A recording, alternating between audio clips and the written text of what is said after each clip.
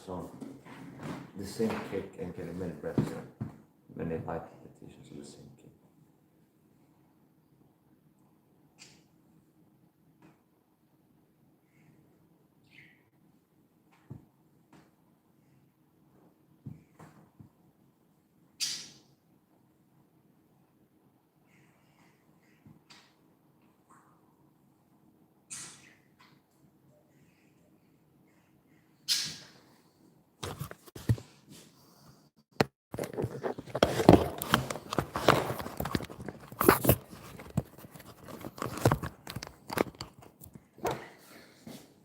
We're going to do straight kicks, front kicks, 7 repetitions, light repetitions.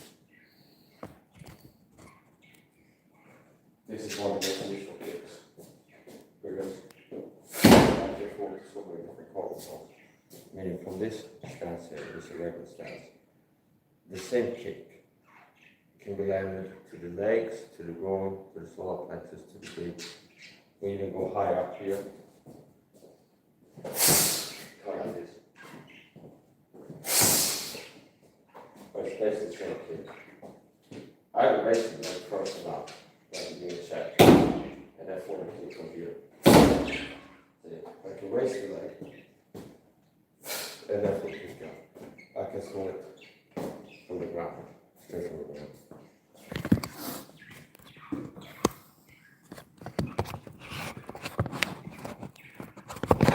Let's go back here.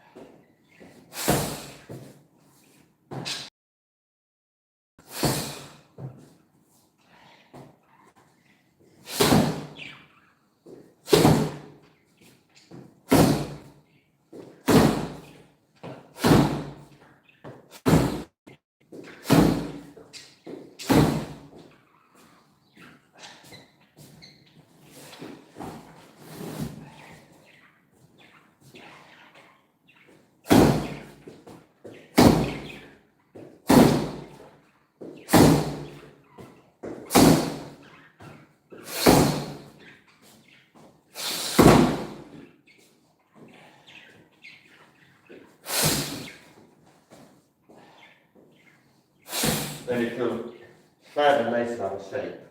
And you feel like, oh shit, this guy can hurt me. And it's like, but I'm inferior to him, I feel like he's perfect. And it's like, I'm not gonna stop doing what he's doing for hours. Because that's hard, and I'm lazy, like to stuff my mouth like a pig with junk food and not exercise because I'm lazy. So it's like, how I cope with reality. Well, I got bigger arms because they're fatter. Okay. So this is one of the most useful kicks. It's like some people that are boxing coaches say that the uppercut is the most useful punch. saying tool kicks. This is one of the most useful kicks to keep it general. So from here or here, just throw the kick straight from here, from the ground, take it down. So from here, just throw the foot forward. Let the shin or the knee to go higher. From here, here.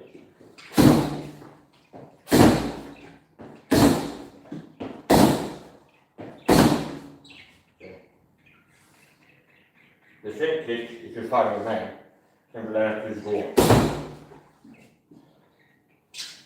The same kick, man and woman, can learn to shoulder pressure. That was the goal again. Now, the higher torsos, I find it easy to accurate and learn by raising the leg first. And that's one. Like a check. And that's enough from there.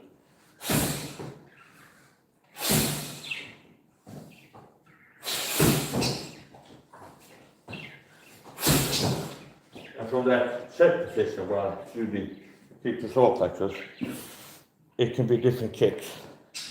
Meaning it's not like to really preserve the kick by raising the leg. From here, with the same stall technique, then I do this. You can also from this and kick to the rib cage. From here, you can turn to the side or you go to the head.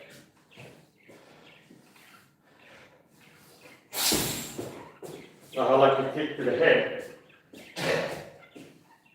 It's not to raise it first, but sort of kick like this. Just from the ground, like this.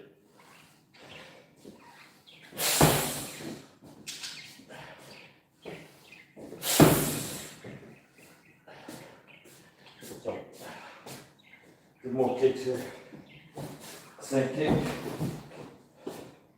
Maybe switch to the left foot later. We'll go more like the left. As I said, one way to saw this is straight from the ground. Now with the sword, step back and shrug it up more and harder. Now with the sword is to raise the leg and then extend out from there. And that way so it is better for high positions.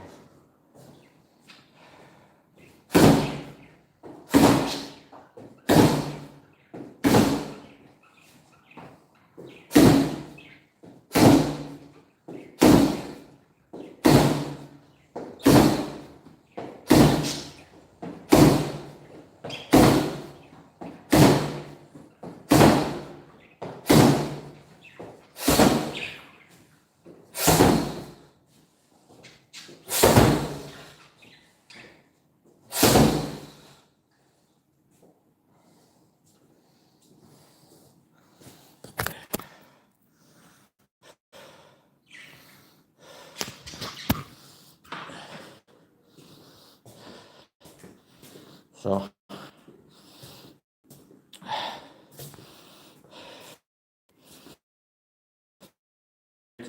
just exposed into the Bible Church state domestic terrorism because Tom Segal and other Bible Church leaders so-called like Triple M have told of the covert abuse in the videos, including threatening to murder my mother with stuff. So I need to make more videos exposing them. And from the behavior, look at the concern about me keep making videos, speak the truth about it. Here they are what the church is, what they're over.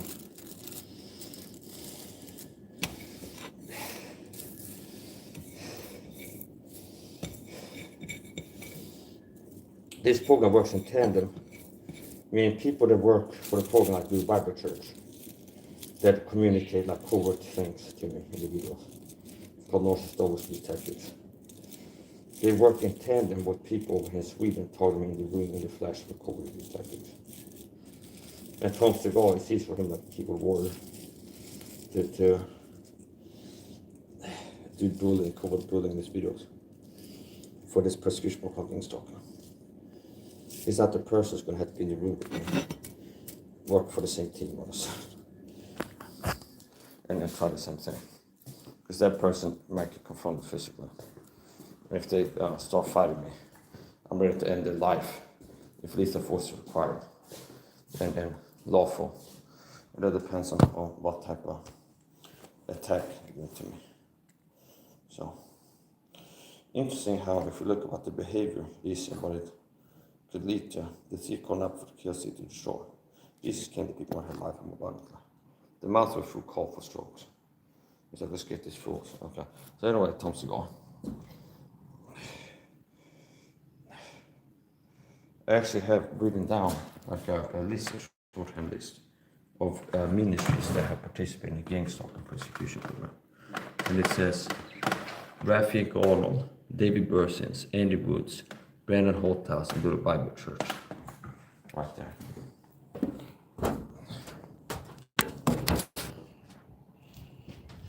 That's a shorthand list. Ministries that participate in gang stalking program. In case I will forget, I have it in the videos. I have it right there. And it says Christian targeters. The content says gang stalkers. I target me, I target the video for this gang stalking program. It also recruits people who target me in real life in Sweden. So anyway, people that see training videos like this. And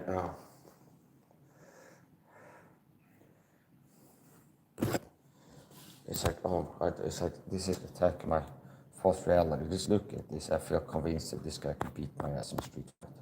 Okay. But it's like I got fat grab arms. Okay. But it's like, I'm more out of shape than he is. Okay. I'm less fast and physically powerful. I can't kick as hard, punch as hard, but it's like I got big arms to him. And my head tells me he's scared of people with big fat arms on his head. Okay. Okay. Well, don't expect a fair fight if you get into a street fight. Understand? That's my advice for street fights, self-defense. A lot of people make videos talking about this. And here's my 2 cents. Don't expect a chivalrous, fair fight. Understand?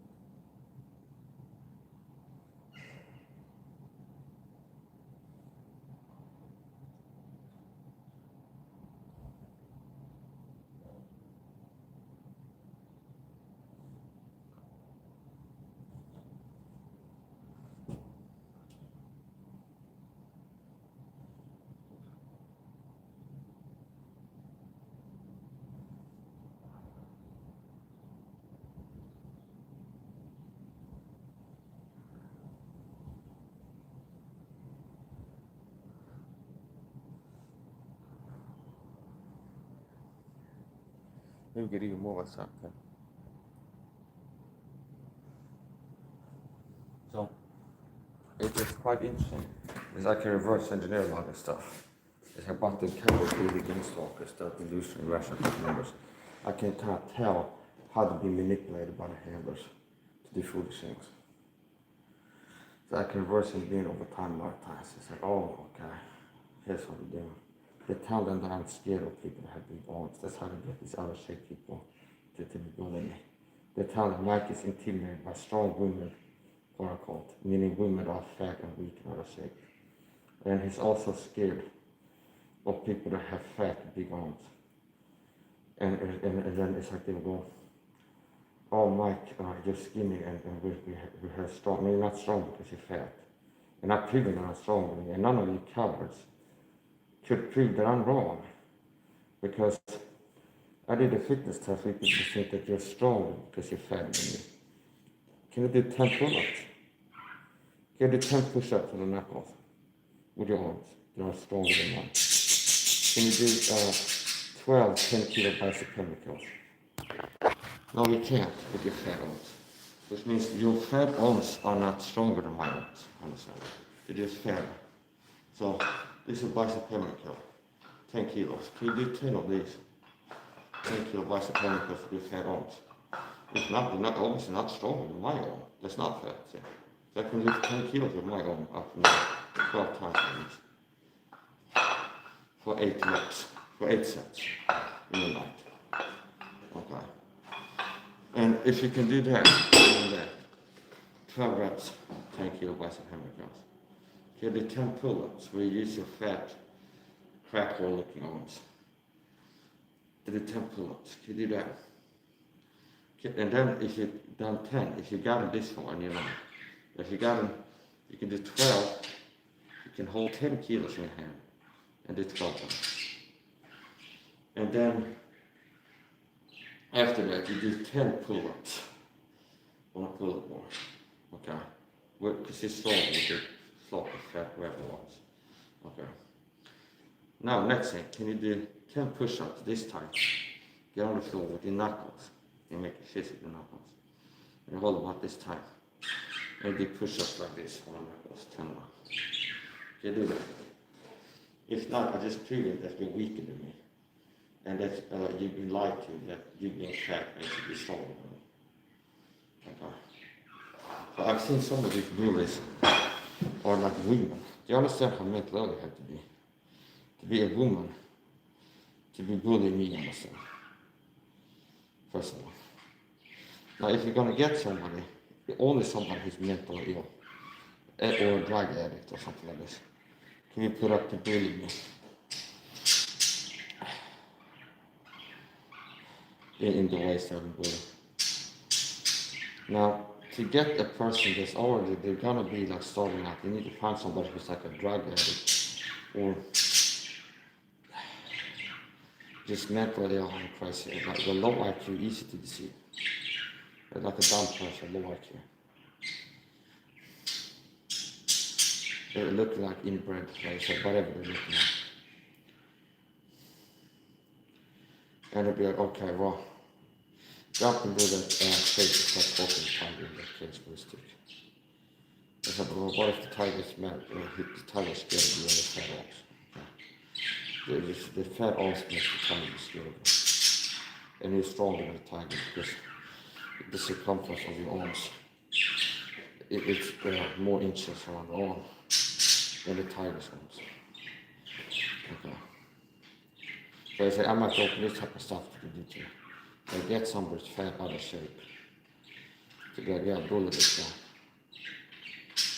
And it's like, they gotta be told that they say, yeah, Mike is intimidated by strong women, you're a strong woman. I said, you got a little pep talk. They said, the real reason is that they are jealous with bullies. It's like, oh, Mike is everything I wish I could be. I feel like he's perfect and makes me hate him. I feel like he's perfect. I feel like Mike is perfect and makes me hate him. He's got it all. He's got intelligence. He's smarter than me. Beauty brains broad. He's got more of it all. He's stronger. All the better, faster, stronger, better looking, more intelligent, more talented. And he's not an ugly person on the inside like I am that ends up bullying autistic people for money or something like this. See, it's like, do you understand? I support. I am not going to let people get away with bullying anymore. Do you understand? I'm not going to let people make me feel like I felt before by the bullying. I'd rather feel pain and be locked up in prison than feel the way that I felt from being bullied before. Understand? I'm not going to let people, meaning things that are bad, I feel like that again. Rather be throwing the volcano over this. So I said, I'm not going to let people get away with bullying anymore. I'm not. I used to be a child boss, understand? And I'm a man now, understand? So I don't have to let people be able to bully me. Understand? If people get to bully me, it's because I let them, okay? Meaning, I'm armed and dangerous and trained, understand? I can fight you in a way that you feel like you fought a demon, understand? That might be how you feel, understand? Like I'm a demon if you end up fighting me. You might feel like you're fighting a demon, pretty much. So that's the point. I don't have to let people bully me. I'm not going to let people bully me anymore. And I will stand up for myself. And if they want to take it from bully me verbally, and I don't care about optics at some point. I stop caring about that more. And I don't forget what I'm saying. One of my strengths is not overthinking things. Other people are like fearful, and at least they don't worry about things and like overthink. I don't overthink things. It's just I decide I'm gonna be more aggressive, and then I'm more aggressive. And I play by ear. So whatever happens in the moment depends on how I feel in the moment. That's the point. I'm not gonna let people bully me anymore. And if people do, I will let them know. And stand up for myself. And if they want to make it a physical fight, I'll make it for myself.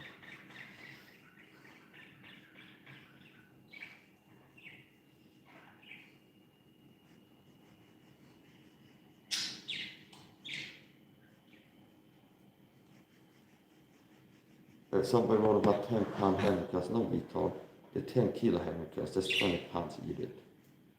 10 kilos is somewhere around 20 pounds, you idiot. I notice how about a retarded person behavior is. But it writes 10-pound hammercast. I can do when I was, oh, you're one of these cowards just making claims in the chat. The max size proving what is in there.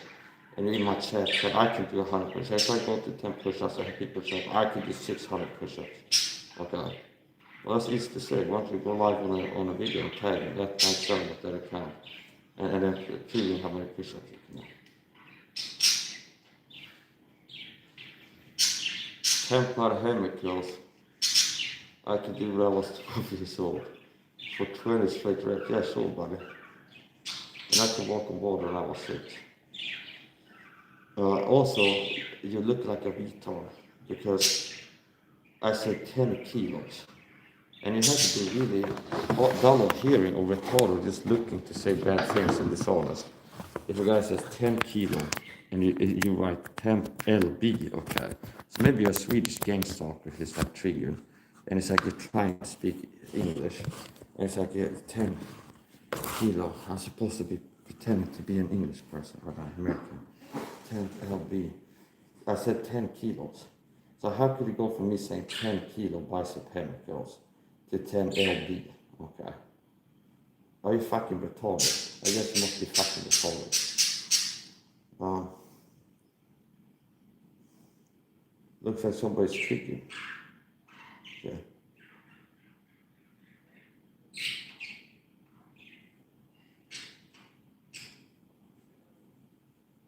I know it's like somebody being triggered. Did you know the bicep is called bicep because it has 2 parts? It's like, somebody's like, oh, I feel like Mike is shy at what he's doing. And it's like, I can go, Mike, I'm better, I know more about bodybuilding. I could do more of that exercise when I was 12 or something. You disclaimer that, okay? And nobody's believing you when you write that, okay?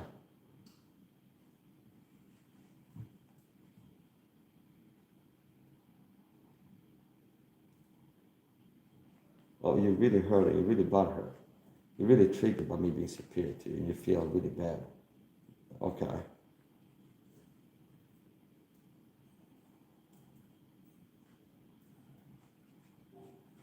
This guy is screaming out his pain. I can tell that you really hurt it right now. I can tell that you really are hurt by just me exercising, okay, bro? Okay. You're really triggered. Maybe you have fat sloppy grandma arms. Okay. Maybe a guy that has bitch tits and a beer belly and is out of shape. And it's like you feel triggered.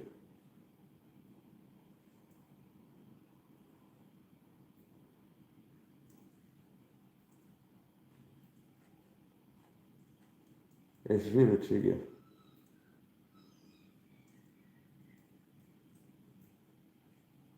It's really hurt, okay? It's really hurting in the chest. So, this guy just took the glass on the floor to see. It's over there. Wow, you've really been running a lot. You must be really emotionally invested in Mike SAHA, what he's able to do with his body.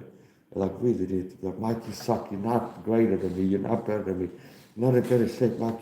I know more to do about exercise. I 10 bicep curls when I was 12. And it's like you just, like a little boy, you trigger. You feel weak, okay?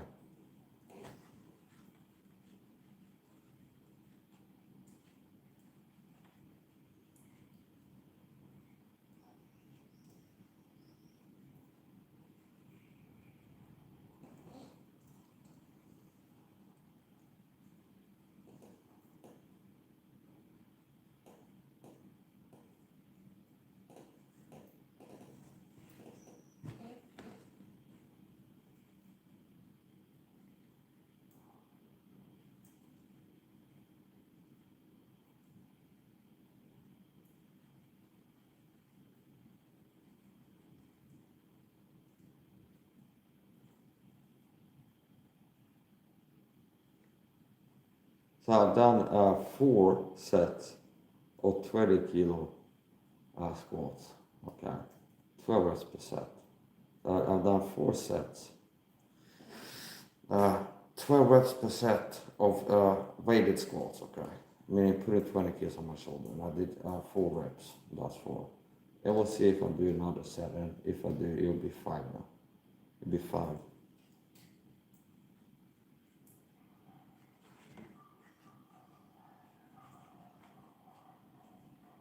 Oh, you really like cry in my chest, you might be pain.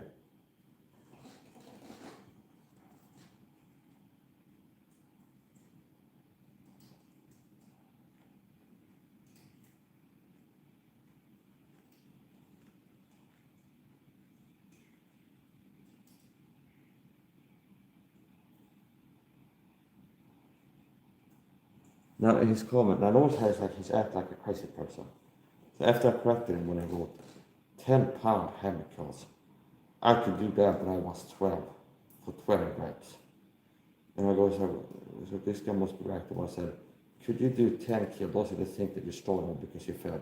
Do you think you could do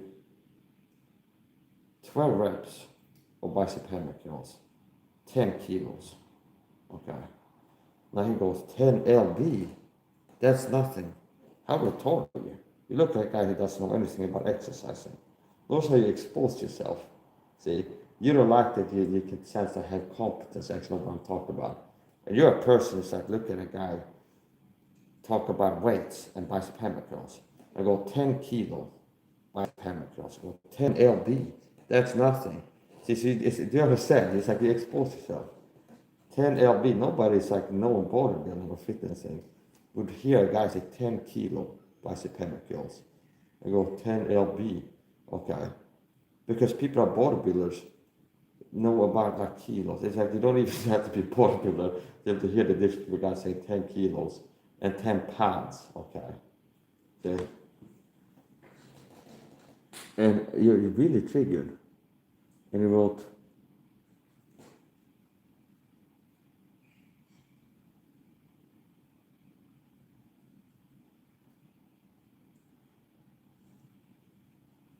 now notice, it's very interesting how this person is, they're reacting to this, confirming that I'm doing something called here. And I already had 11 likes in the gym, I won't be live for 28 minutes. They're really in here triggered. They look like a person is like, feel exposed, okay? And this, like screaming in my chat.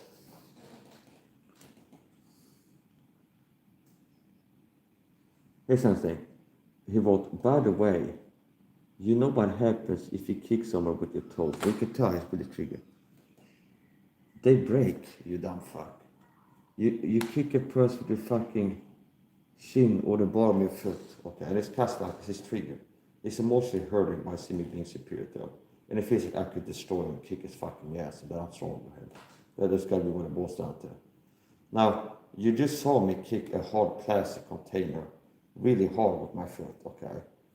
Did it look like I broke my toes? No, because I'm wearing steel caps, you fucking retard. You don't know what to talk about, understand? See, you could even tell that I'm wearing steel cap shoes as I'm kicking. So the whole point with the steel cap shoes is I can kick you and hit like a fucking hammer and break your knee, understand? Okay? Do you understand? The whole point with the steel cap shoes is I can kick things. Hold on. You just expose yourself the moment you said that. I will break my toes. Look at this. You're saying I will break my toes kicking a human leg. Okay. Is that harder than, is your human leg harder than this? Okay. Okay. That exposed. See? It makes us look like a fool, understand?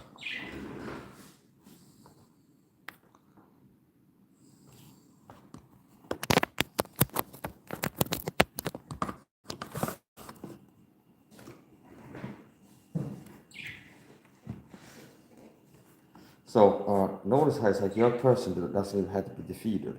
You just like expose yourself. So look at your comment, you look like a person who's just super insecure, understand? And triggered into insecurities by seeing me shine as I am. You're like a hated loser that gets tortured by my success. Understand? I'm doing things, I'm training martial arts, it just makes you feel bad. It's like, what a pathetic person you are. What a pathetic weak freak that you are.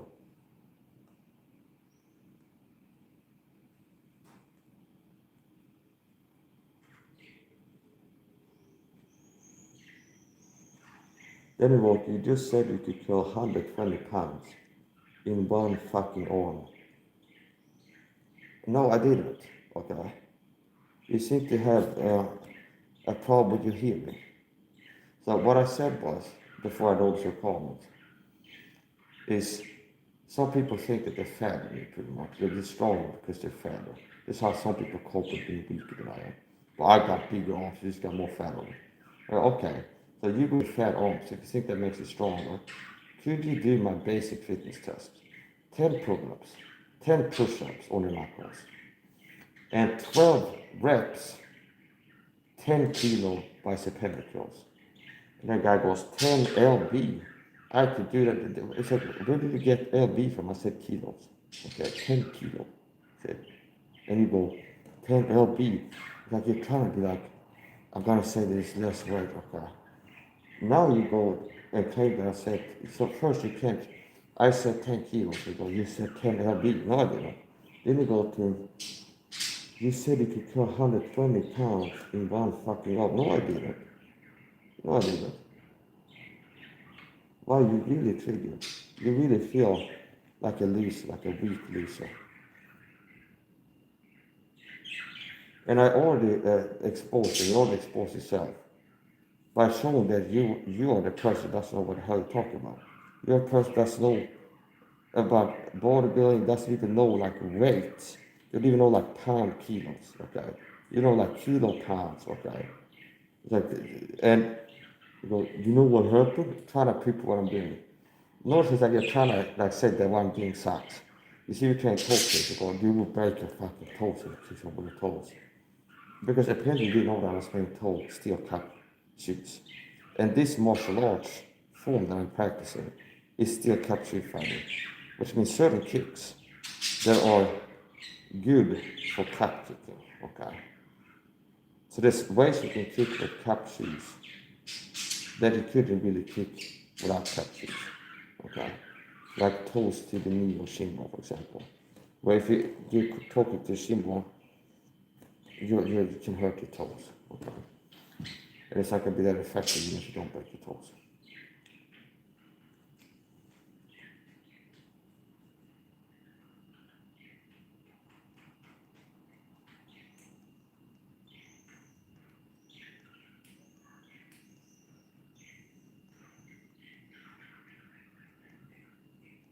And notice how you look like a delusional person.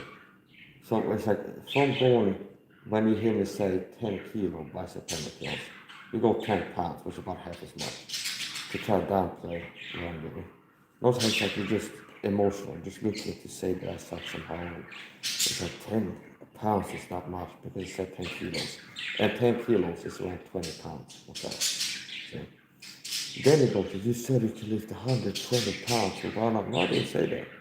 And people can watch the replay, and I never said that. Okay. See? And it's like now it's like you just triggered that I'm trying to say that Mike is wrong in what I'm saying, but you didn't seem to be wrong in what you're saying. Okay.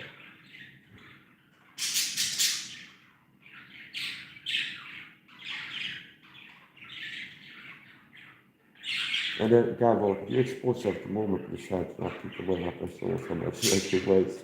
You have 5 on each side, yeah, kilos, okay. And I have, if I count the ball, that is 15 pounds at most. Wow, you really have to say it, okay. So this is 10 kilos, which is 20 pounds, I say. This is 2.5 kilos, okay. And this is 1.25 kilos. It's 5. You do the fucking math, it's 10 kilos in total with the bar. 15 pounds is more. Well, 10 kilos is 20 something. 22 or 24, I think.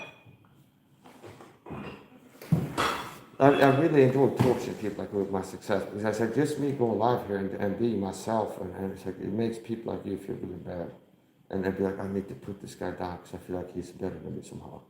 I understand he knows martial arts stuff and it's like he can do stuff I can't do.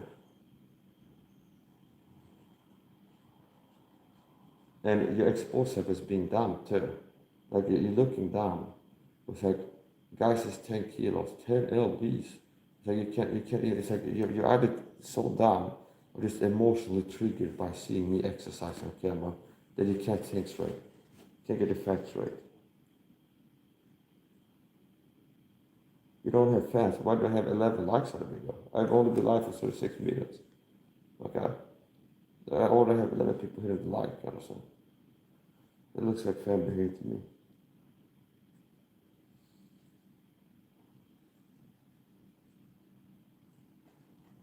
Let's Google 10 kilos to pounds. That's 15 pounds at most. You just proving how full shit you are.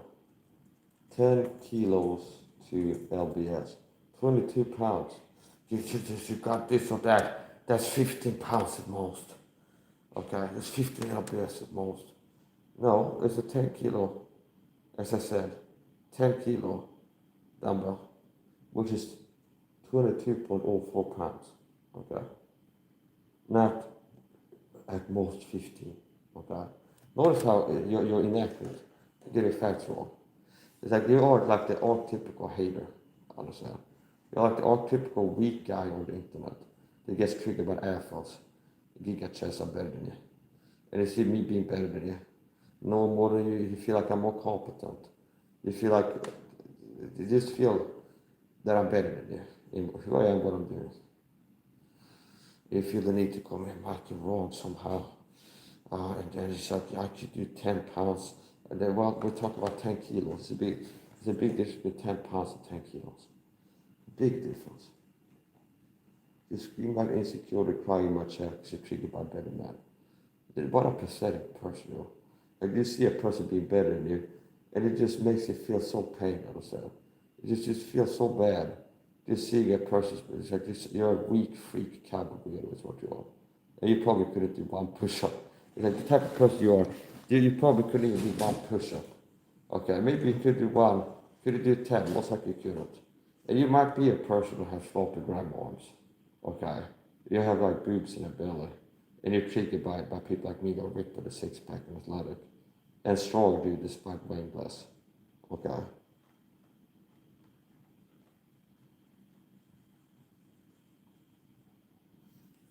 Now, here's another thing, okay. Now he's getting to the more irrational stuff. Careful, this guy thinks if he kicks you in the shin with his toes, that you're going to die of a heart attack. You're not like Carson. No, I don't, idiot. No, I don't. Why did you say that, idiot? Punching in the jaw or kicking in the head might be more unconscious. Okay.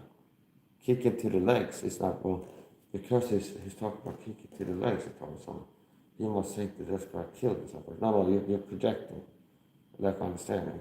So kicking somebody in the shin bone could break the shin bone. Okay, that's one of the things you can do. You could mechanical damage. So let's go with this. Okay. Conor McGregor leg break. This is the effect it could have. Conor McGregor leg break. Conor breaks his leg. You can YouTube search Conor McGregor leg break and possibly a leg break kick could have that effect.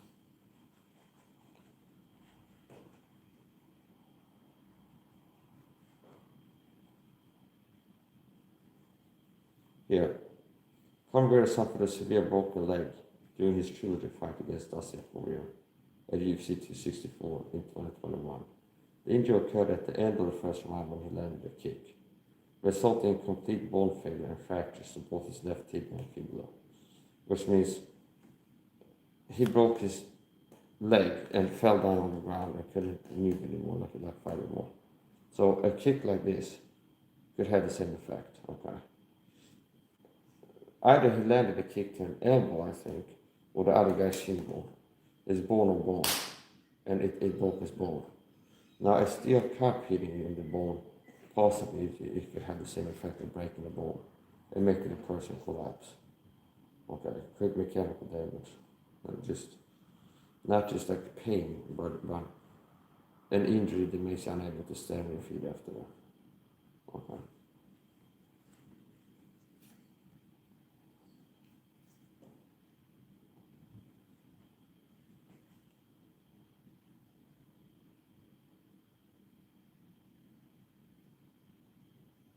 He said, you sounded really tough. He said, you sound so tough. Okay, you sounded really tough. And like you sound like a guy, he said, mix between, it's like an expert martial artist and Arnold Schwarzenegger's prime. It's like, you know more than me about bodybuilding. But he kept on dishing me 10 kilos and 10 pounds. And you see a 10 kilo bicep hammer curl. You see a 10 kilo dumbbell, but you know more than me about bodybuilding. But you see a 10 kilo dumbbell and you think it's at most 15 pounds. Yeah? So it looks like a guy that doesn't really know, that hasn't spent a lot of time bodybuilding. They can't tell the difference between a 15-pound dumbbell and a 21. Okay, a 22-pound one. It's like, I saw it down, but that's at most 15 pounds. But it's proving that it's 22 pounds. Okay, after all, that's at most 15 pounds as you see the dumbbell. But you're trying to make me look stupid when you're getting petarded by on hoist. Okay. Okay. You're getting petarded by, you're being petarded yourself by on hoist. Okay. Okay. You've been retarded the whole time and then hoisting yourself. You're petarded by own hoist, as I like to say. So, are you done crying or being triggered? You said 120 pounds. No, I didn't. I said 12 reps of 10 kilo bicep hammer thrust, idiot. You said 120 pounds. I'm not going to fucking fall to that. I ate the water and changed the weight 3 times. I didn't change the weight. I told you consistently it's 10 kilos, which is not the same as 10 pounds, what you said that it was. Okay, you saw my thought when I was talking about, could you do the Mike's basic fitness test? 10 kilo bicep hammer curls for 12 reps. Okay, you go 10 lbs. I could do that as a child. So you got it wrong, I need to correct you. No, 10 kilos. That's around 22 pounds. That is at most 15 pounds. And then I show it to you, and the kilos, and prove that it's 10 kilos, which is 22 pounds. You got to prove it wrong again. It's like you're saying things that are wrong and seeing things like you're not accurate in what you're saying. And it's like, if you would kick like that, you break your toes, and I prove it wrong again. They don't know what you're talking about, because these are toe kicks. Then I kick a steel weight, okay? And apparently I didn't break my toes. And your shin bone or kneecap is not harder than that stainless steel weight with iron on it, okay? It's not harder than that. Which means if I can kick the dumbbell that's made from metal that hard, that proves that I could kick like that to your shin bone without breaking my toes. See? But not, you deal with a person that's irrational, and you're not logical, like speaking the truth, just looking to say that I suck at everything, like the weights, the martial arts that I'm doing, which means you look like a person who's really triggered by me, understand? I'm just trading martial arts and talk about bodybuilding and basic fitness. And it's like you just show up to say that you know nothing about what you talk about. You're wrong. You're lying about how much weight that is, that ball you just held in your hand. That's, you're lying about that. You're saying it was 120 pounds. And it's just like, no, I'm not. You look like a crazy person. Okay.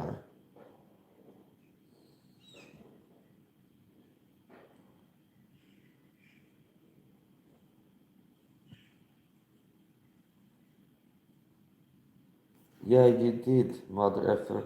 Oh, okay, yeah, you go play back the video, and you can make a remix clip and stop being a coward, upload a video to YouTube channel. You can remix this live stream. And you can find the moment where I said it was 120 pounds. Or this is 120 pounds. You find that moment, okay? Because it's not in there, okay?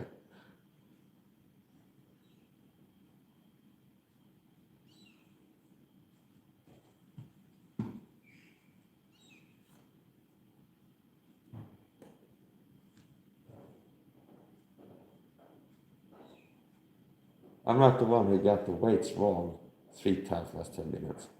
And prove yourself, expose yourself. Where I said 10 kilos, they said that 10 pounds is nothing. Where I said 10 kilos, and you hear 10 pounds, okay? That's a crazy person really done or something, just looking to life. They're 10 kilos, he's got 10 pounds, okay, right LD too. So he were wrong on the weight. Then you go, I saw the weight, that's at most 15 pounds. And then I show it in kilos, and this is 10 kilos. And then Google 10 kilos to pounds, it says 22 pounds. But what I told her, said that's nothing, but this is around 22 pounds, 22, 24 or something. Yeah. Which means you're fighting me with the words in my comment section, and I'm winning, see? Because you expose yourself as being wrong while I'm proving myself to be right all the time. See? It's like, you couldn't kick like that, you break your toes. Oh yeah, I couldn't kick like that. Let's kick this steel weight like that when I'm breaking my toes. Prove you wrong right there, see? Because I just showed that I can kick something really hard when I'm breaking my toes. See? So your leg is not going to be more than this, okay? It's not a way just trying to keep what I'm doing. See, I'm still waiting for my toes to break. Okay, I couldn't kick that while breaking my toes. So maybe if you move with like adamantium shin bone implants, and it's like it's shaped like some kind of axe head, possibly it's like titanium shin bone implants. They're also made to be sharp like an axe head if I kick really hard. Possibly like open the cup a little bit or something like this.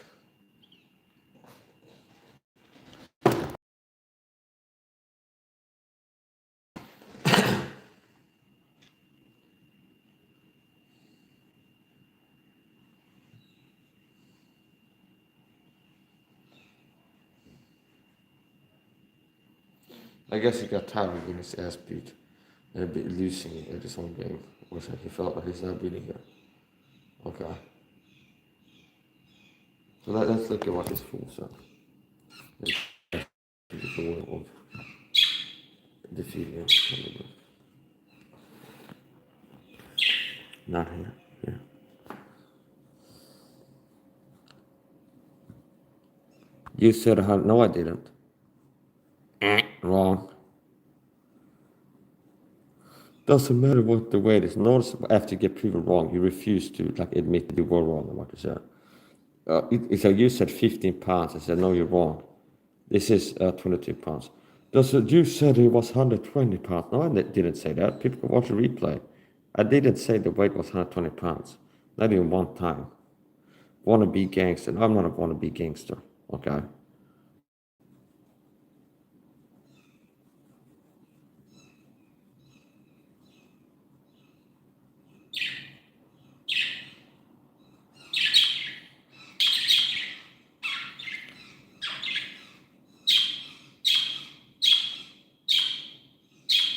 Wow, you're really scared of getting at by guys like 8%. Your biggest fear is like someone like me trying to hurt you. Okay. You're really like afraid of someone like me. It's like you see people like me, you feel like you could get really hurt.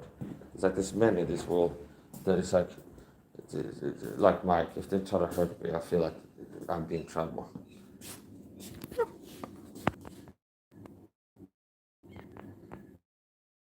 I can tell you say that Mike, you're wrong.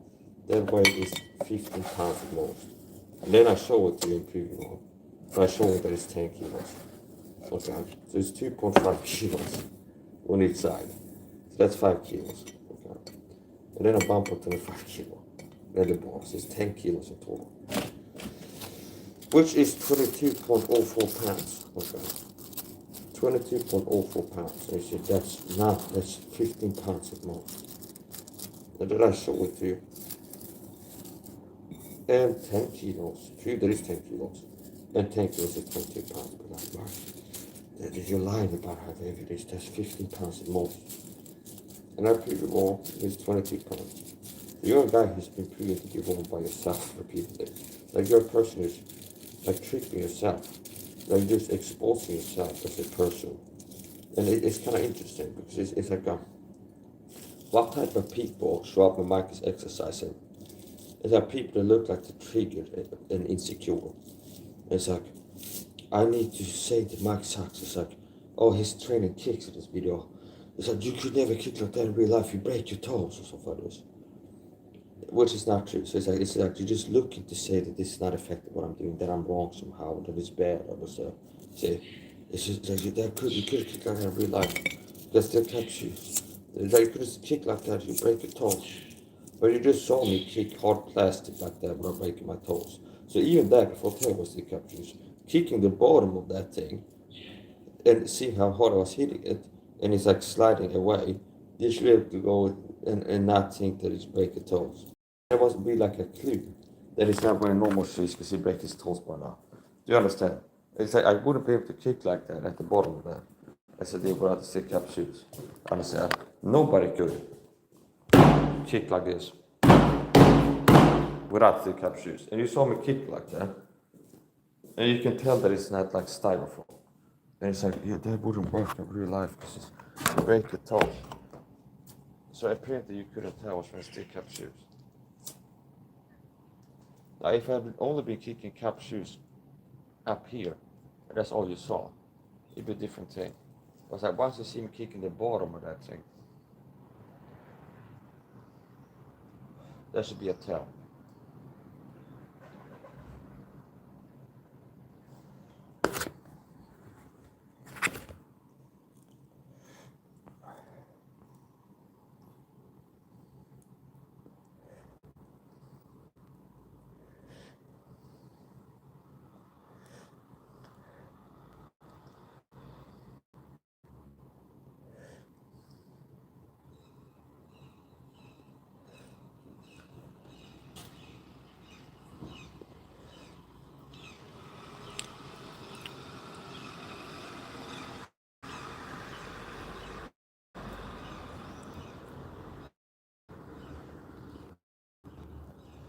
That's cold sweating you say showing up to a guy exercising.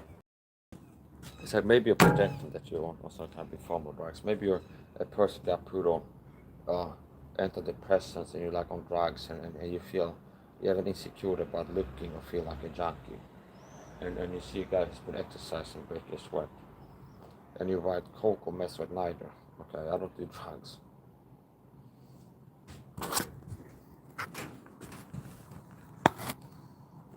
I don't need to do drugs. You might have to do like some crazy drugs to be able to do a minute of my exercises.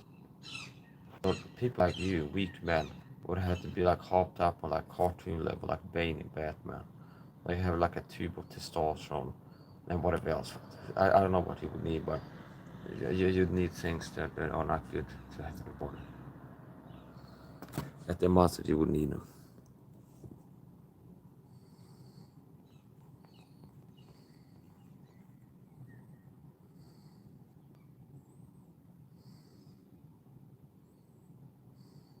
Now, notice how he's triggered about the martial arts. So he goes, the moment you put yourself on here and claimed you could teach people self-defense with the bullshit lies that you came up with, I don't give a fuck about respect. No, you're a toxic piece of shit. I didn't teach any lies, you idiot. Okay, I didn't make up any fucking bullshit lies, you fucking idiot. That has to be something that you don't like. Me not just doing the martial arts, but being instructional when I do them. So let's do a little bit more about that. Talk about my steel cap shoe fighting. So, steel cap shoe fighting. this is one of the most useful kicks. It's like in boxing, people say that up are the most useful kicks. As far as I'm concerned, still club 2 fighting. This kick is one of the most useful kicks. So there's different kicks in still club 2 fighting. There's these kicks from the side. And there's a side kick, I would call it. Kick like this from the side. Or better yet from here with the right. Or like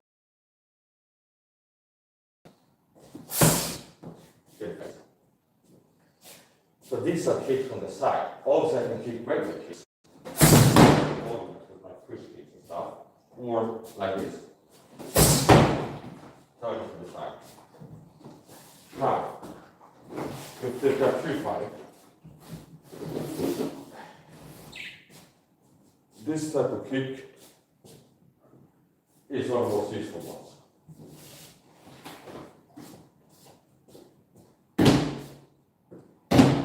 Because let's say if you fight somebody in a corridor, like a supermarket now, and there's not a lot of space, maybe you don't have the space to kick wide. But if you have a human body in front of you, you always have to connect with strength kicks to one of the targets also. And it doesn't matter what the defense is. There is something you can kick and hurt them with a straight kick.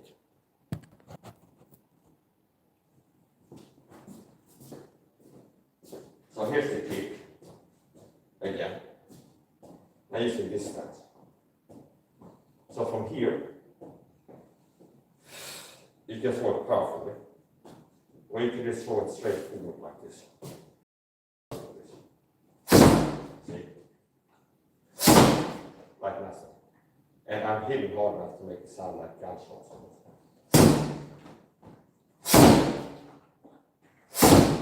And that's harder than what is needed without any trunk shot. And I get ridiculous hard. Obviously, I can go back and then kick. So this kick, well, this basically straight kicks is what I'm saying. The front kick, the straight kick, as the general thing, is the most useful one. So to low target shots, I can go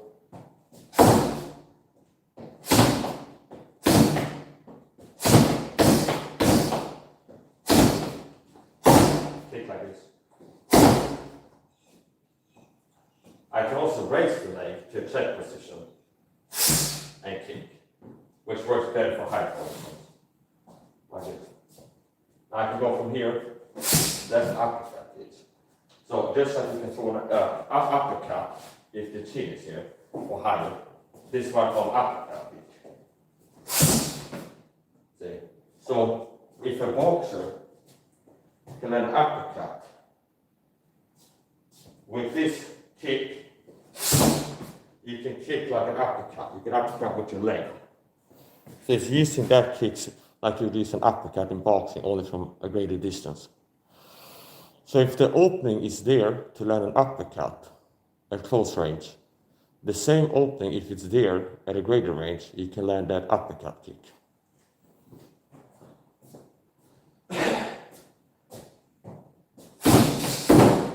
And that one, I really like that one. This is the hop step one. See? And it's a 1-2. It's from here, 1. Second boxer, 1-2. I'm not going to make the left that hard.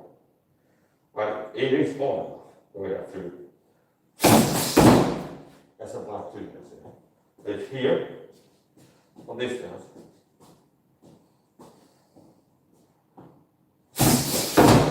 See? And I'm switching quick, fast. From here, bang, switch step, half step, whatever you call it. What is it? See, there we go. Tap, and I cover right. And they landed, they thrown almost at the same time.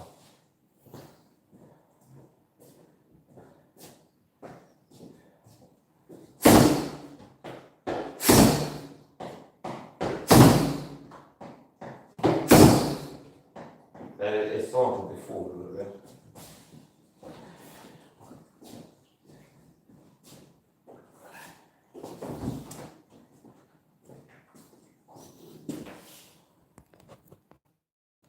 Yeah, take this part.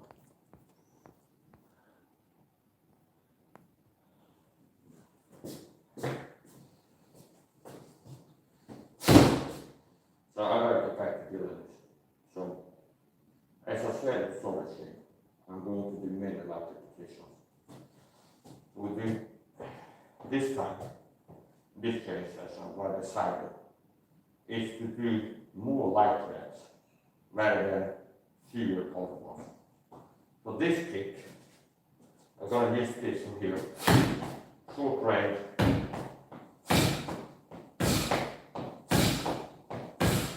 and it's a distort from delay. Do about 11 volts.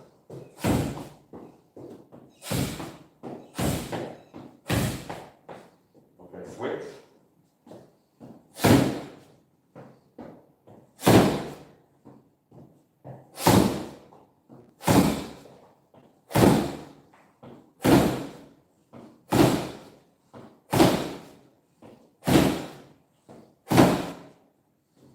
Straightforward solve.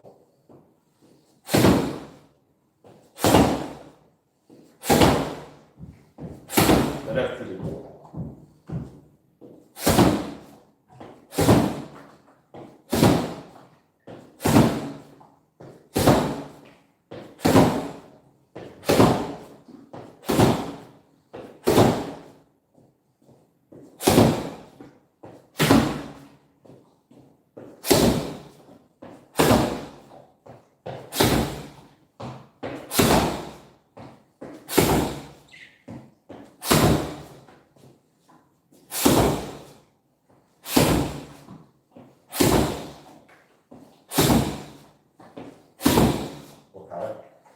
Now, switch the target zone to the solar plexus. And I find it helps with the target zones, the higher target zones, the shoulder kicks from a set position, a raised leg.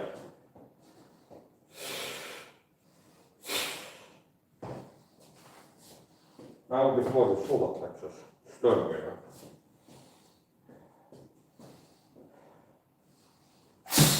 See.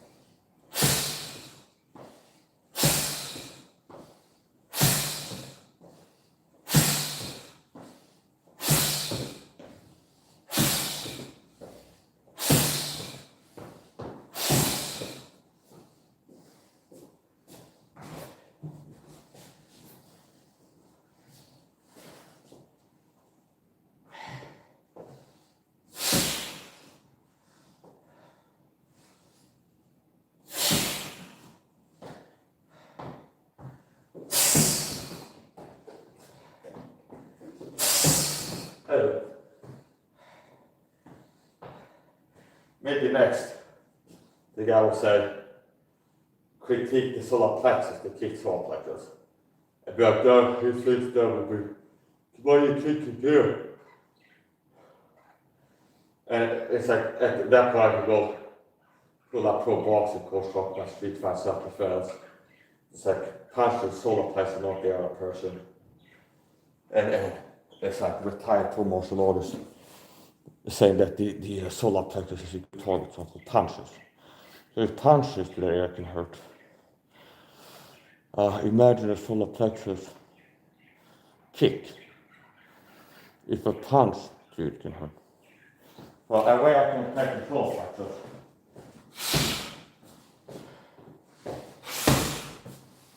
is from here.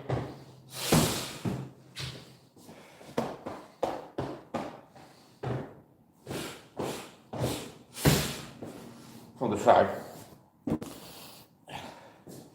Or I can go like this. See? And what I'm doing is similar to what I was doing before, where it's more segmented. That's the sort of thing. 1, 2. You can make it more one movement by starting from here and then raise the leg and then kick in a more smooth way rather than 1, 2. See, as such. That's more flow and smooth. You can build this kick by practicing, and this becomes, if you incorporate things like this in a training, this is also calisthenics, like raising the legs. So it's like you're getting so much from exercise like this, where this is an exercise, raising the leg like this. And you drill the technique too. So you're getting workout and drilling techniques. So from here, I can raise the leg and then fall down to launch it from a check position. And I find that launch it from a check position aids with accuracy, helps you to connect to higher torsos. So the lower torsos, like the shin bone, knee, and groin, just throwing it from the ground works well. Okay. Now if I go from here to here, a lot of times I find it helpful to connect to the higher torsos. If I raise the leg first, like a check, and then throw down. So rather than going here, see, my action was off. I was trying to land the short touches from the ground right away. Sometimes I end up hitting low. If I raise it first, and then throw like a pendulum from the check position, that helps it more accurately. Also, by throwing it from a raised leg position, the angle is straight versus coming up like this. If thrown from here, it becomes more of a straight angle with impact. Which means leaving the force into a straight line here, rather than kind of up in here.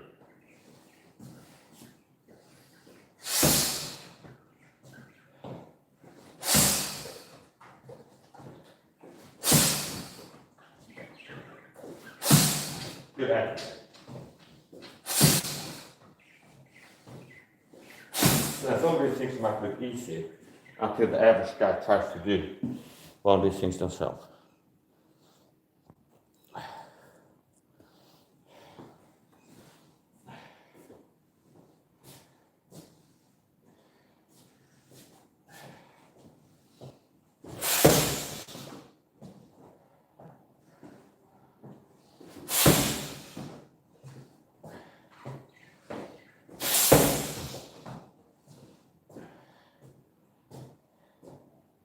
I'm going to go lighter, then enter the flow more. See it again.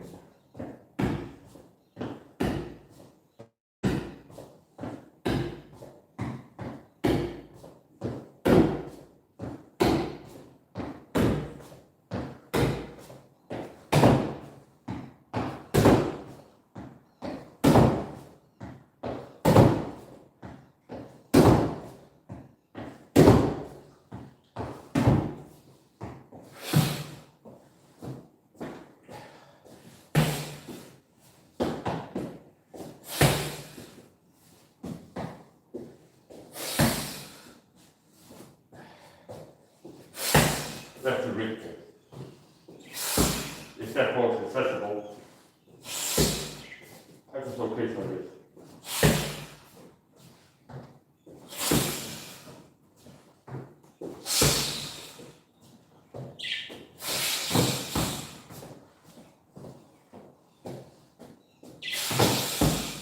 I can take the left, use the momentum, forward momentum, to quickly reverse, to turn the flow, the momentum into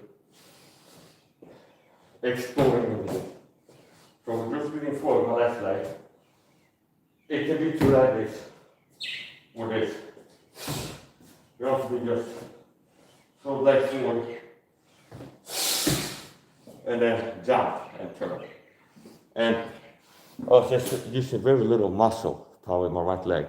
I was hitting pretty hard because it had a lot of muscle. Just by the ball mechanics. See, well, I'm using very little leg. When I'm standing like this and kicking to the head, suddenly, there's a little bit more muscle used. Because I'm not launching it from motion, I'm launching from static. Then it becomes using leg muscles a lot. They connect up there. But like this, see where it's like grenade forward momentum, left leg, and then quickly turn it. It's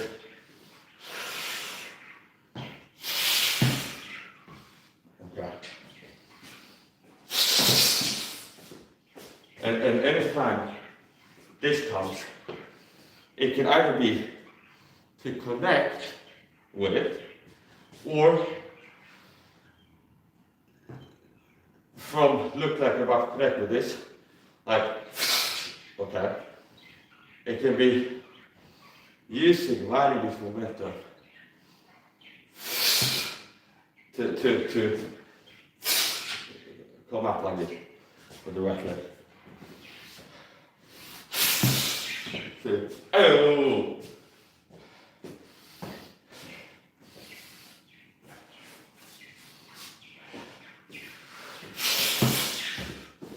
I thought it felt like Bruce Lee here. Okay, well, get the chair. I thought it felt like the guy I used to see music when I was a kid. When I turned back and did this stuff and figured out music. Like before. Yeah. Keep it flipped like after that. Oh!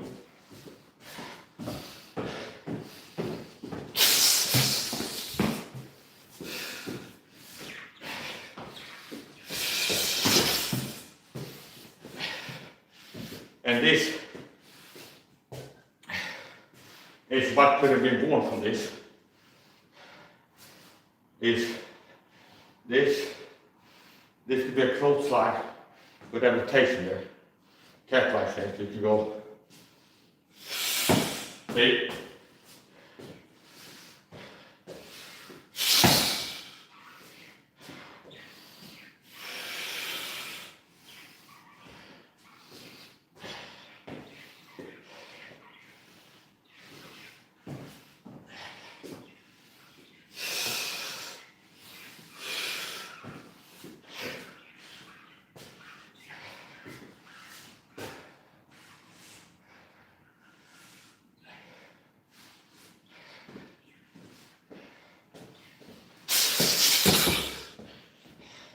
You think it can stop a takedown if I can go for it with the speed and explosiveness that I have. In fact, as I'm moving in, it might be connected to the left and then a crazy overhand right if I want to do.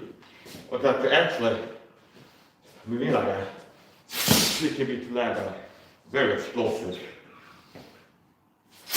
whippy jab, okay? And then continue from there. Or it can be faking that and then using the distance social momentum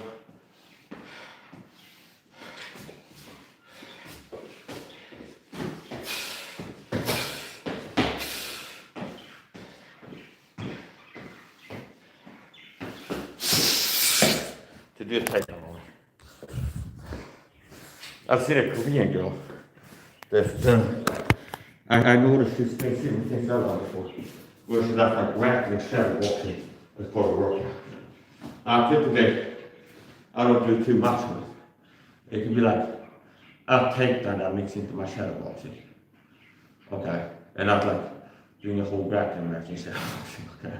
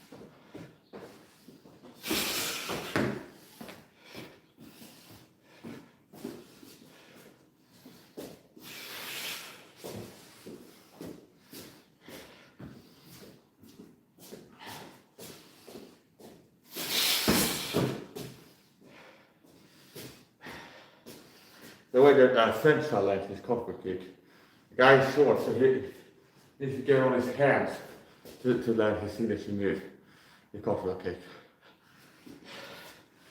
Hold my beer. And I can throw pretty much the same kick without touching the ground with my hand.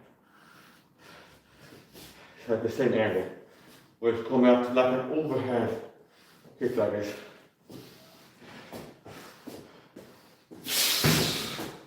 See, and it's hooking over like this. There's a woman, Mona Kamahura, whatever her name is. Mona Kimura, like this.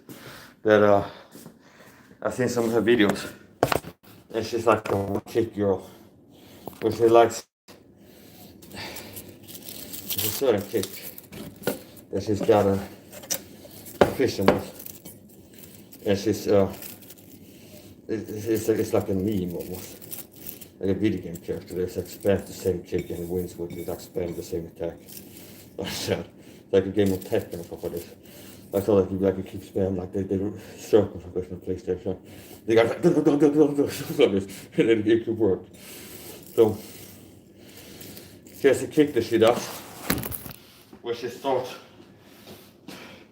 from kind of like this, and then kicks with the bottom of the foot to your face. And she keeps landing and landing and landing. And like the same kick.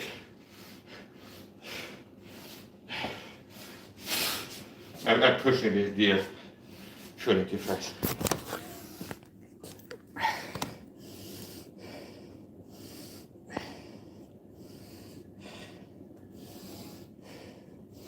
Can't even freeze those. It's funny how you need to be like that for what I'm doing. I've been training for 1 hour and 19 minutes, okay?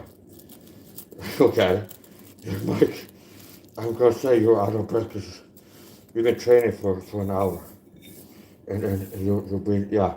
And I'm also got a breathing mask that makes it hard to breathe.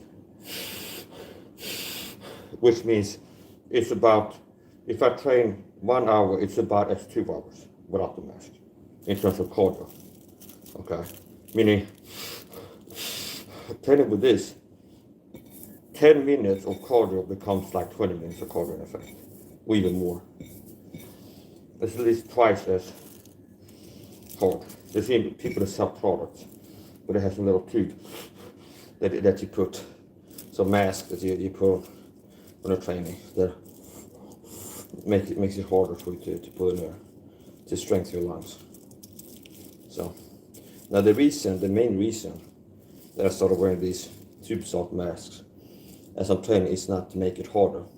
There's like a welcome side effect of making it more, called the cardio training, harder training. The main reason is to keep the dust that I'm literally kicking up from being inhaled. So this guy here, from training with knives, I've opened up his neck. There's like styrofoam, and there's some kind of styrofoam-like material. And kicking it, you can see how there's like powder there. So, to keep me from inhaling there, as I'm kicking it, I wear this. It also makes it more cardio intensive. I feel good.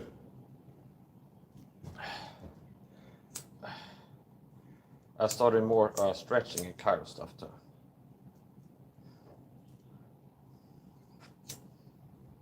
And I had to use more discipline, I would say, to get stretching and cardio done than exercising, like lifting weights. It's not as exciting and fun. It's not as exhilarating. It's like throwing kicks and stuff. It's more engaging and kind of exciting, okay? It's like if a scale of like boring and the opposite of boring, it's further from like the boring level. Throwing attacks and moving on to this. But doing things like stretching, that's not as kind of fun to do. So I had to use more discipline to make myself stretch and do chiro stuff than to exercise a lot of time. So I have been drinking. I gotta be drinking more. gotta rehydrate.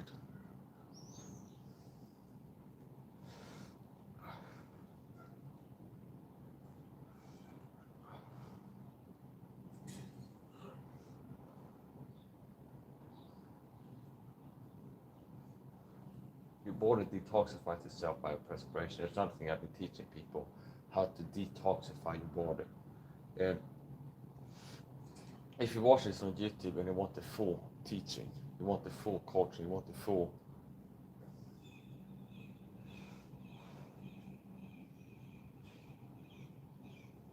health fitness teaching, you have to subscribe to November. Because on YouTube I don't like doing health fitness topics too much.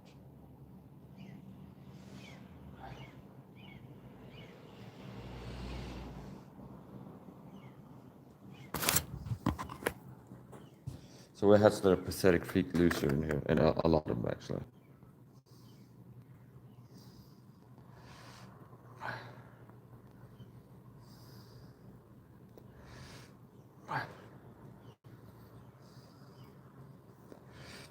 Somebody wrote, "Better go take a BJJ class. You look sped, my G." I'm not a G, okay? I'm not your G, and I'm not gonna go take BJJ classes. Now, do you know a few Brazilian Jiu-Jitsu techniques? Like you make it, whatever.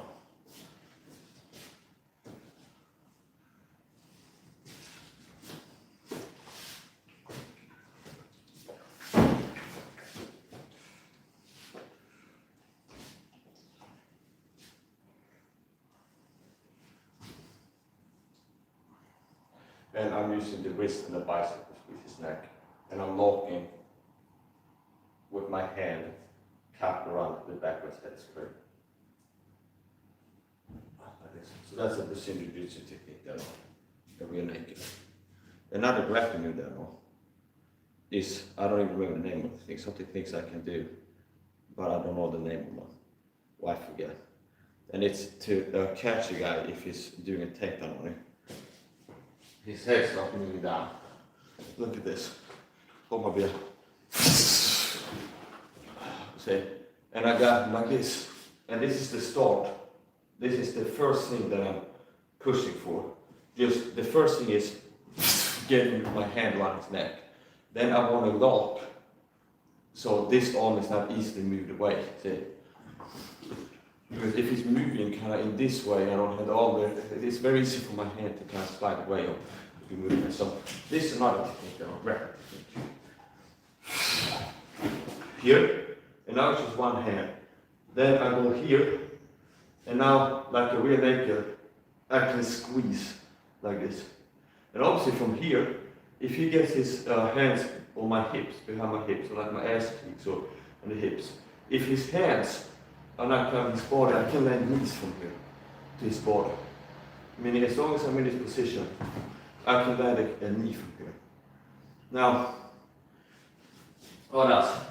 I also know an armbar, where if you're on the ground and I can get a hold of his arms, and I can get his arm like this and pull on it. And I might not be as good on that as some other things, but I believe that I could break your arm. But you get a hold of your arms, I know enough to be able to break your arm, trying for a rear naked, not trying for a arm bar. And I use my, possibly crush my nuts against your arm to break your elbow, okay? Where it's like the head.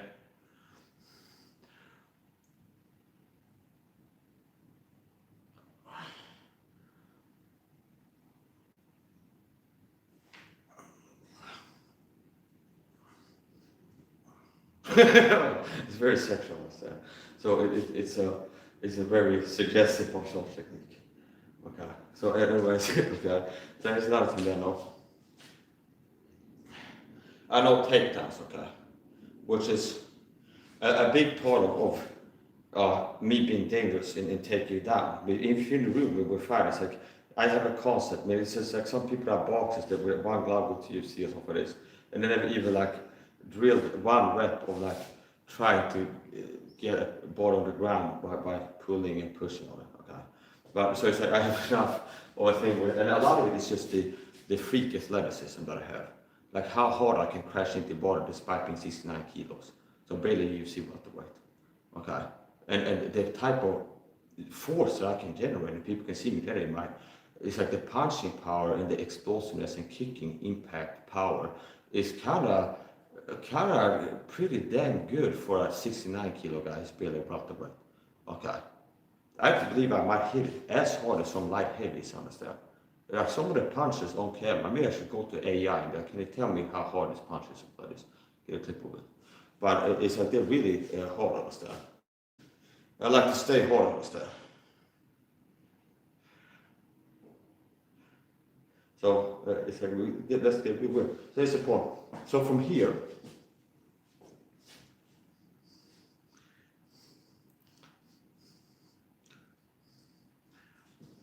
now this approach can be going to land my overhand right. This here can be an approach for landing a hard right elbow, understand? A skull breaker. Like, so this approach, see this, see moving at its own jabs, okay? And notice how this level changes sometimes, like this. So I make it hard for you to hit me in different ways by how I'm approaching it. And also the side step here, this is not like a bad thing. Because from here I could sweep you if you like, quickly sweep you if one of the legs are there. Or throw kicks and things like this. So, so from here, like this approach for example, or more straight like this. This can be the approach for, okay, from this moment, launching my nuclear overhand right, understand? It's like the guy tapping like the launch goals, everything, and the pressing against the car, you gotta break the biscuit into like 6, 4, 7, alpha, foxtrot, tango. It's like confirmed launch, okay, it comes, understand? So here, that overhand right, understand? And it's like mutual ensure distraction.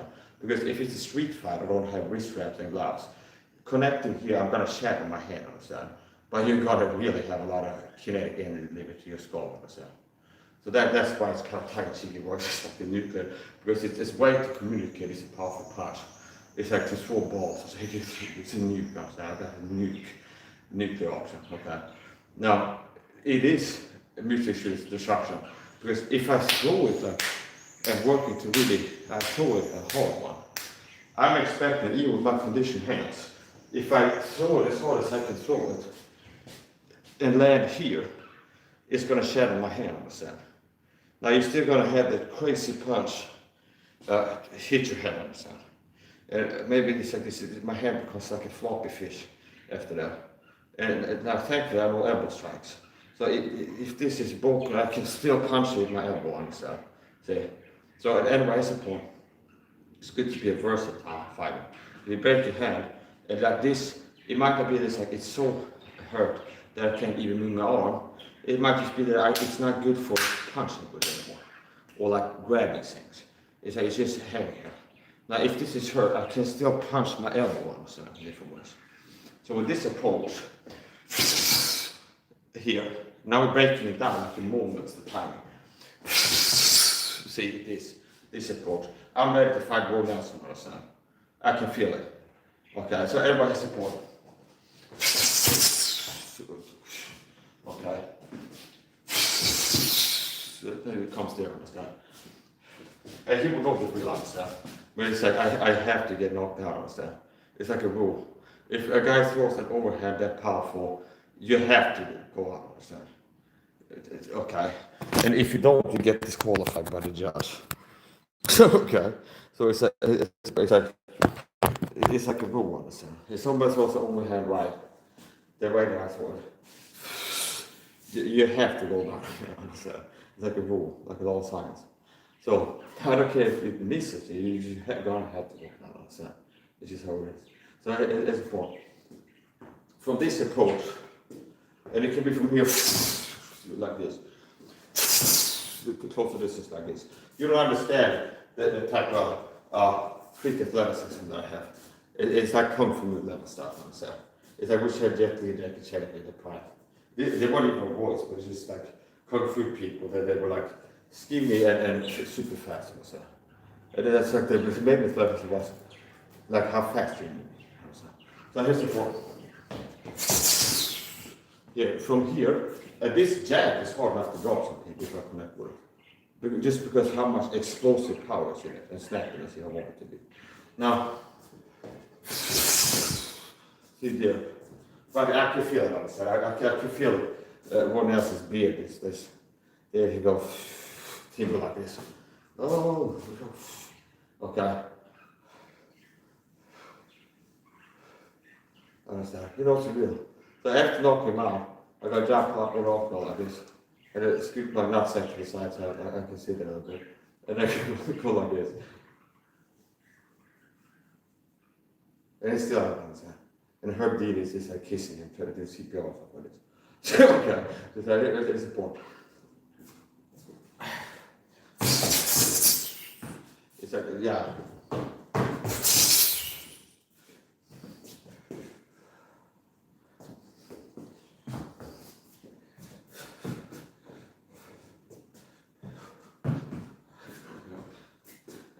If I would fight in the UFC, I would make that part of my contract if I'm in the UFC, is they have to introduce like hailing from Sweden for this. And when I tell what style that you play me, be monkey magic kung fu. They have to be made up as monkey magic kung fu. It's either that or nothing else. They have to introduce me as a monkey magic kung fu martial artist, like the style. So some martial arts competition was like, Ray is hailing from Denmark from the style of Sambo or something. Okay, like monkey magic kung fu or nothing else, or bus. Okay, so here. Okay. Okay, it is.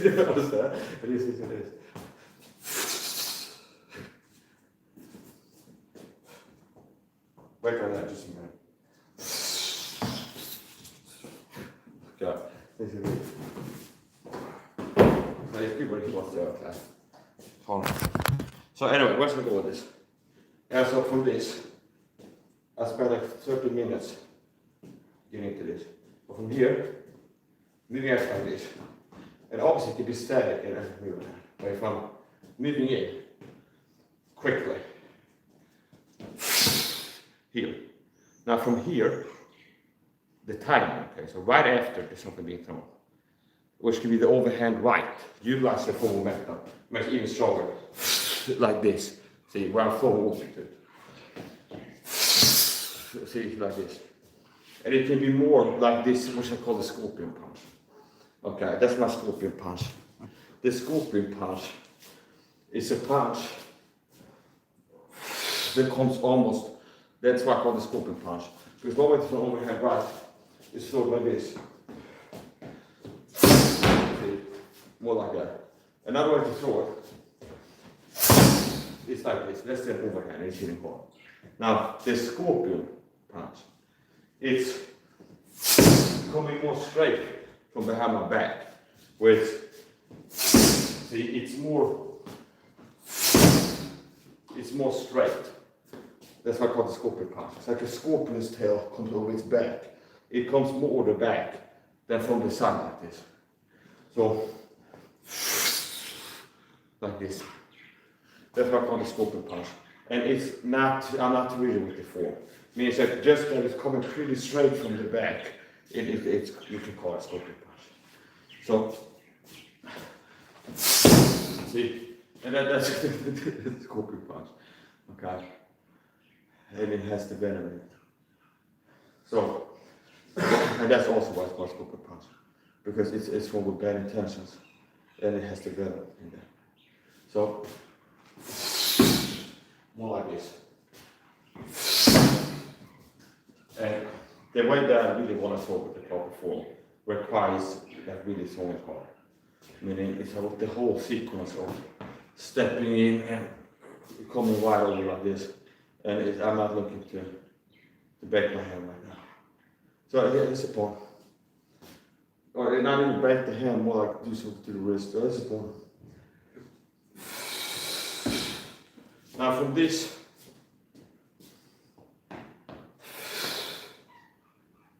generally work for this, like the distance closing.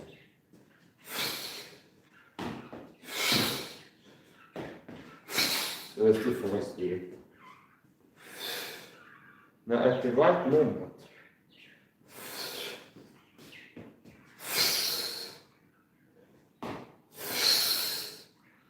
anything I throw from the right side can be more powerful. Okay. So this forward momentum, and with the right timing, anything that I throw from the right can be more powerful. Including knees, if this is open. So anything from the right side, step in like this kind of. If that's rotating in, so anything from the right side can be more powerful, can be made more powerful. Which could be, this could be the right attack. Or, it could either be a straight attack, or going into the knee, like a sideways knee to here. It is open.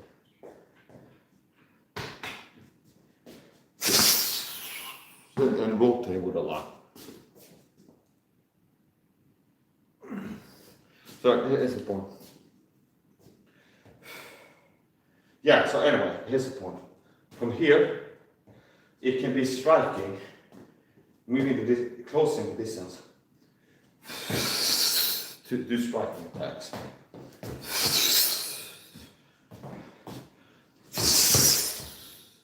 Okay, different ways. I said a bit too low, so I'm looking for heavy C again. That's the point. Now it can also be the setup for a takedown, okay?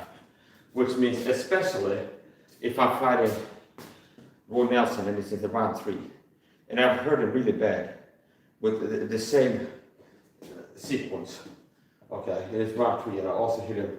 I've already done this to him several times. And then hit him hard on side. I've done it several times because I will circle each other, whatever, this distance, and then quickly I go, and then I overhand. And it's like, it's been covered that several times. Now, he might be expecting the next time he sees me do this, that it's going to be an overhand right or an elbow strike, or like the knee maybe. So that's where this comes in. Where I'm more faking high, use it for momentum, and look at this. That's the explosive. Where if I have my hands at the lower body generally, and I can generate this force, you're going down on that. Okay, I don't care if you're like overbeam, like horse meat overbeam. If I can get my arms behind his lower body and generate that force there, he's going down on that. And especially, this is where, if you're smaller, I have to use more momentum if I want to make things like wrestling. So if you're just starting static against the cage, and if I'm heavier, kind of just leaning forward, there's more pressure due to my body being heavier. Now, in striking, I can still generate about as much takedown force as a heavyweight from this static position, like corner or something like this. If I use good energy, like use the approach energy and flow with it. So it's not, do you understand? It's like a lighter person can generate about as much takedown force as a heavy person, like as static, like this, and then start kind of pushing forward and pulling. By doing this more, where I'm putting my body in motion, I lock my hands, I'm still moving forward, and it's like I'm already moving, the momentum is moving forward, lock the hands, my body is still moving forward, and then I add the explosion to it, see, at the right timing. So timing is key. Where it's like, say to land an overhand right, where it's like 1, 2. Obviously you can't go tap and then hang out here for a while and be as likely to land it then. But it's gonna be right after getting his position. And this is telling me what his like range. It can happen to land that. So the right timing to have a powerful takedown would be maintaining forward momentum and adding the explosion to the right timing. Say. So a lot of the danger is in the athleticism and not being like obsessed about the correct form of what it is. But it's like just I can get my hands behind the body and I can take it down. So from here,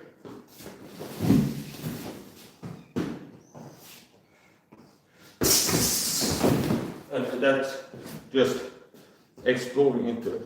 I didn't lock my hands. This my shoulder is on his torso, and I'm pushing into it. He also doesn't have any legs for me to grab onto. Here's another thing that I realized about takedowns. If you can get your hands behind a person's knees and pull on them, it's even easier to do a takedown. Which means I can get my hands behind your knees and not behind your back, but behind your knees. But for a moment and pull, it's easy to do a takedown. Then if I get my hands kind of in the middle behind his back and try to do a takedown. The lower my arms are, combined with a good grip and pushing forward, the more quality the takedown is. So from here, pushing forward, I'm pushing more straight back. Okay? So if I can get my hands behind your legs and then push forward, it's a lot harder to not be taken out. So another person that I add to the fight camp, the public workout, I might rename this Mike's Light Public Workout 4, and then a list of fighting names. Roy Nelson, comma, Mike Tyson, comma, Mike Tyson was first mentioned in this video. Mike Tyson, comma, Roy Nelson. Yes, I have the list. If that's short strictly get the kiss of death too. Okay. Where it's like the curse on the side. If I put you in this, you're gonna lose your next fight and be in a wheelchair or something. It's like the movie Final Destination, so it be like a squirrel that has a heart attack and falls in the head and mold the lawn. Okay. That type of stuff. Then you go, oh no. Okay, I should have accepted Charles Strickland, possibly actually gold Charles Strickland to give me free sparring. But go hit you're a fucking pussy. Charles Strickland stopped ducking me. You're scared to spar with me or something like this. I'll knock you out in 2 seconds or something like this. You're a fucking pussy. Okay. And it's like you possibly get this spar with me. Now he's gonna be doing sparring the way he does it, understand? I'm gonna be doing things to him that are like crimes against the Geneva Convention, understand? Okay.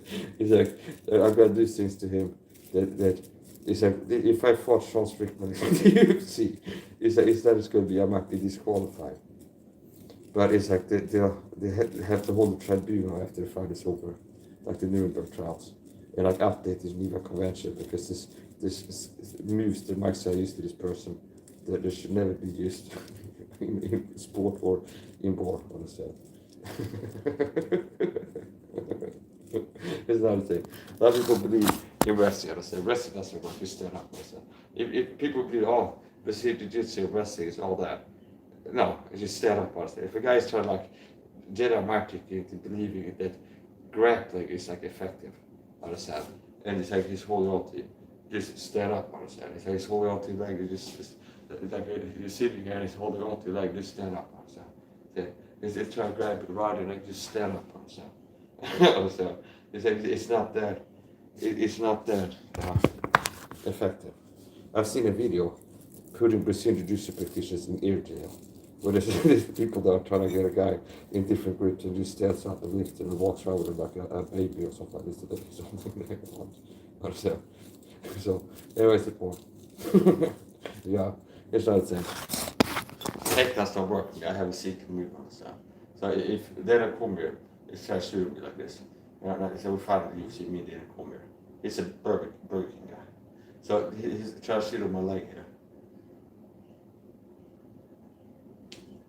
like this, to chop off his head off, so like a guillotine like this. That's just coming in, so, like this. Just karate chop it to the back of the neck as he's shooting on me. Like this. Understand? This is why they won't let me fight at UFC. Because there's no fighters that would have like a career, understand? Like anybody in my weight division, they'd either be dead or retired, understand? Because he said, unless they figure out how to reattach a severed head to a human body, understand? It'd be like the French Revolution. My fighting career at UFC would be like the French Revolution 2.0, or like the Stockholm bloodbath or something. They call me guillotine, the human guillotine. Because they will let me fight one time. And then it's like, then they come with a sheet on my leg, and I do my secret karate chop technique, and hit him with the top of the neck, and it's moving in. Understand? If you do it hard enough, understand? It's not just going to hit the back, it's going to cut the head off, actually, like a guillotine. Like a samurai sword. Just like this, understand? It's just off with this head, understand? It just goes rolling like this. And I go. They don't have a rule against that yet, I think. So maybe I should have told them that was what I was going to do. They tried to take that away. Okay.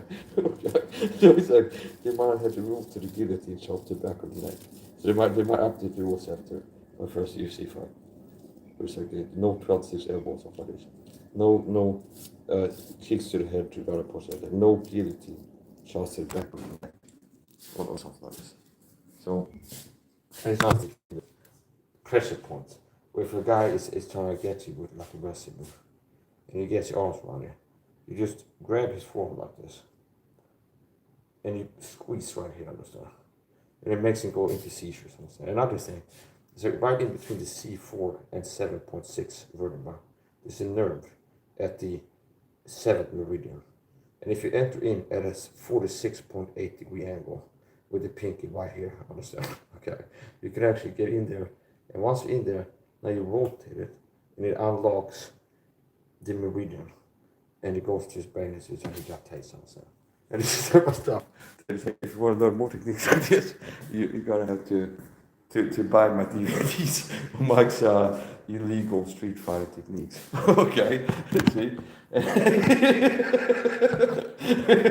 If you learn more moves like this. So what I was doing before, like boxing punches and like knee strikes, like Muay Thai stuff. That's like for the masses, understand? That's for your grandma, understand? Like the real martial arts is like pressure points and karate chops and this. And that's like the best stuff that you pay to buy my DVD. I didn't produce it, but if I produce it, I let people know what they can buy.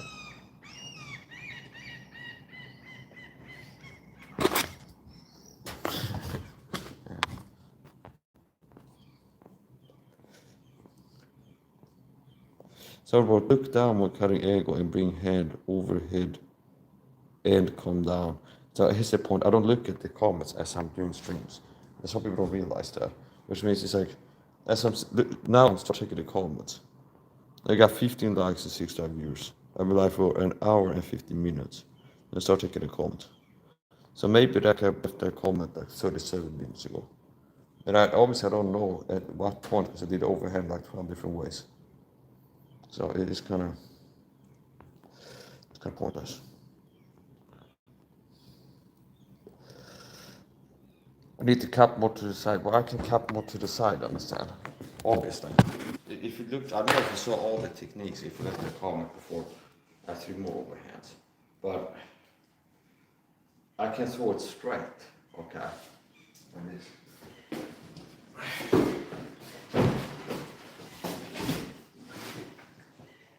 Right here.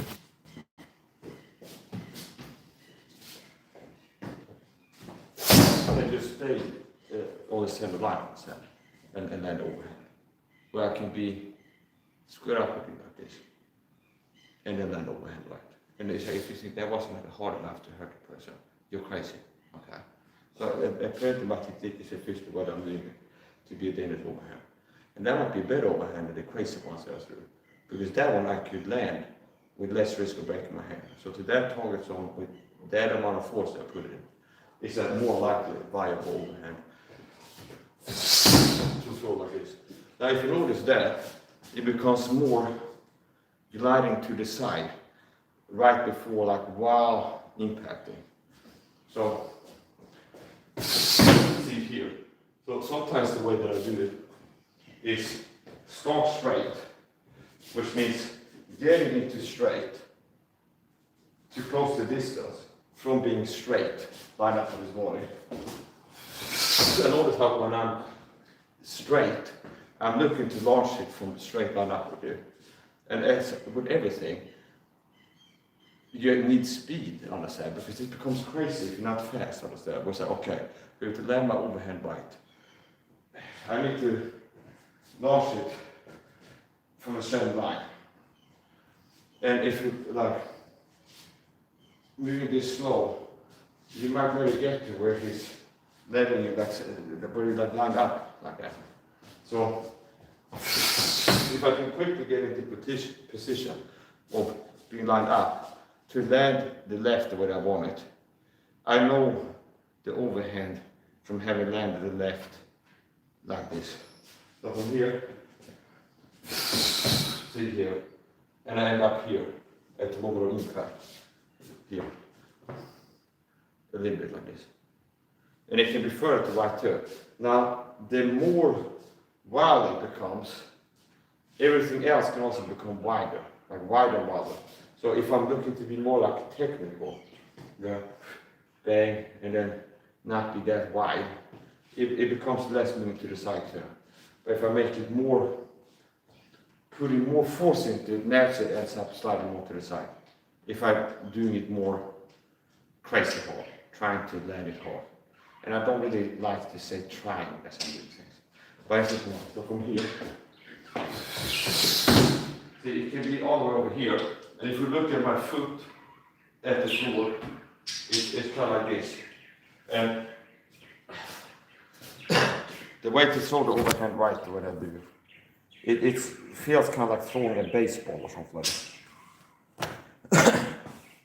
So it's swinging on.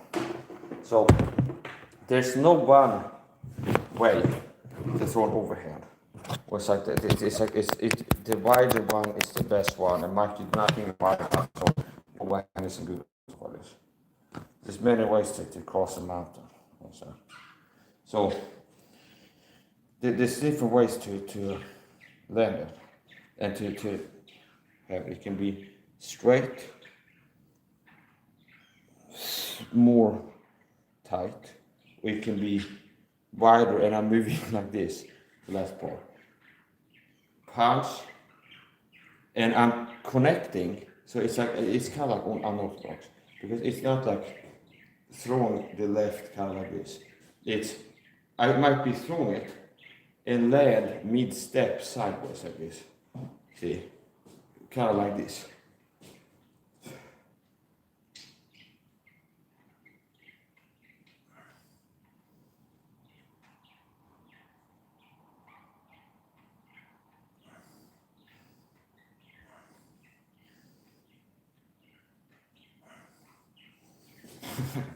Yeah. So if the first one didn't have you convinced, the last few ones were good measure. Understand? So here's my philosophy on boxing: keep knocking until nobody's on. You heard about lights on, nobody's on. Okay. My philosophy on boxing is simple: keep knocking until nobody's home.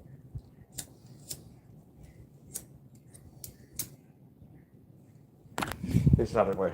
It's another thing. The athlete was talking to a fancy Nagano, and he said, "You're a tall building with a lot of windows. It's not about to break windows."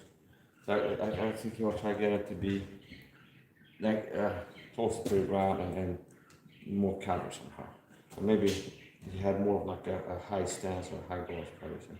Today it was like teaching some more boxing. His coach was like, "You're a tall building that has windows, and some people have big windows." I guess I was trying to get it to be more like this.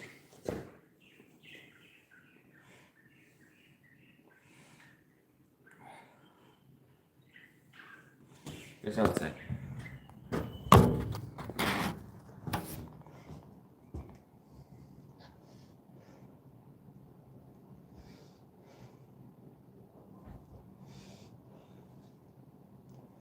It's another thing. If you like knife martial arts, you get a trimming knife, rubber trimming knife. Or like a task one, my rubber one is good. And if you train enough, it's gonna help you sooner or later to drop the knife as you train it. We shadow boxing per training. More likely not. Now you can use the rest training to dive for knife and get it back in your hands quickly, which is an important skill. But it's not a useless skill. If you're gonna drill, this is not something for this pointless to do. Because one thing don't want to be without a knife is a knife. Sometimes if you drop a knife, that's a bad thing. Which means when doing knife martial arts training, sometimes if I drop the knife in the middle of doing stuff or impact training, and it's not frequently, okay? I mean, it's pretty rare, but I spend enough hours doing knife martial arts, shadow boxing per training, that happened at least a few times I dropped the knife. And sometimes it's when I'm doing like silly stuff like jabbing the knife, which is that is okay, that better. But it's not really how you do it in a knife, like softball or something. But it's the point. If I'm doing that in jabbing and I drop it, sometimes automatically, without thinking, I go forget it and do hack as quick as possible, ready to attack, which can be useful. Because if it happens, you lose the knife on the floor. And do, since it is the training, where it's like you drop it, you get it quickly, and the person, as you were moving in for it, might be closing in the distance for the kill, like happens more to drop the knife and go and stab you.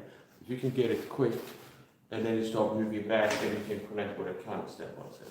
So that's also something where if you're training with a rubber knife and you drop it,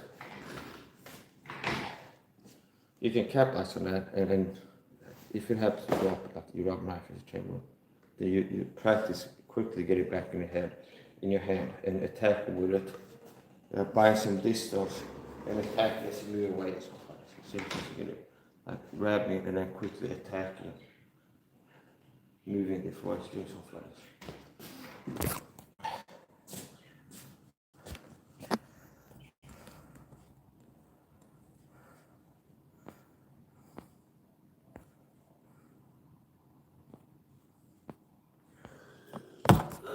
This is 1 hour 59 minutes in this, and I dropped maybe like half a weight class as I started training, just by the amount of perspiring you do.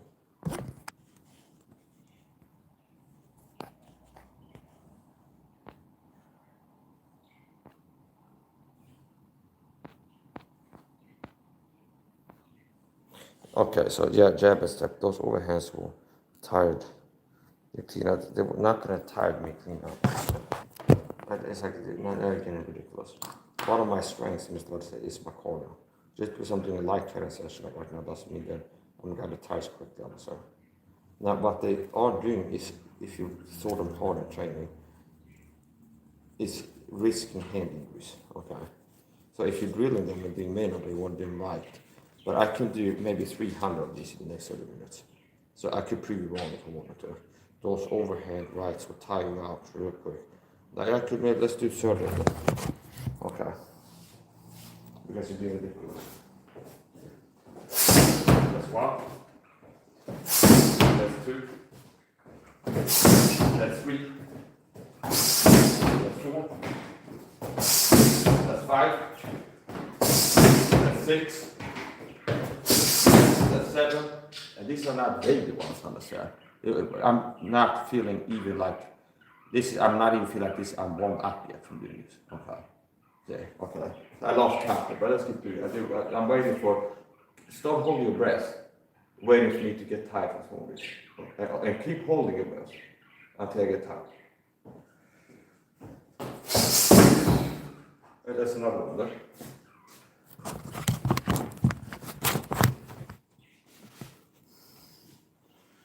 Quick, I leave a workout mask.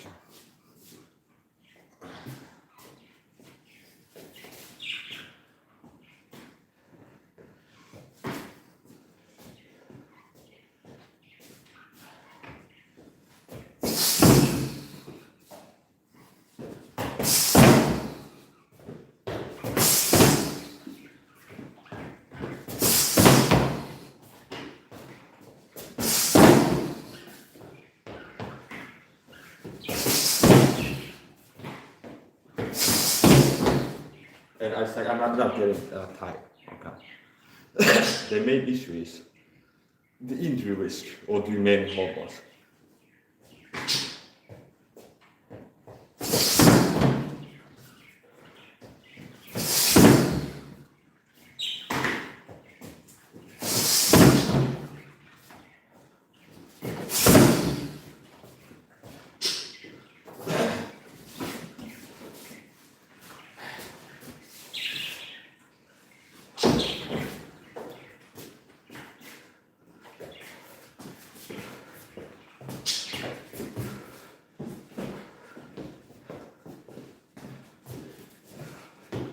And with my footwork, I end up in positions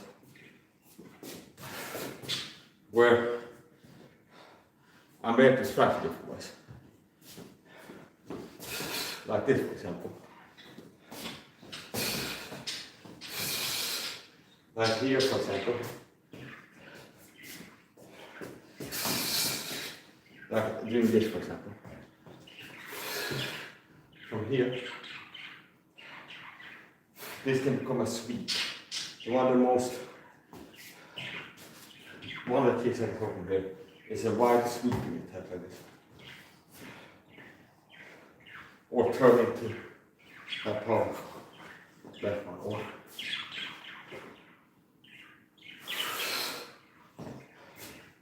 so anyway, movement.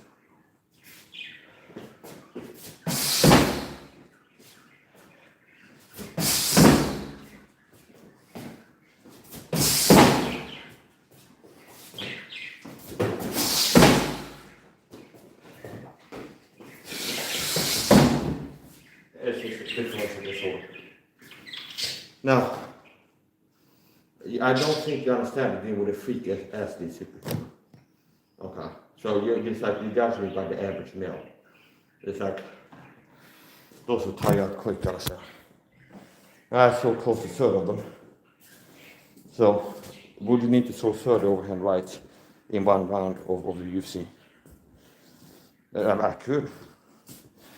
And that's after 4 sets of around 50-pound body weight squat. So I haven't slept or eaten for more than 20 hours each. See? I haven't slept nor eaten for 20 hours each. Which is what I call double fasted training. I'm also dehydrated. Kind of dehydrated. I haven't eaten for 20 hours at least. Not slept for 20 hours at least. I've done 4 sets of 20 kilo weighted squats, 12 reps per set, before this training. I've done 1 or 2 other strings training rounds, okay. So, I just proved you wrong. They will tire me out quick. You're judging me as a mere mortal, understand? Like the average guy, if you zoom in at all, you get tired quick. Was like, well, I've been doing leg day today.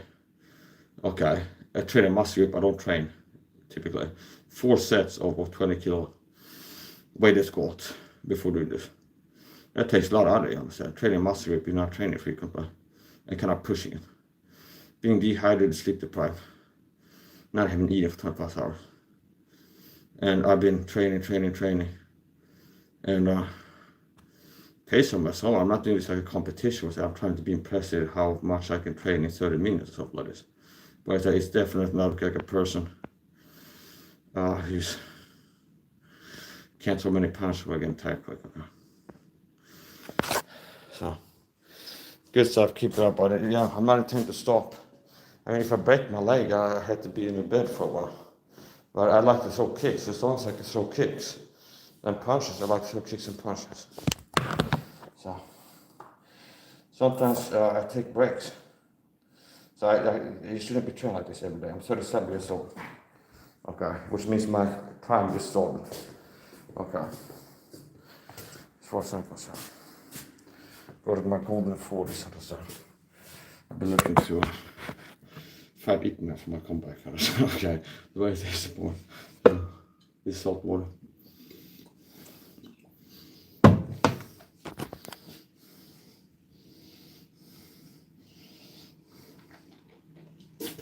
Now, the elbow. One of the things I like about putting my elbow in front of my face is just making it not entirely unlikely that I'm breaking something with my hand. Okay. Especially if you don't have protection. So one of the benefits of putting the elbow in front of my face like this is that it makes you risk breaking your hand as you connect it to the elbow. Or even if there's a kick, you can hurt your leg. Okay, so just putting this here makes it more that you hurt yourself attacking the target without me trying to hurt you. I'm just throwing my arm up like this. And it could be a kick coming here and a hit in the elbow that hurts you. Now, some people will tell you that having your arms, hands to your head is not a quality guard because you're still delivering that energy, which is true. Also, as far as I'm concerned, being a connoisseur of the arts, the martial arts, is if you think too much about sport fighting, if you're a person that trains Muay Thai or kickboxing for self-defense, you have to bear in mind that you're not going to be wearing your wraps and gloves in the street, understand? So if you have gloves, that's a higher quality guard, which means the hand on the side of the head gives you more protection, obviously, if you got a glove there than if you don't. And what is the difference? The difference is both surface area and quality of padding. So it's a larger area that's covered by my hand, if I have this. And the area covered is covered better, okay? So this here, like knuckles or a shin bone on this, it's not cushioning that much, okay? So this is like cushioning material, right? So it's more like pads, if you're holding pads and catching it with this. So the difference in surface area too, if I go like this versus this, if I put this on my temple like this, the difference in how much of my face is covered by padding is a big difference. Also, it's higher quality, so it's like a punch here is padding, so here, knuckles here, I feel like I could break my own bones here by punching, not even that hard here, these bones. So, for bare knuckle fighting and fighting, it's not the only thing you can do is to have a static defense on itself. And I've seen people get ridiculous like this as I'm trying, and they're looking to people what I'm doing. And like, I'm a person that's like Roy Jones Jr., okay? I have that athleticism. It's on my face, it's like the same deal. Where it's like, my defense is being crazy fast and my reflexes all the time. So it's like more that than having like a person who's like slower like this, to have like a good static defense. So I'm not liking to be static and rigid, you understand? It's just keep the same defense or something like this. What I prefer is doing things where I'm reacting to things as they come in and anticipating, as I said this. What is a likely thing to this on hand, and then building where it's like after moving here, doing this way or whatever. What's like a likely counter might be this, so before, not waiting for that to be thrown. It's like that's a likely counter. Like it could be something like this, for example, and then maybe I'm moving out like this because statistically it might be like a knee strike throw as I'm moving in like this, kind of something like this, right after. It might be like this and then moving out like this and something like this. So in case there's a time where it throws a knee, if I have the time right and it's like here and I move away like this, for example, it might hurt me less if the knee catches here. Do you understand? So it's a point. I saw a guy, Mayweather Senior, Junior, whatever, Frankenstein, whatever his name is, okay, and he was talking to the guy, and he said, you don't have to wait, like have your hands here and wait for the punches to land on your arms. You can catch the punches out here, also. So I'm not the only person that, as I'm training martial arts, it's just, I end up doing things where I'm peering, okay, I'm moving my arms and peering, you know? And if there's something coming, I might do this, understand? Here, or is a hook coming and I'm doing this, and I can intercept it. So you don't have to wait. It's not that the only defense is a static defense. Okay, a lot of people are narrow-minded. It's not that the only defense is to have your hands covering, like, okay, keep your, this covering all the time, you just stay like this all the time. This is really well. Okay. You can have the fence where you're like here. The fence can be this. The fence can be this. Or the fence can be this. See? Where it's not just, okay, I'm here and I'm covering my jaw, tucking my chin, and doing this, so like this. But you can also be here, and that can be the fence, understand? See? So you understand? It's not like it's their defense, and I'm waiting for the punch to land on me, and I got a good defense for them. The defense can be this, see? Yeah, or it can be this, see? Or something else. It could be this, see? But that's tied to like a hook being thrown aside, like this. Like there's really no need from the head movement alone if it's fast enough to be pairing at that hook, understand? Because if it's so when my head is here, and I start moving back, this in of itself can make the hook miss or get like a straight punch out of range. Okay? So if I'm doing this fast enough, this in of itself could be enough, understand? Now, if you're close like this, you can do things like this too.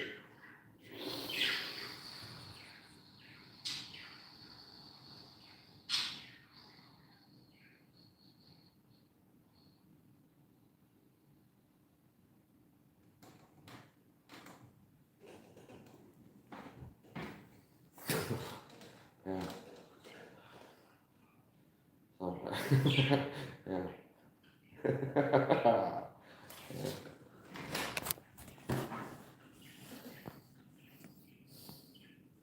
Someone going to chat with lady bro. Okay. This is not the place for that. Someone asked if this is a gay chat. No. Okay. But I feel like you're a gay person because you go around on YouTube channel to ask if this is like, is this a gay channel?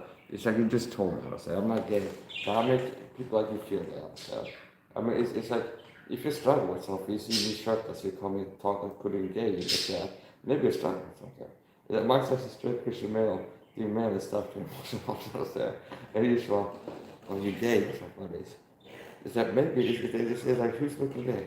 I said, I'm a guy trading martial arts shirtless. And you a man straight up in my chat. It's like is this gay? Are you gay or something like this? Okay. It's like you see Mike Sash shirtless and you're a man, then you just turn gay like this, understand? That's the attractiveness level. Which I understand. Which I'm so attracted by the highest level looks maxing that I turn straight men gay just by being shirtless around them, understand? It's like the opposite of conversion therapy. But they should hire me like the gay union or something. It's like the athletes people. Okay. And I walk a gay pride parade. And I'm so attracted, like straight men in the audience on the side of the gay pride parade.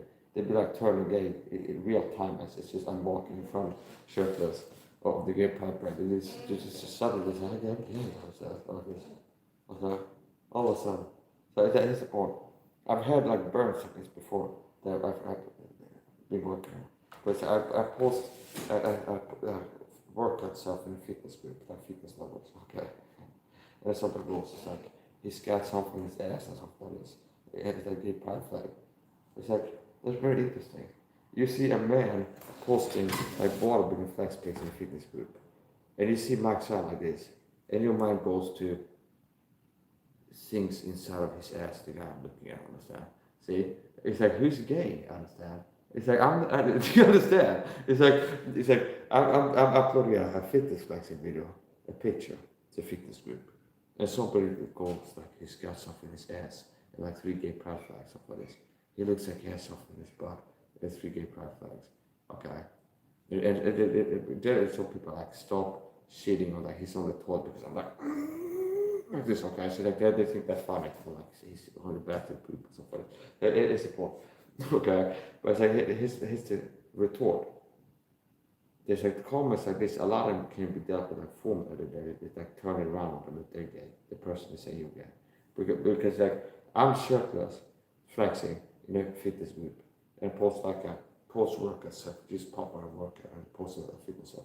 And some goes, he's got something in his ass and 3 gay pride flags.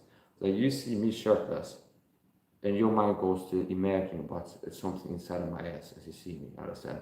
Shirtless. Okay? But you're saying I'm gay, understand? But you see me shirtless, and your mind goes to imagine things going in my ass. Okay, see, that's pretty gay. Okay, that's pretty gay, and be like, it's like he's jerking or something. It's like what is your imagination? It's a scary place. Okay, see, it's like you understand. It's like if it would be like a fitness selfie where I end up like flexing this, you can see my hands, and like one of the hair comes like he's jerking with his left hand. Like okay, see, it's like okay, so here's another guy. He's trying to insinuate weird sexually. That is like doing CGI in his brain because he can't see my hands, and he's like. To him, what I'm doing with my hand is jerking. You understand? That's pretty gay. Okay. You see another man shirtless, and the man goes to, it's like he's got things in his ass. I said, okay, that's pretty gay. Okay, if you ask me, that sounds pretty gay. It's like a type of guy, you see a guy shirtless, he starts thinking about things going in the bottom. Understand? Then he's saying that they're gay for you thinking that. Understand? See, I wouldn't get. There's the point. Yes, here's the point. Yeah. Okay. Let's see. Do you still have the sports car? Okay, I've never had one. It's not original comment that I've never seen before. Are you in jail? No. Are you in jail? Okay. Are you in prison? You might get put in Mike's blacklist prison. Okay. Because it just is annoying me. Okay.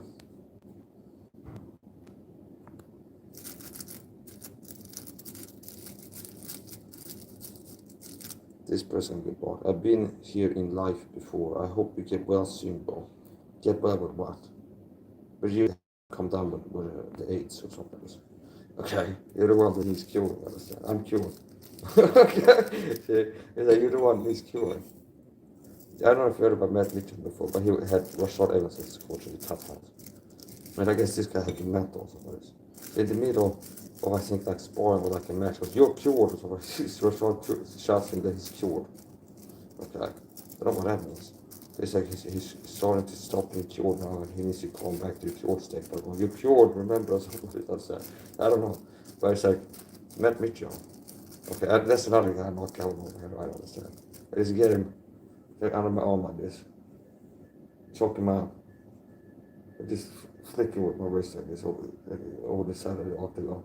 And then he's coming on me again. He thinks he's a big guy, I understand.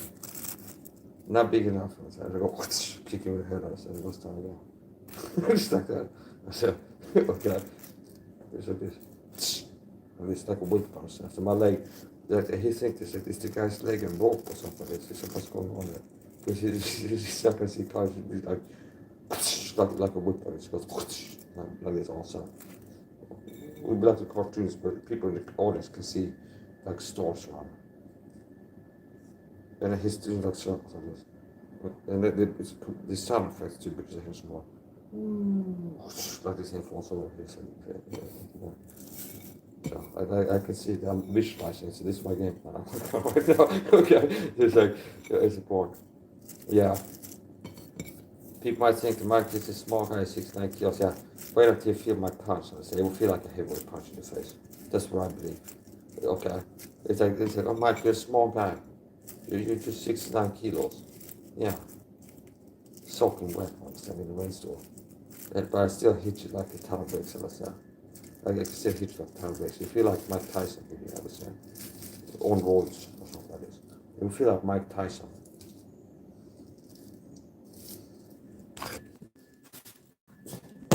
That's the point.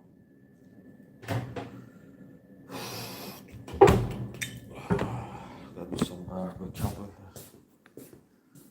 I part of my cardio training camp is smoking a lot of cigarettes. So I got like a course is on the chain smoking cigarettes protocol to help my cardio. Okay. Okay. It's like, I don't know if it's like a Western course, it's like a scam type, but it's like, yeah, okay, Max, what do you do for your cardio? Start chain smoking cigarettes all the time. Okay. And I go, okay, yes, I do. And then after a while, so she's like, I don't know, I feel like I have my cardio. It's might be a scam, like a fake course. So it's like a trick. Okay. So I'm being facetious, don't smoke. Smoking doesn't help your cardio. Now I would say this. It's kind of strange that what my cardio levels is like despite smoking cigarettes.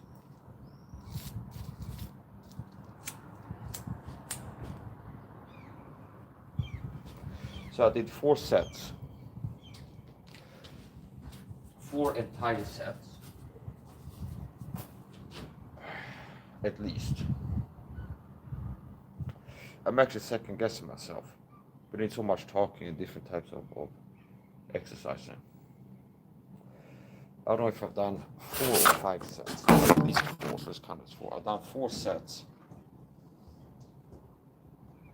of weighted squats.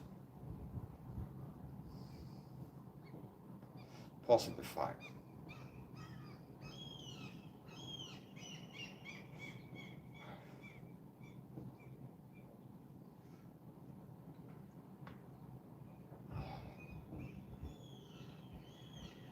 And what's on the agenda now before I do anything else? Is stretching and some cardio.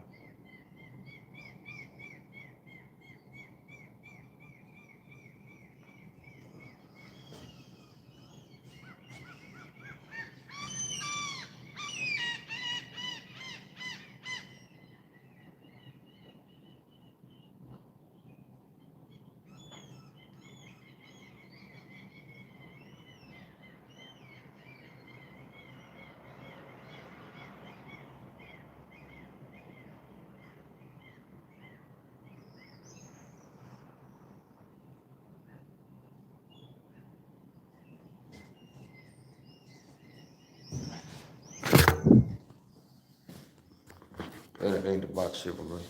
Det är bara att de liksom inte det.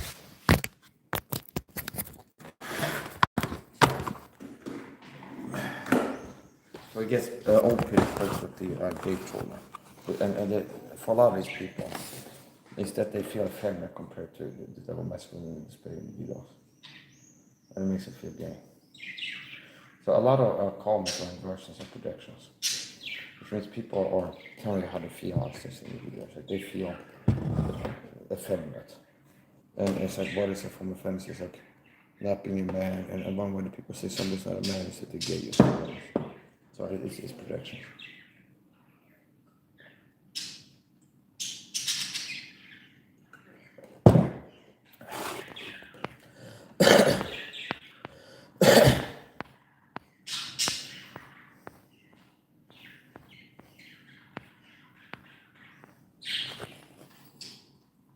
Close the effing door. I think you mistook me for somebody that lets people tell them what to do. So I'm not closing the door. Okay, not now. But letting the AC there. I don't have an AC either. And I think it's cute there trying to tell me what to do. So close the effing door. I'm live on YouTube. Do whatever the fuck I want. Look at the door and the door is not being closed for a while. Close the fucking door. I'm not close to the door, person. Okay. Just sit and wait for me to close the door. If I catch a breath for perfume or something, I'm allergic to perfume, I'm not close the door. But I said right now I'm not going to close the door. So now for trying that, you're going to get lost for right now. Close the fucking door. Well, I guess it's down clear. So now I'm checking the long hair columns. Sometimes what's inside is the hair columns. And then it notices somebody else that does look like a hater. Obviously, sometimes people pretend not to hate it. That's a setup and they start talking. Sometimes people act feminine or wrong. It's a setup of talking. It's like the jab is out over anyway. To make you hurt more too. Some people are so disgusting, so calculated in their abuse tactics. There's like bullying tactics that the government can recruit 5 marks or something.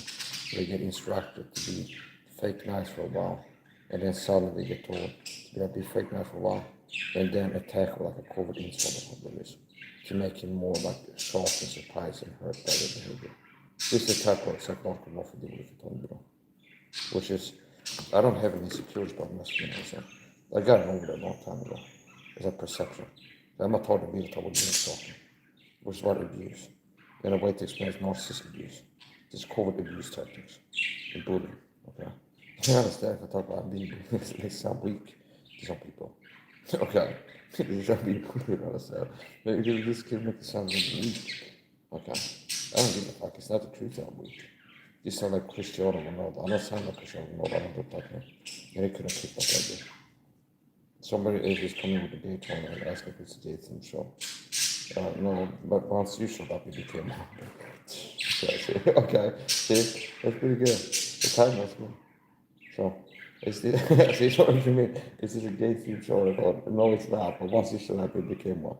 See, because it's like it's so gay, it's just to steal the show. No, it's like you steal the entire room. You stole the show. It's like you come in, this guy's so gay. Gives everybody attention. Like I've never seen this double gay before. Understand? Okay. So it's like, yeah. So that's why I'm so bold, okay? They even film it insulted me, so I get to try to say that I'm bald. I'm not bald, okay? You got to take care of this. Somebody came in told me if I look like Joe Rogan. The big difference Joe Rogan doesn't even hear. Okay? Joe Rogan would be so happy if he could get this hair, understand? He'd be so happy if he get back to having this hair. Okay. Now Joe Rogan's hairline starts at his butt cheeks, understand? Rogan's hairline starts at his butt crack. Just like if you start looking for a hairline from a hair doctor, Rogan comes in to check his hair. If there's anything left to salvage, okay. And the doctor goes like, I need to look in the back. And he starts looking for the hairline. And he keeps looking. And then he's like, oh, there's some here. And he's like, oh, he's down on his ass. I understand. It's got the ass here, like the beard. There. I understand. Yeah. It's just maybe, yeah. Okay, so basically, it's like Joe Rogan's hairline begins as his butt cheek, understand? Okay, so if a hair doctor starts looking for Joe Rogan's hairline, then the doctor goes and he got like a special goggles for this, and they start looking here, the scanning, they keep looking for the hairline, keep looking for it. So once you start to see here, his hair, it's gonna be at his ass, understand? Or either his legs, possibly. So his hairline starts at his knees. It's receded at his knees at this point. When I started the video, it was at his ass. That's where his hairline had retreated. Okay. It retreated out to his knees. Okay. It just very quick. That's how fast Roga's hairline receded. Then when I started making the video, he was at his ass. But it's already like his hair starts at his legs now, understand? The hairline is receding even more intense, like as we speak.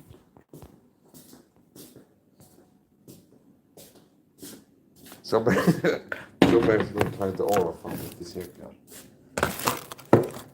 It's a dumb question, I understand.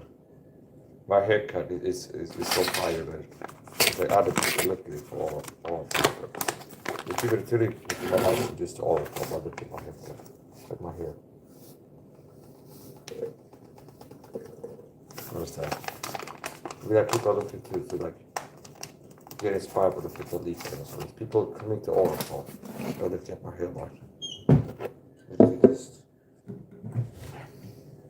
Elon Musk invented his first satellite after he was looking at my hairline in one of my lectures. He's credited me in back his book as the inspiration for his first walk. So I was looking at my hairline.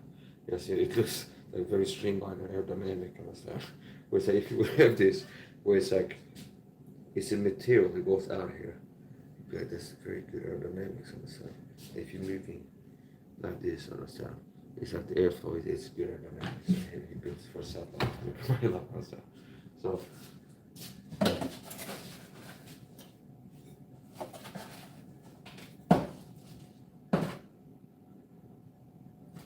I'm not a doctor. I talked to a doctor for starting to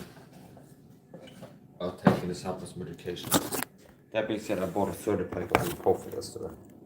Because I need information.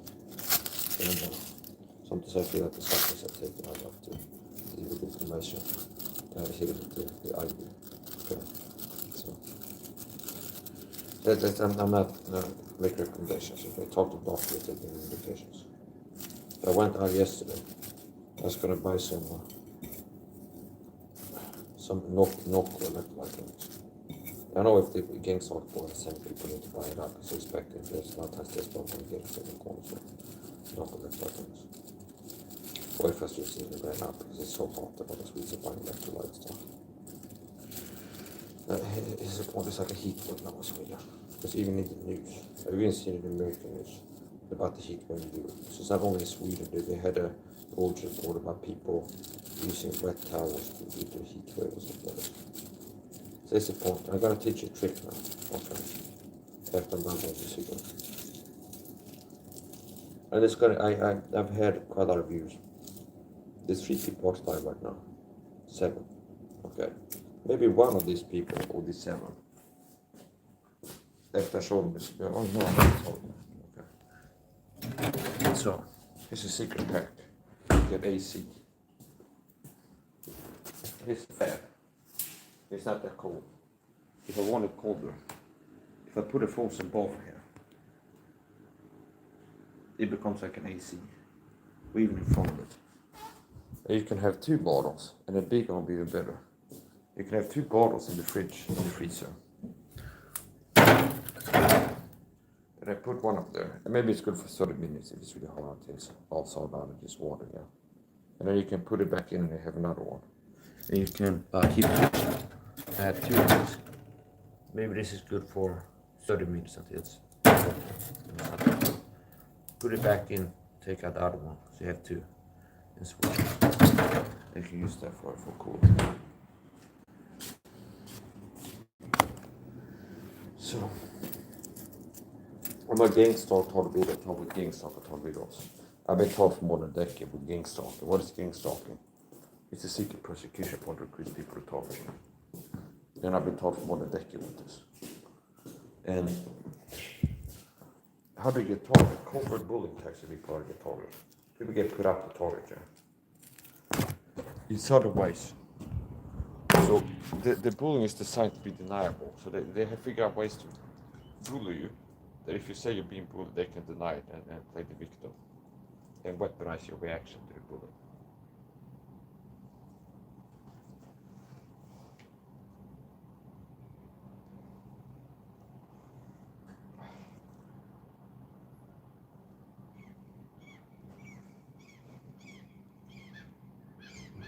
And dealing with like a have for a long time and like Mr. Nice Guy mode and try to ignore everything and try to stay calm and friendly and ignore stuff. And kind of ignore and don't react to things. I feel like that hasn't been working.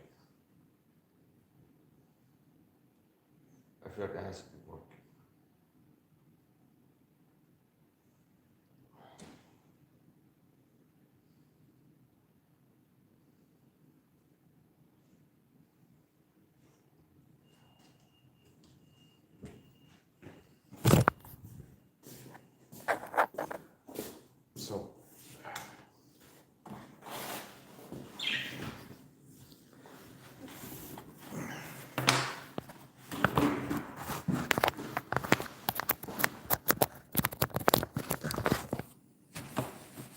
it says fast shoulder.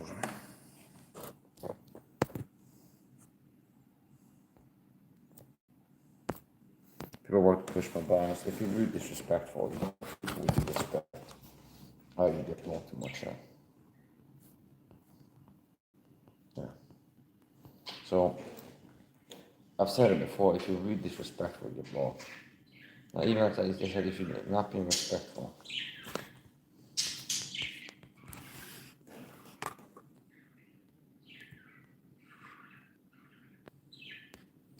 Yeah, so I've been live for 2 hours, 36 minutes. I got 18 lunch and 8 views at this moment.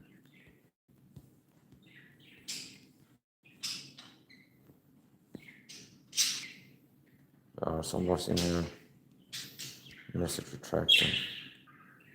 And it annoys me when I smoke tobacco cigarettes and people insinuate I'm doing drugs. They press get blocked down.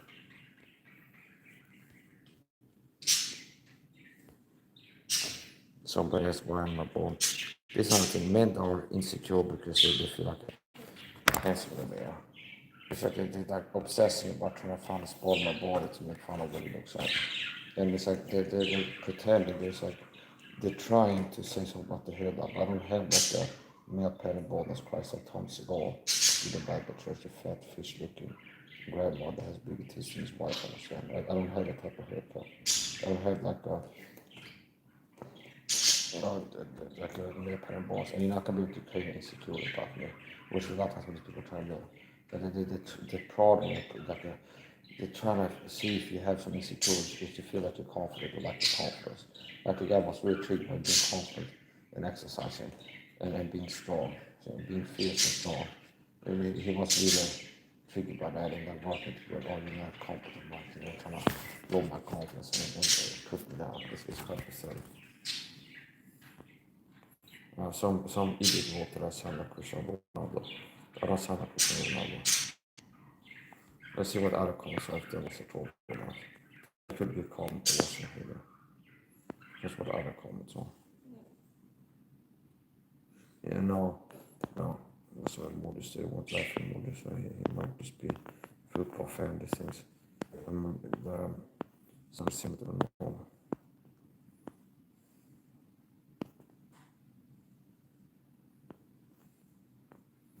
Some are going, I'm from Scotland, and they work from that I'm from Ireland. I'm not from Ireland or Scotland. I'm from Sweden.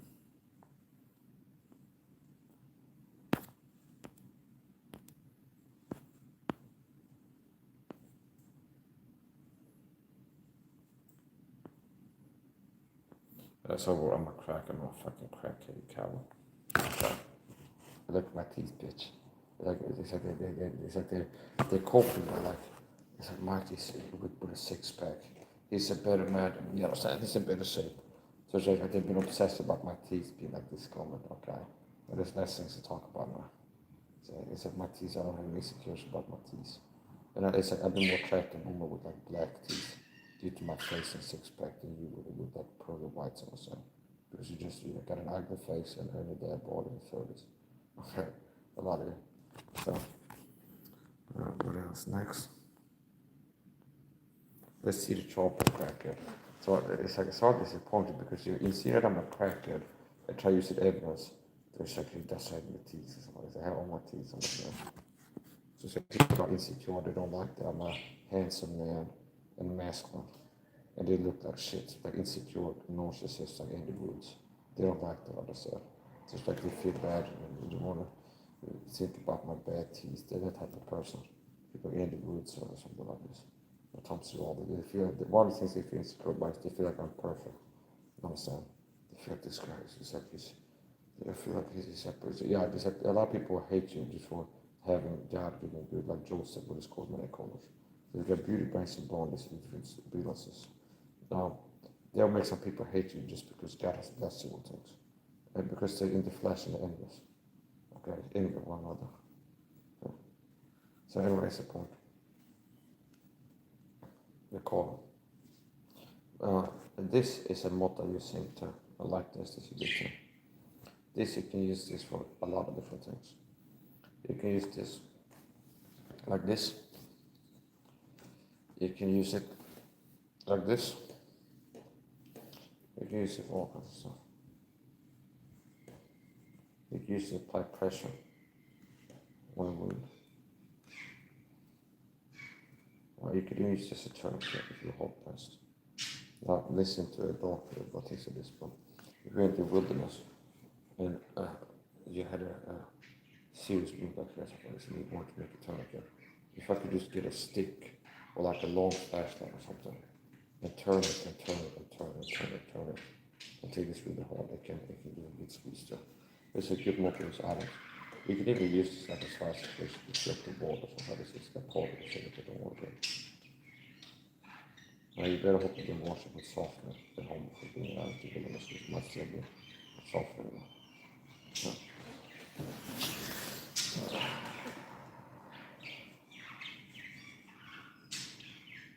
Yes, I got 18 likes on this video and 8 views. And I'm sharing them on YouTube. So people subscribe to me. I do to get unsubscribed. Some people, I do suspect that, but like people who subscribe to me don't stay subscribed. I suspect that going on. The people who do subscribe, not all of them stay subscribed.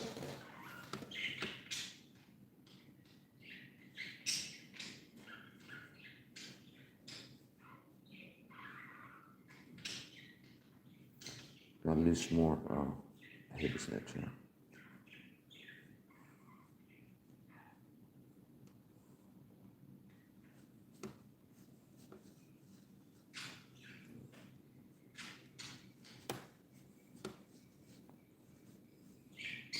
Uh, one of the persons Scotland walking through there, they seem to be into the most large, most large interested or possible guys trying much larger than the block.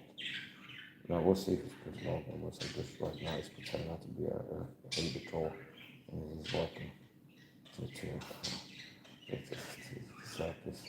It's a tight it over. It's gonna be Mike. This good training. Okay. It's fun to watch it turn around. So it's good stuff. And then he's just pulling on this stuff. Next time I'll that train is going to be like a conscious up or something. And it's like he's going to make me feel like a conscious up also. I'm not saying that he's doing that, but it's like I've seen it pretty much all being on YouTube for a long time. I get all kind of weird people now. There's people up to tell it like the haters just to get to survive and hate on my channel and then just so it's like I block people left and right. But he's not getting blocked, not yet. Yeah, he was talking about overhead section before. Somebody will don't even give any attention to the stupid chat, keep the point channel. One other guy said, always say stupid shit. There's nothing with the chant. I kill people, so like, yeah, it's like correlating with being an internet hater and low IQ. I do believe, very like Mike Scientific, that the lower your IQ is, the more likely you are to become an internet hater. That's simple. I do believe that having low IQ is a risk factor, like a gateway drug to become an internet hater.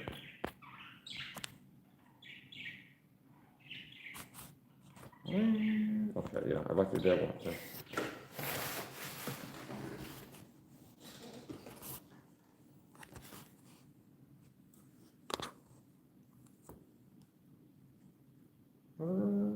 So this is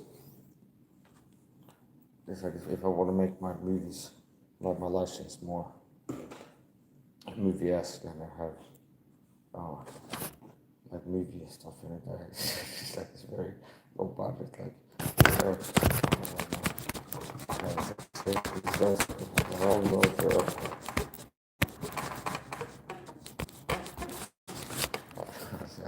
I think the one of the scenes we lost where they had a fake earthquake.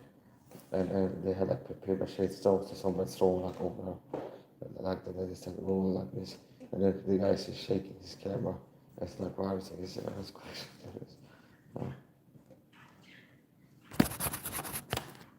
Sometimes I've done as a joke if I'm against some Japanese classrooms. And it's like they're not really like me. It's didn't go over it, no. But it's like too soon possible that they work with some Mondays. What is it called? So it's like I've done it this once. It's like a benign joke, like a joke, like a joke. So I'm against some Japanese live stream, and there's earthquakes over there. It's real live stream. So and then sometimes I had like my phone with the Japanese sub already. They have the ES on, or something, and they have like an earthquake. And I clicked it. Oh no, earthquake good. Earthquake good. Okay, earthquake good. Oh no. It's taking cover, understand? And then one time somebody chats, you can be offended by this, okay? It's like they don't understand, it's like a cracker joke. They're just being goofy. They're basically like, he's making fun of Japan, a country that has earthquakes and stuff like this, okay? So it's like, it didn't go over well. So, I don't know, sometimes it's like they have different humor. So maybe somebody lost their grandmother and bought this earthquake, they said they don't say earthquakes, I don't know. But also the beer situation. Someone wrote, oh, you meant, okay, yes, I am. Despite being gang stalked. Now, the tone is hurting me, obviously. I mean, if you're being harassed and taunted by bullying all the time, obviously you're gonna be affected by not liking it. So this affected me that I'm a gang stalked on video, and I'm never gonna stop pretending that I am. Okay. I'm not gonna stop pretending that I am. And even if I wanted to, stop talking about the gang stalking. It's like sooner or later it's gonna need to be talked about. Okay. They understand it, like, you know what, it's just like, spit up to me, not to fucking stalking, for other stuff. Sooner or later it's gonna happen, I get harassed and be like, yeah, he's a gang stalker for part of it, because that's the truth, this is what's happening. then I just go, whoa, this was strength in the hip. I say, I know it's against upper body, this makes and what I want to do is talk what's happening. So a lot of Tony videos, it's like, here's the thing, it's like similar. I mean, I'm a Tony video and I'm a Christian. And a lot of Tony videos, a lot of Christians, they're like living in fear, understand? It's like they might not be super scared about being on YouTube, but it's like they don't have the courage to start preaching Christ on the YouTube channel. So they just leave comments or anonymous channel, like amen, faith on all sorts of things. It's like, it's interesting too, but these people act like cult leaders. It's like slogan group thing, mobs and cults, like amen, faith on all sorts. Like every video upload is like a person in the same comment, amen, faith on all sorts. Amen, faith on all sorts. It sounds like a cult vibe to it, understand? So a person asked a comment, okay, now I'm answering this, it's a serious question. What really what they're doing is insinuating that I'm crazy and pretend like I'm appearing to be a mental health person. Now, here's what the prognosis like about me. When I'm live on camera, I don't appear as a schizophrenic, because I'm not a schizophrenic on camera, which means they had to work to kind of compensate by setting stalks in the chat to say these guys are crazy on drugs. Because people are looking at me, don't naturally arrive at think that I'm crazy on drugs. Because the truth is I'm not crazy, and I'm not on drugs. Which means it's like people are not seeing a crazy guy on drugs on camera, so we had to have gang stalks and chat saying this guy's on drugs and crazy all the time.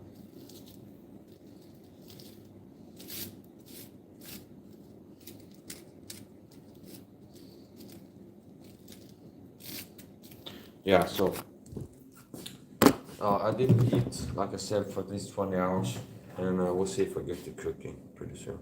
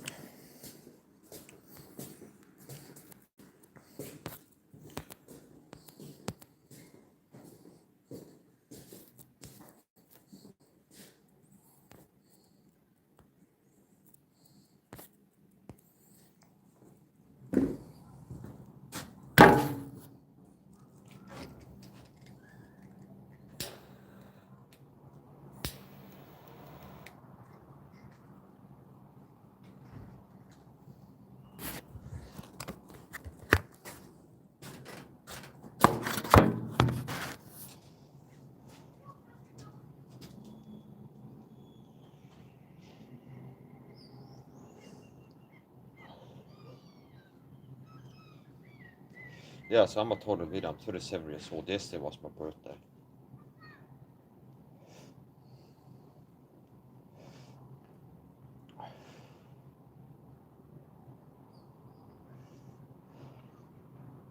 So yesterday was my 37th birthday. And I'm 37 now.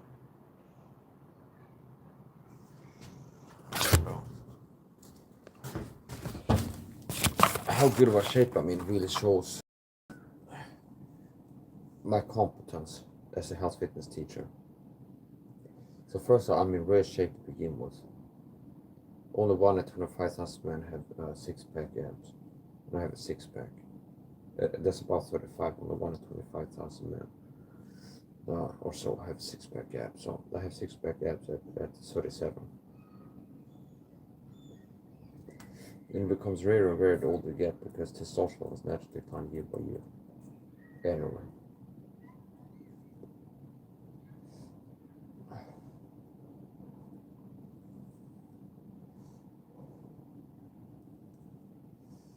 And so that's in really good shape to begin with. Now if you add the fact that my total video has been terribly secret persecution porn called gang stalking. It makes it more rare. So the average person is out of shape and had too much anxiety. This is a problem. They have to become a taller people. No, that's not really a foundation for getting stronger and fit and healthier. So I've been staying in shape, and I've had a gang stalking church with the Bible tried down for this, and oh, I did not improve. I said, this is a coward bullying narcissist, always these techniques. Men har inte bara stämmer alltså. Men it's because you can understand how I'm told and you can speak the truth about I've been taught by these people. Doesn't mean I'm lying, honestly. So, hopefully, within 10 years this will be exposed. And people know that I've been speaking the truth the whole time. This is my recovery drink. Pre, post, mid, workout drink. This is vitamin C water with a B complex in it. So how I supplement vitamin C. And people might not understand what Mike talks about vitamin C a lot. I just drink more orange juice as I'm recommend. And that's what I'm doing. So I don't supplement vitamin C by smelling oranges. I buy vitamin C powder in bulk. It's in Italian. A lot of this supply. And I just poured it to the bottom. First I make a vitamin C water. Pretty simple. Pour vitamin C powder into water. Now what do you have? Vitamin C water. So you have water vitamin C. So I'm winding down a little bit. I'm running out of bandage time. I would like to carry on nice and short a bit of my stretches. But I don't have a lot of bandage time left. And it's shorting slow. Now here's an annoying person gonna get blocked. What's in the border? I said they're doing like the weird. It's like insinuate that I'm drinking or drugging. It's like always the same thing with these people. It's like coming to accuse me of being on drugs or asking if I'm smoking drugs or on drugs. There's like different ways to like pretend that this guy appears to be a drug addict. Okay, someone was in a shoulder crackhead. I don't look like I look like a male supermodel, understand? I don't look like a crackhead, understand? Just like missing all my teeth and like looking bad. It's like I look great. I'm 37 years old, understand? And I'm mistakeable for like 27, understand? So it's like, it's just, I don't like that. Like, it's a high value, high status male. And it's like, we need, it's like, we can't do this. We need Mike to go, well, it's like, we need it to be like a low value object to feel okay with the tolerances. It's like weird stuff, okay? So I don't look like a crackhead, understand? I've been age reversed too. It's another thing. People are gonna have to see that I've improved too. Okay. So,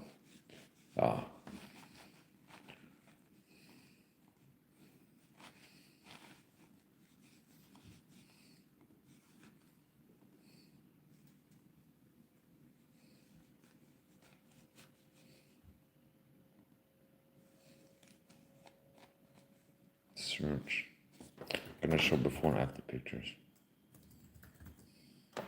Prove that but age reverse. I look younger now than I did 10 years ago. And that's a claim. Another claim I can make that's true is that I don't look a day older now versus 10 years ago. There's not any signs of me aging last decade. Okay. I don't look a day older. See? So here's a before after from 2016. Here's a before picture from 2016. And this makes people feel bad. Understand? Like haters feel really bad.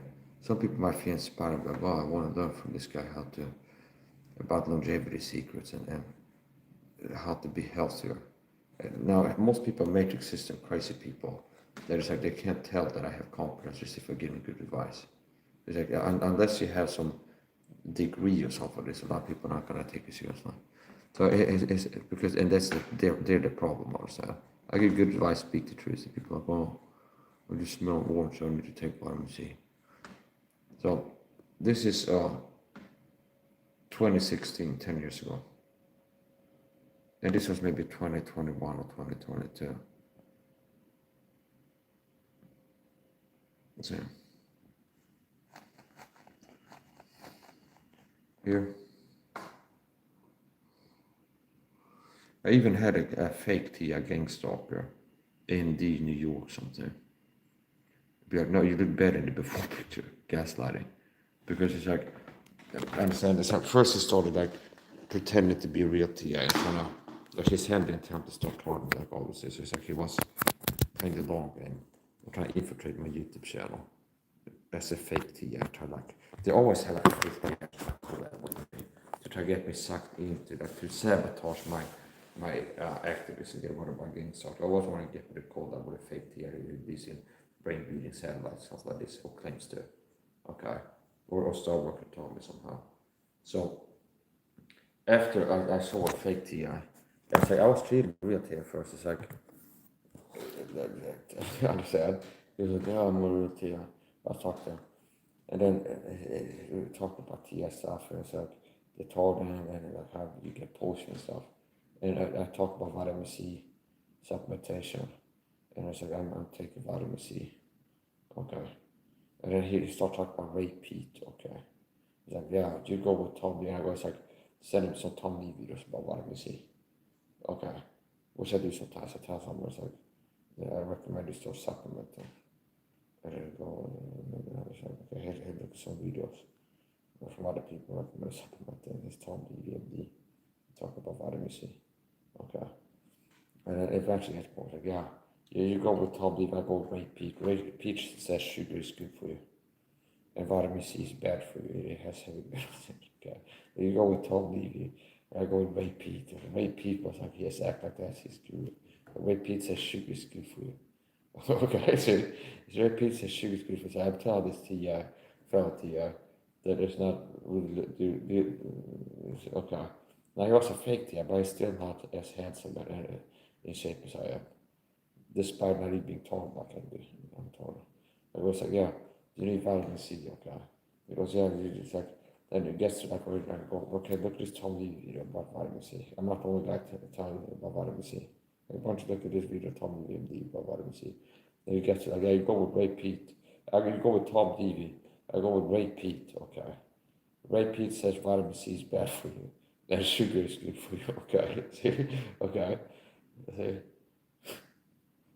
And it's like, I don't know if his head has thought that they could get to be like, oh, I heard it. I stopped taking vitamin C, just starts happening with sugar or something like this. Okay. And the same person is like another tell in the 50 year is working to, a big part of the time is working to keep your confidence down. So it's like, one thing give you confidence and it can help you. And like, teaching the truth to people about health fitness is having before after picture like this. Show progress. And it's like, I saw this picture before after. And it's like, see, my health has improved by being a taller video. And this is maybe 2016, and this is like 2020, maybe 1 or something. I said, no, you look better in the before pictures. But it's like, no, you have not improved like gaslighting. And no same person would say that they think that I look better in the before picture, understand? You understand? It's like, they'd be like somebody who's like jealous and be like, oh, Mike has improved. I've been aging and look like a lot older in like in just 3 years or something like this. This guy looks, it's like, but no, I think you look better in the before picture. Okay. And it's like, it's not just that picture. I said, here I am live on YouTube right now. So it's not like open lighting. It's just I'm live, I said. And I look at myself and it's like, yeah, I look better in the before picture right now, I understand. Okay. See. So yeah, okay. Oh, here's another picture from around about 2016. And I didn't even pick that good one before picture. But it's like, look at this. I guess this is like, okay, this is the, this is me, maybe 20, I don't know if it's 14 or 16, 17. Looking sick as a dog and feeling like it a lot of time. See? Look at me now and stuff. So it's like what I say that I've been aging in reverse is that I don't look like I've aged a day, understand? So it's like it's impressive how I can go and go. I've been aging in reverse because I look younger now than I did 10 years ago. Or another impressive truth. I can go, well, I haven't aged visibly in the last decade. Meaning I don't look a day older than I did 10 years ago. And I would say that I look younger. I have a more youthful exuberance. So here's the point.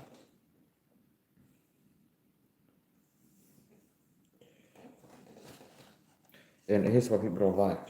There's like, oh, they think it's like all about me looking healthier than they do and better stuff. It's just all genetic stuff. Well, the opposite is like with genetics that they make it look good. They can make it look good. If you get health problems, you get sick and poison and stuff, it can make it look a lot less good, and then you have to put in the work to heal yourself. So these people talk about looks maxing. I've been teaching health maxing, recommended health maxing. One scoop of olive per day will melt away 96 pounds of belly fat in 2 minutes. Okay, this is Benazol. I don't know, I'm not Benazol, okay. So here's what I got. Okay, so eat this to lose weight. Say, tell people what they want to hear and just be a manipulative person. But unfortunately, this world system, we're not even a competence. We're not even a system that rewards competence, which is a natural, unartificial, like God-made hierarchy. People that are the most competent naturally rise to the top and have more success. Understand? And then people that are like the best in the field will end up being in the top tier of the field. Just naturally, in a system that's not like managed by the deep state, that keep these people from going. They make these people go, understand? See? So here's the point. No, that's another little treatment that is I didn't think about a lot about there. So here's the point, and that's the truth. That's not the truth I want to know. A lot of people are asleep in the metric system.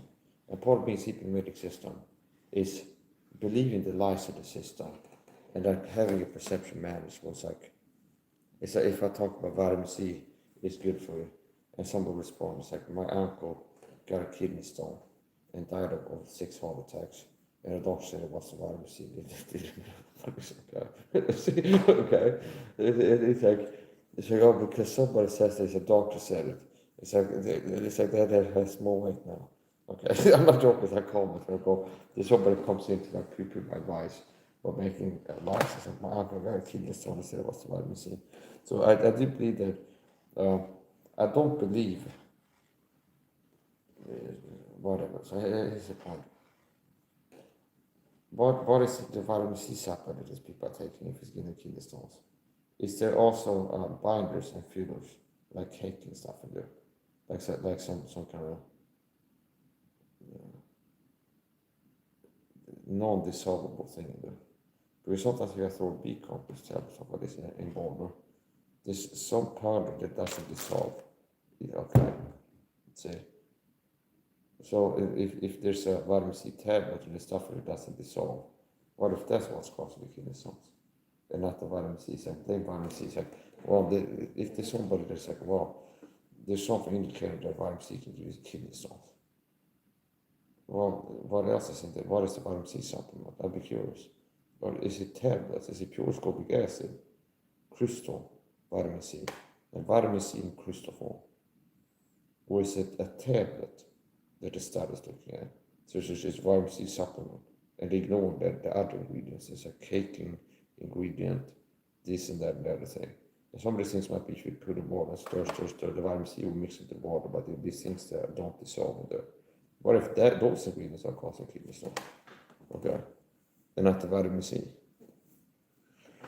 So anyway, here's the point. I don't think I ever had a kidney stone. So I think if there was anybody that would have a kidney stone from vitamin C, it would be me, because I've been taking 10 plus grams of vitamin C per day for years, 10,000 milligrams. And an average multivitamin has maybe 80 milligrams of ascorbic acid and vitamin C. I've been taking about 8,000 milligrams per day. And some people are crazy to think that makes me sound crazy. They'll be taking multi-gram amounts of vitamin C. Okay, so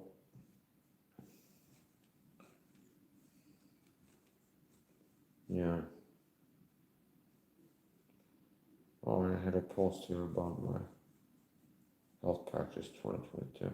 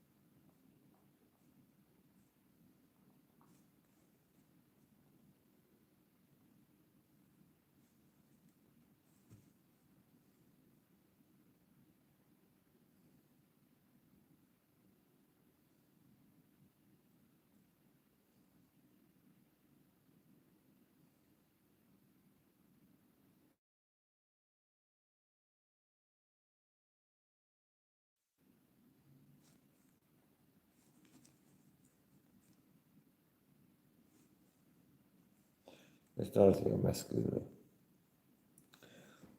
Don't buy into fake concept of masculinity. It's like masculinity is about being able to be hurt and keep moving forward on itself. That's what it's really about. This is why they have hero movies and hero tales are not about Superman. He's like, nothing can hurt him. And it's not relatable. It's like, oh, he says a hero, like a Superman. And he never gets hurt. Bullets don't hurt him. Things don't hurt him. And he is able to keep going because nothing's ever hurting him. Okay. See? Okay, he's like, what a tough guy. So he never gets hurt. And he's able to keep going despite never being hurt. Okay. See? But a person who's hurt and just does never gives, there's nothing, they can go through trauma, physical injury, and they never start talking about they want to get rid of themselves for this. Okay, I've seen people talk about statistics on people that are experiencing traumas, and a lot of these people are looking to kind of check out. Okay, and I was like, well, I've been dealing with trauma since I was a child. I got autism, I've been harassed all the time and bullied, and having all these sufferings. Okay, psychological, physical pain, and all this stuff. And I've never like, feel like checking out on his head. Okay, so and I don't have to get into it. I've been this fucked up in this way. It's like I've been having nervous breakdowns. These once I had a nervous breakdown. I've been having panic and fear in times past, and intense anxiety and depression. I've been severely depressed. I've been suffering these long-term mental health problems, panic attacks. I definitely had PTSD and CPTSD. Just never pursued a diagnosis. I'm more about fixing problems than getting the problems confirmed. It's like I'm busy fixing them. It's like a lot of times I end up having fixed it before there's anything to confirm. Here's the point. Yeah, so it's like, apparently it's not like if you had traumas and suffering a lot and have a lot of people messing with your life circumstances, and it's like it looks like there's not a lot easy to improve your circumstances. It means that you're gonna have to start thinking about checking out and stuff. So that's a choice. That's not a thing people think about checking out. You can be out of frying pan out of fire. For some people, the reason they want to check out is because they think that's going to help them to stop suffering and stuff. When in reality, 99% of people are lost. Okay, which means if they die, they wake up in hell, being tormented by flames. Which means people that have suffered, I want to check out. If they check out, it's like, oh, it's even more pain now. The thing they were doing was like to stop the pain that they have, like emotional, whatever the pain is, like feeling fucked up. And it's like if they check out, it's like, well, I'm feeling 10 times worse than this, and now there's no hope of improvement. Okay, so as long as you like this one, there's a lot of times this incredible hope. The person is severely depressed, and they feel like it's like I'm trying to improve myself, I'm feeling really bad all the time and depressed, and they feel like they don't have an option to improve. It's like if you have life, there's hope a lot of times. Because like some people feel like I can't really deal how bad I feel right now. If they would be able to hold on 30 minutes, they might feel half as bad in some cases. You'd be like, well, it's like this is manageable. So a lot of times it's like I've seen a clip about her talking. Some guy that used to be in Navy SEALs or something like this. And one. He said like how was the Navy SEALs just looking forward to the next meal at whole transport. I was just looking forward to the next meal. I was leaving between meals, so I was like looking forward to breakfast when it was home. And then looking forward to lunch. Looking forward to okay. And then he will feel like quitting. And they have like a bell that can ring out right there to quit. And he'll go, just quit tomorrow. And he would just tell us, I'll quit tomorrow. And then just finish the day and I'll quit tomorrow. And then tomorrow, he'd get back to training again and I'll quit tomorrow when I felt like quitting. And he just kept quitting tomorrow. I'm just going to quit tomorrow. I'll quit tomorrow. And understand. So,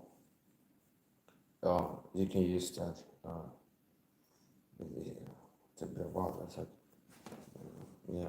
But I've actually told myself a few times, yeah, that I'll go nuts tomorrow because it's like sometimes I feel like I told myself I'm really nuts. I feel like I'm close to getting really livid. And I said, just go nuts tomorrow. Because I'll go nuts tomorrow. Just keep going nuts tomorrow. So, tomorrow never comes. So, yeah. So, do you understand? Like, you feel like you really feel like going nuts. You feel like this is like you're ready to really just go nuts tomorrow. It's like go nuts tomorrow. So, I actually believe that eating nuts can help people to be less nuts. Largely due to the niacinamide content that's not really high in mixed nuts. Okay, I would say. So, nice point. I'm a proponent of relying on the diet alone to carry vitamins.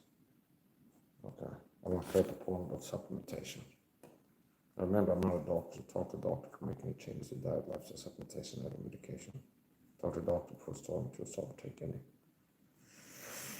medications or supplements. I'm gonna try to call my wife, see if she picks up. I miss my wife. Life good. Have wife. White wife. Yeah, white wife. Wife good. Great. Miss wife. Okay. Okay. Yeah. Have wife. Life good. Okay. White wife. Wife dead. Okay. Miss wife. Okay. Sad. What is this? Okay. Listen. Yeah. Let's see if she picks up. She's just a busy girl. Her husband might be busy seeking the spindle and the wall or something like this.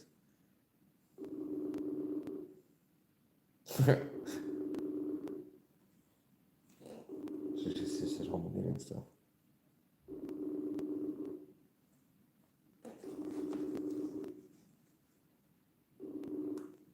Yeah, so she might be.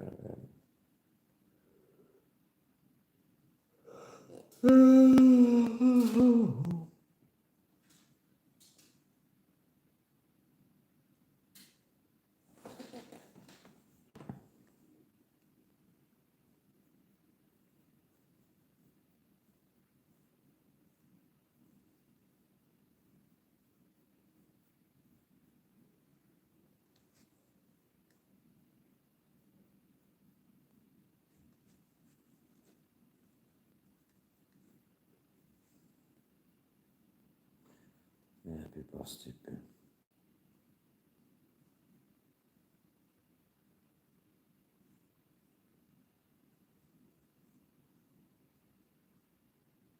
People ask stupid questions.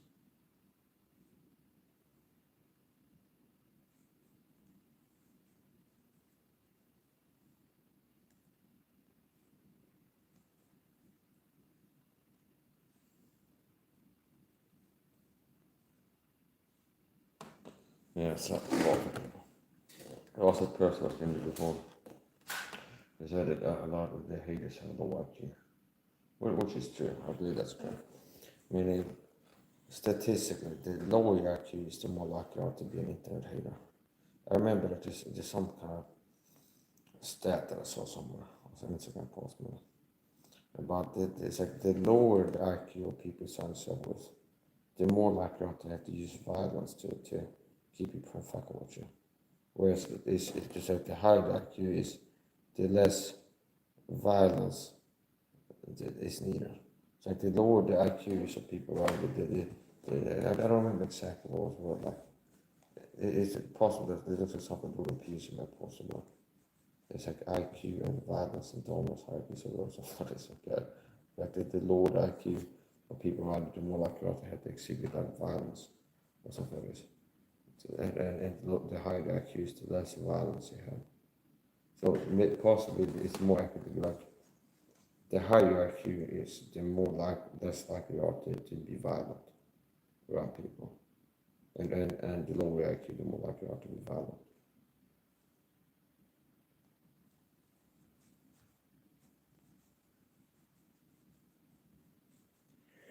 Yeah, so I've racked up 20 likes on the videos. That Pokemon gotta catch them all. Got 20 likes on the video, how was that? Okay. So yeah, it's not too bad. But I really love when I make streams like this, I get 300, 400, 6,000 views. It's not the same, kind of 6,000 views on streams on training exercise. They really, I kind of like that, but sometimes people try to discredit, oh, Mike, there's like a stream, oh, Mike, that shit, right? So yeah, I do believe that I'm being cheated and sabotaged.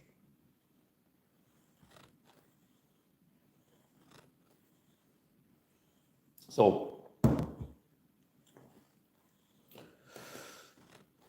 unfortunately, I broke the dummy again, the martial arts bomb, by trading with a knife with the sheet on, but I still create a puncture wound with the sheet on, stabbed like this, and it created this lid opening, and like the fake skin of that, like the plastic or the silicone whatever.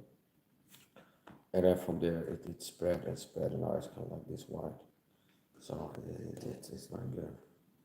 Quite possibly if I could get some like liquid nails or something for this construction glue, and then do it with some really strong glue, and then duct tape over it or something like this. Possibly that could extend the lifespan a little bit.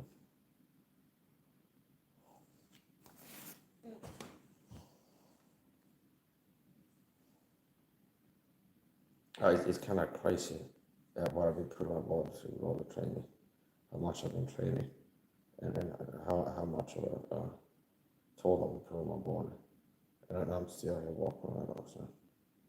So as I said, I've been putting in some hard work and doing a lot of pain. So it's happened several times. I broke my wrist. So I broke my wrist again in the last training session. So I had to pray to God to heal it. And I wake up the next day and I got so punched in it. Been a lot of things to do. So I'm being facetious. I don't think I actually broke my wrist, but it is a lot of times I've been punching so hard and attacking so hard with my attacks to, so I'm getting cuts and scrapes. Never had an infection. Okay, these people go to the surgery to just hugging people and they get like staph and they just have to drop off the thing. Okay, but it's a point. Okay, and it's like there's people that get infections.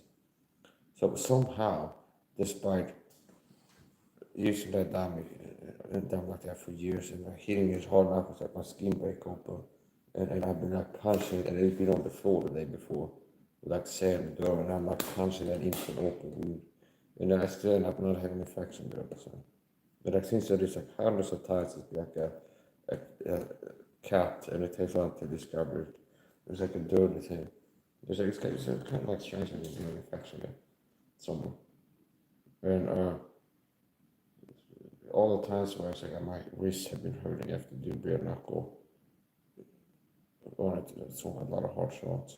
The day after my wrists are hurting, I'll be at now I might have a messed up wrist because you don't know. All you can feel is how it feels like my wrist is really messed up right now. And I pray to God for healing, and then I can get back to some punch again. That's what it's been.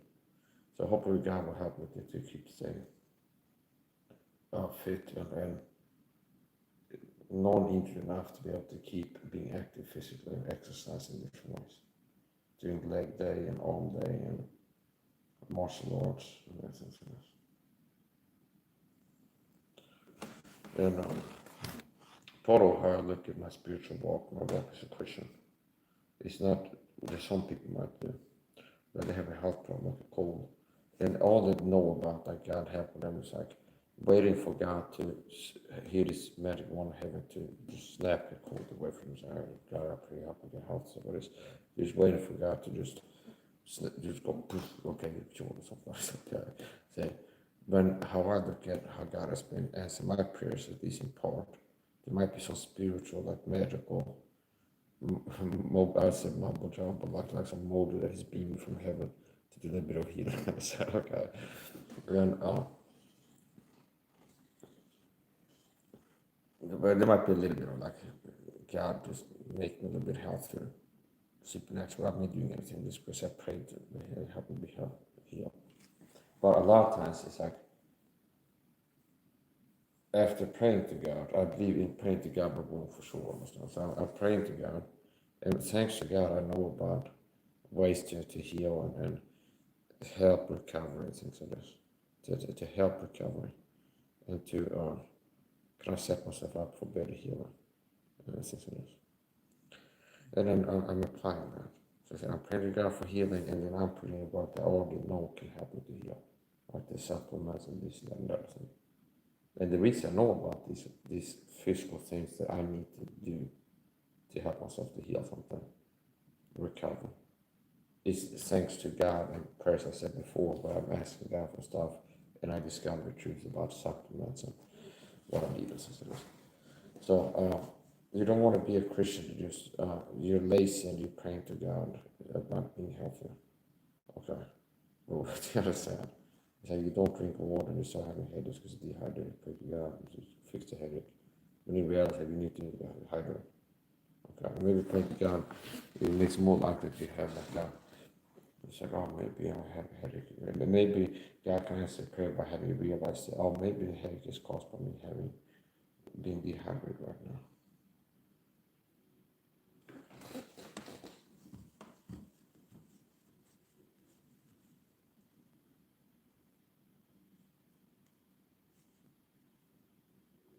There's some things he left in the gym now.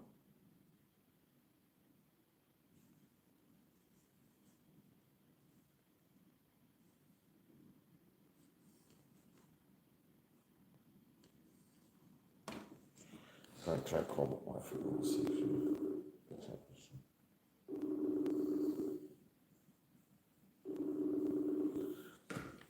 Sometimes if somebody is not nice, you call them in the shower, and you call them 7 minutes later, just in the shower. Sometimes you can beat it there. Not at the phone, they stay not at the phone. So,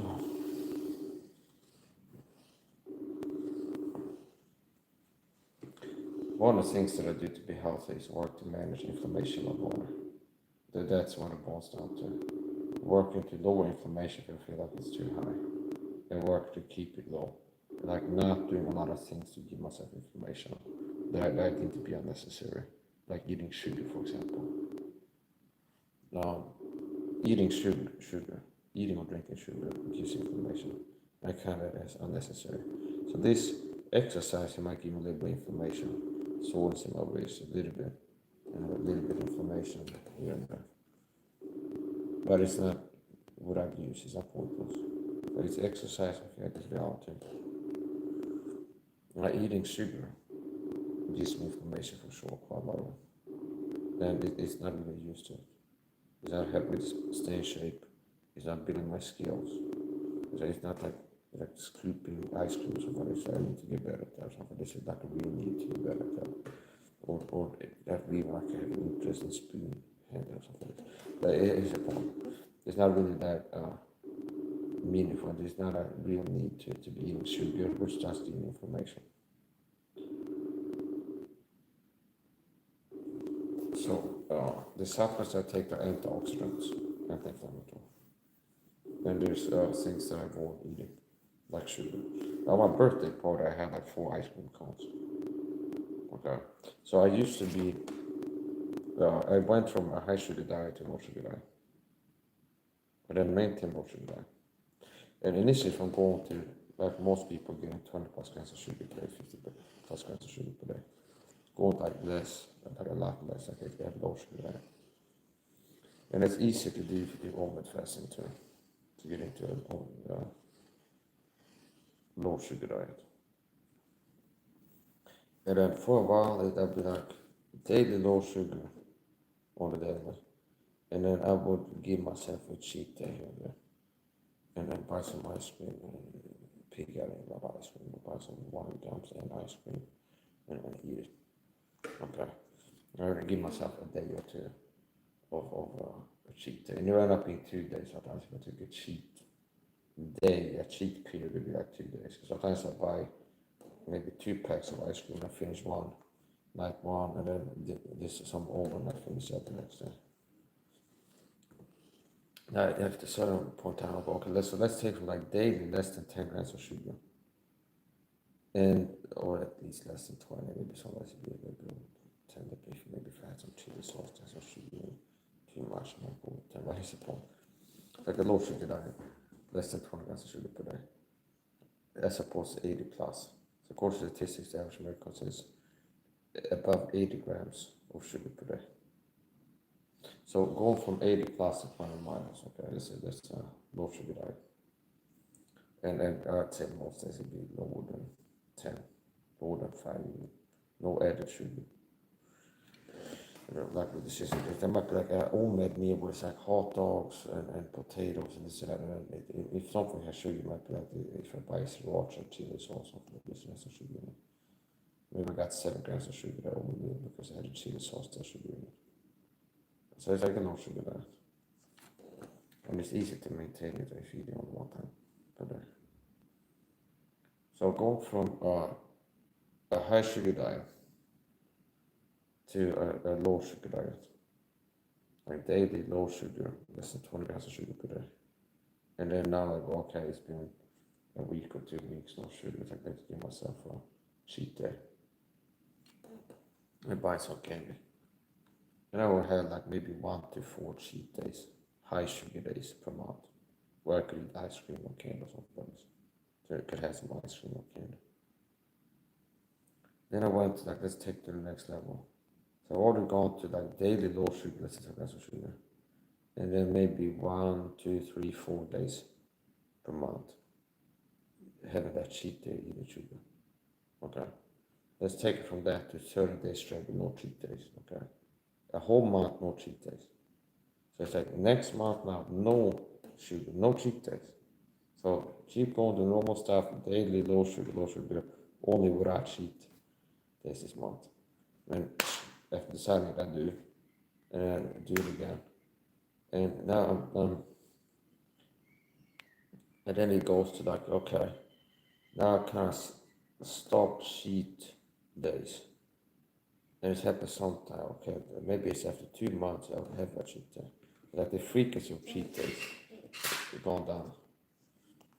And I go to, let's update it and go to no cheat days, period.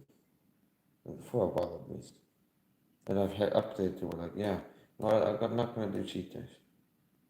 And like the exception is if it's Christmas or somebody's birthday party. Okay, I'm invited to a Christmas party, or it's my birthday, or somebody else's birthday. And the host of like the Easter or birthday party I'm invited to offers dessert after dinner. I'm allowed to eat sugar that day, okay? So it's like, it makes it even more like weird. It's like once in a purple moon or something. So that's the new level of no sugar lifestyle. So for on my birthday party, which was hosted the day before my 27th birthday, because my birthday this year was on a Monday, a birthday. They after finishing dinner, and it was a good birthday party. Okay, it wasn't like really like like a Hollywood, it's really glamorous, but just simple, medium potatoes, good people, and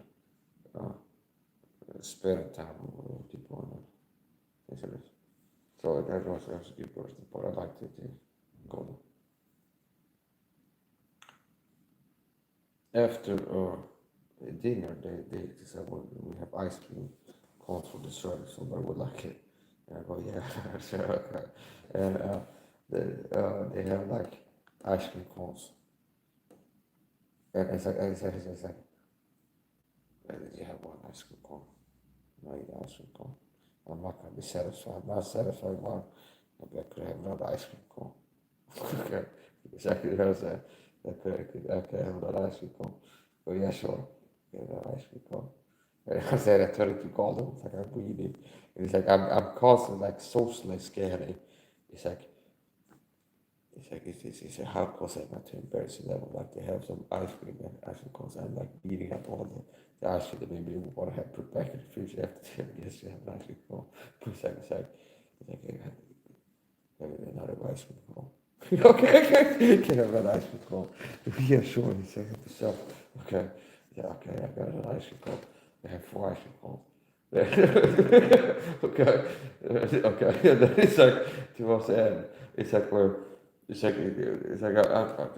looks like everybody else has dessert, and the ice cream is put back in the freezer. Well, you know what? Okay, it's like. Could I have one more ice cream cone on the side? Okay, okay. And it's like I get ice cream. They go, yeah, sure. They go, it's like I gotta go to the fridge and start scooping up some more ice cream there and eat it on the side. So it's like it's too poor. It's like I almost feel ashamed about how much I'm picking out when somebody else offering dessert sometimes. Yeah, I'm right up to the level, so I'm embarrassing myself a little bit. It's like, what do you understand? But it's like, it's not 100%. So even after ice cream cones, I asked if they had some candy or something. There are some sweets. And if I could help myself, honestly, I'm really going, yeah, I got a bag of candy there. I'm going, can I have some? Yeah, sure. Okay. And I go, it's like this one, and some of these. Like, thanks, okay. And it's like, I need it. So, like, I'm all or nothing type of guy, so that's actually something I say because it sounds cheap, but that's it's been something to work on. I'm not doing something at all, but if I get into doing something, I do it kind of to the max level a lot of times. So it's like I'm not the type of guy if I have a cheat day that I buy like a day mix in the pastry shop and have it left at dinner. It's I'm more like to buy like 2 liters of ice cream and finish in one night. Okay. So now, because of the infrequency of the cheat days, I still didn't get fat despite that. In the cheat days, I'm eating like a person on TV show, it's like fat. If they would have like a TV super fat, but it's like half fat, super fat people eat. It's a whole ice cream, the guy finishes the whole thing in one sitting. Then it's like, now let's have some wine gums on top of that. So, and it's things like this. But it's like, if you keep it rare enough, then you still don't end up looking like that. I don't recommend it. Like high sugar days, really. So quitting sugar is one of the things that made the biggest difference for my mental physical health and my mental physical performance. Here's another thing. I talked about before how my decode and so-called keto food. I believe a lot of people talk about the keto food, they express the keto food after going on a keto diet. I believe that a big part of it is just like sugar withdrawal. I look at sugar as a drug, okay? And you've heard me talk about how I'm fasting, and I talk about how I'm fasting when I'm hungry. Understand? There's a lot of people that like seem to be the norm. I regularly say making videos about people have the food noise and they're hungry, and it's like if they're trying to eat less, they're hungry all the time, and the food noise and stuff like this. But it's not a problem I have. So I believe some people are eating like 4 times per day, they still have like hunger in between those 4 meals somehow. And then, whatever. So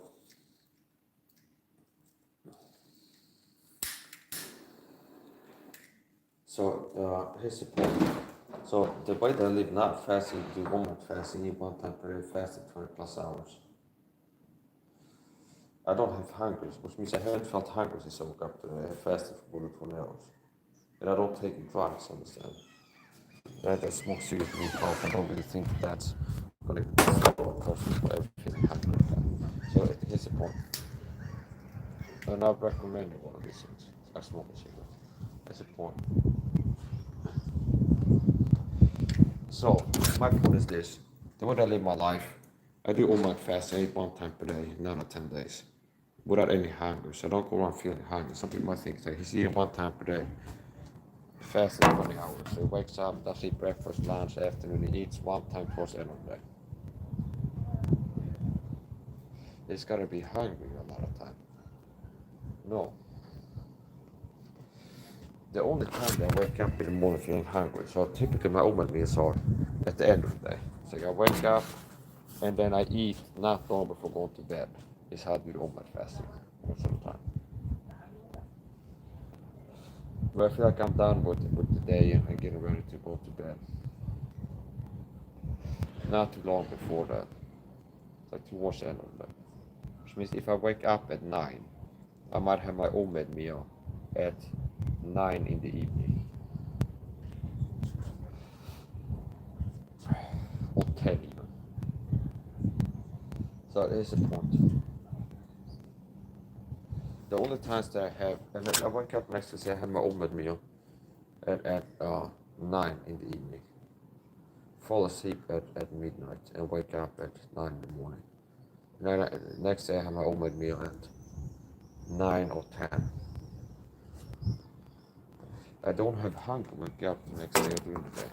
The only times I have like wake up hungry, kind of like I'm hungry right after waking up, is the day after cheat meal when I had a lot of sugar. See, it's kind of interesting.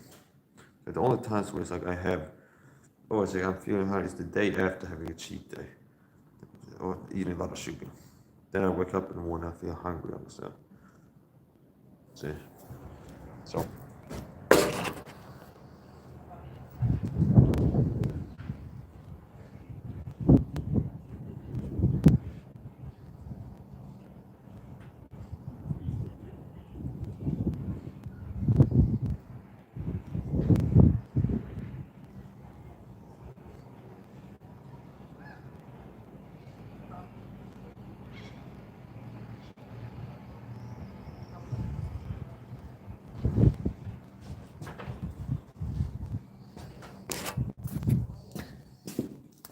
Yeah, whatever.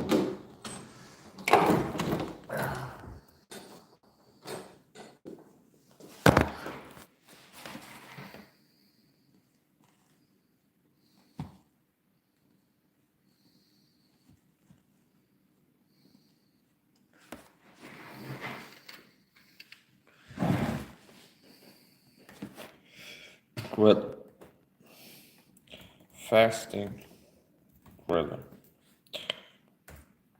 can read some research. Fasting, okay, this is AI. I typed into Google fasting benefits ghrelin. Even typed the benefits.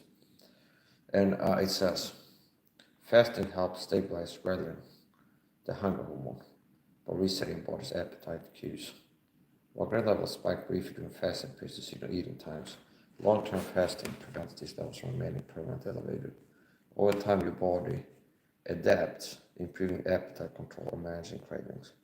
So some people might think if they haven't gotten into, they haven't even tried like a diet, like keto or omelette fasting or 16 hours or this, they might, if they see me do omelette fasting, eat 1 time per day, think this guy's gonna go around being hungry all the time. It's like, well, no, okay. So after getting adapted, after getting into fasting and stayed doing it, I'm not hungry. Which means it took some discipline to get into it. But it's like I would be lying if I thought I had so much discipline. I go on all the time, feeling super hungry, but I'm able to keep myself from eating. Okay, it's just after getting adapted to omelette fasting, and especially coming up with low carb diet, it's like that now I stop being hungry all the time. So, in a world where people are getting on big pharma drugs like Ozempic and whatever it's GLP-1 and Reda to try these things it is, there are ways to live and eat less, a lot less, frequently, and less without hunger. And I'm living testament to that. I eat 1 time per day, not when I'm being hungry. Now, if a person goes from eating like 4-6 times per day to start to fast, the first week or 2 weeks, they can expect to be bad with hunger. And that's something that can help you to grow as a person and get better in discipline and control yourself.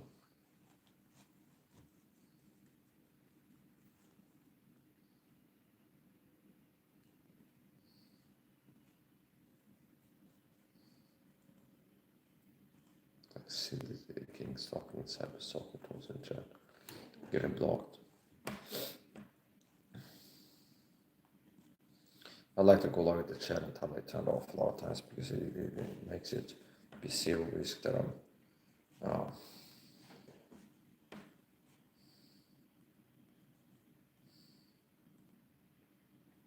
gonna get distracted.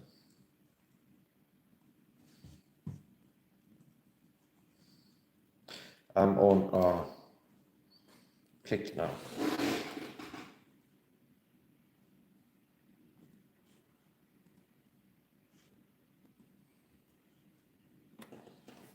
So I didn't see the real TI icon in the flashbacks that I'm getting talking comment things. It might be just wait until the real TI might leave a comment and then we respond to kind of drown them out by other people's comments and work to respond to these comments in a way to control the narrative about being talking Sweden.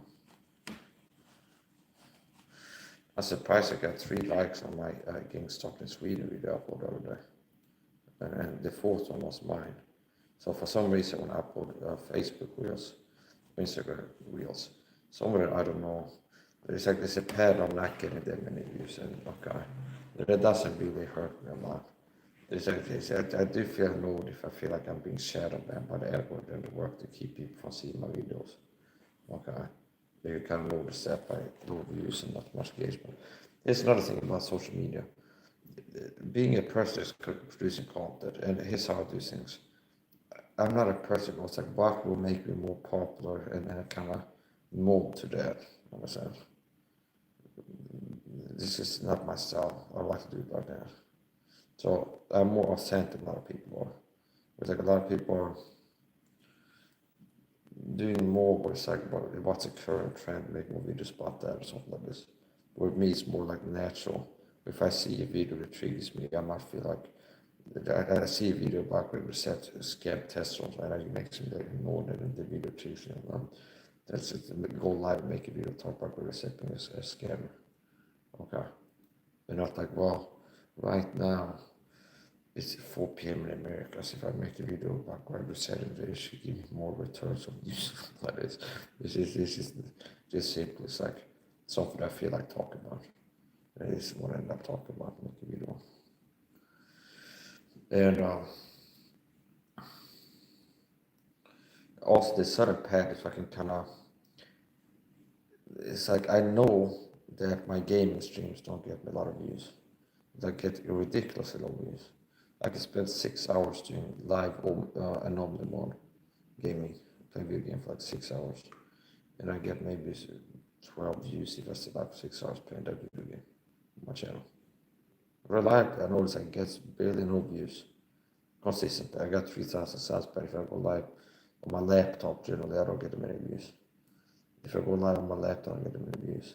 But do a podcast, not really peak content, top content in terms of views. If I do gaming streams, it's not really peak content in terms of views. It's like the lowest content I get is the gaming streams, the lowest views, I would say. And I know that some of the content, like the streams, end up doing. I notice how it's not like, oh, since that content is not making me go, I'll stop doing gaming streams. So it's like I'm like doing the gaming streams, so I keep doing them even if I have 0 views most of the time. Okay. But there's other things that I know that I also like doing, like exercising. That I know that I get quite a lot of views on the exercise streams compared to other videos that I upload on my streams. Now you can also have it where it's like you can't, there's like a sense that you can't really predict like viral videos or like videos that get a lot more views you normally get, like reels or shorts. On Instagram, for example, it's like my son Instagram. It's like there's some clip they have a video, and I just feel like uploading it and upload it. It's like most of the time we say it's not that many views. I get maybe 120 views on an Instagram reel, and 4 likes at best. It has been like the level of my Instagram. So I upload a reel, I get 1 to 4 likes on it, in between like 4 and 100 views or something like this. If I check 12 hours after uploading it. And sometimes it happens to say, I'm just, oh, this is a video, it's a cute video, something like this, share it, a remix, that share. They say, whoa, it went viral all of a sudden. Do you understand? And I wasn't expecting that video to be like getting like crazy views, okay? And it's like just normal, it's like I exercise, sometimes I get a clip from exercise to up on Instagram, okay? Or something like this. And I'm not expecting a lot of views to just throw it up or something. I go look and say, how did it before I got that many views on? I say, so whatever. So it's upon. And it happens now that I upload something, like, whoa, you got a lot of views, something. And I could really predict it. It was like, wow, this type of post I'm thinking might get a lot of views. Let's upload this. Which is what I'm doing is I get clips from my daily life and stuff I'm doing and sort up as reels or stuff. And I had a video of just shooting air gun and I got 30,000 views within an hour uploading it. And like 500 last I checked likes on the video. Where I'm used to, like I'm uploading reels of me doing push-ups or bicep curls or making coffee or doing posting fitness stuff and like all kinds of stuff. And most of the time, whatever I upload, if it's a reel of my birds with music on it, whatever the thing is, it's like I get between 0 and 4 likes on it and between like 4 and 100 views on it, like 24 hours or so. And then it's like, the work doing these follow-up videos. I was shooting a gun in a video, throw it up on Instagram. It's like, you check back on Instagram, it's like you have 500 likes on it, and like 30,000 views. And it's like, it catch me by surprise. Or you kind of like, not expecting, but it's like you throw it up and you, without thinking about it, you normally it's like you upload reels and you know next time you check, you had like 48 views and 2 likes on it, something like this. Okay. And then it also has like there's something you throw up, it's like it's 30,000 views without uploading it and has 500 likes on it. And it wasn't like trying to make a video that's going to get a lot of views. It's something that I'm doing that I like to get a video of me doing and I throw it up on social media. And it's interesting too, it's not the content, it's also where you upload it, which kind of indicates shadow ban. So a lot of people want to think that I only have 3,000 subscribers and I don't get the many views from videos. It's because the quality is not that good of the content. No, there's like the algorithm is rigged and there's things going on in this world to keep certain people from growing and other people make other people grow. So this is my wife calling me. Babe, I'm live, so don't say secret thing now. Hello, baby, I'm live, so don't say secret thing now. Okay, now. I missed you, babe. Did you take a shower? Oh, yeah. Yeah, I can tell on your hair now. Do you want to say hello now? I'm not sure. No, but you can do it now. Okay. That's we. Oh, Hello. she can't see anyone. That's we. She's so sweet. Okay. Yeah. I missed you, babe. Isn't she lovely? Isn't she wonderful? Isn't she precious? Only one we know. Okay. Yeah, I miss you, babe. I've been training and I've been exercising my legs and doing martial arts training.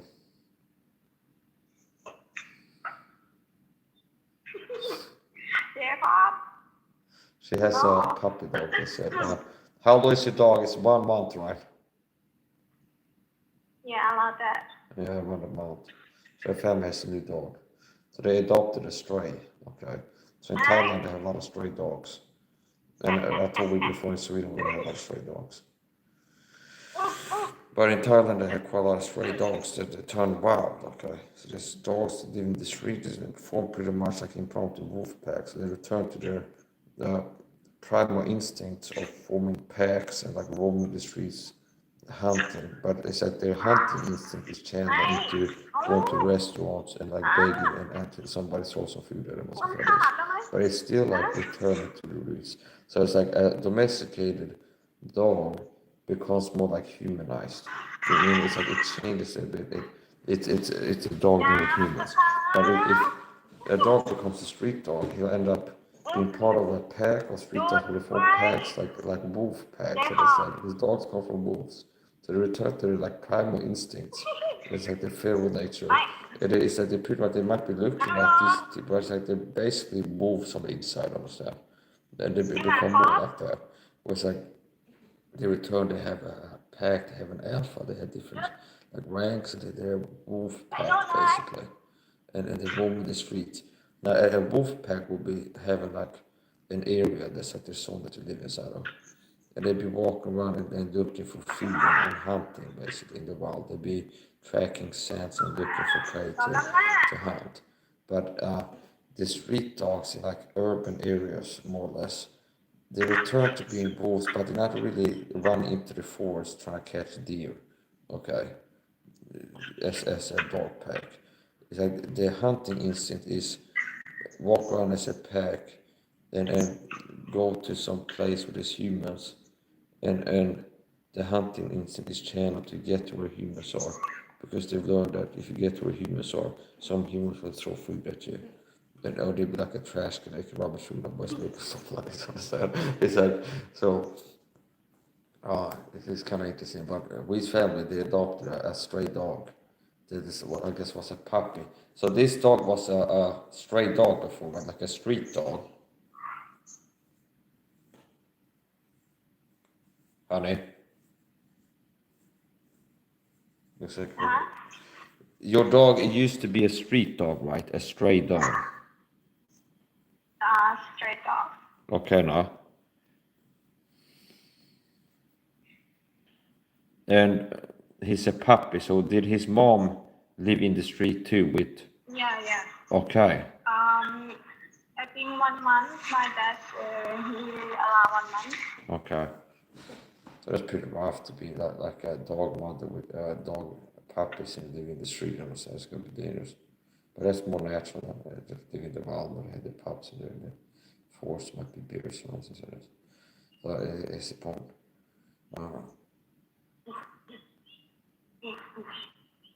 It's good. My favorite dog was Reese. Passed on, they died.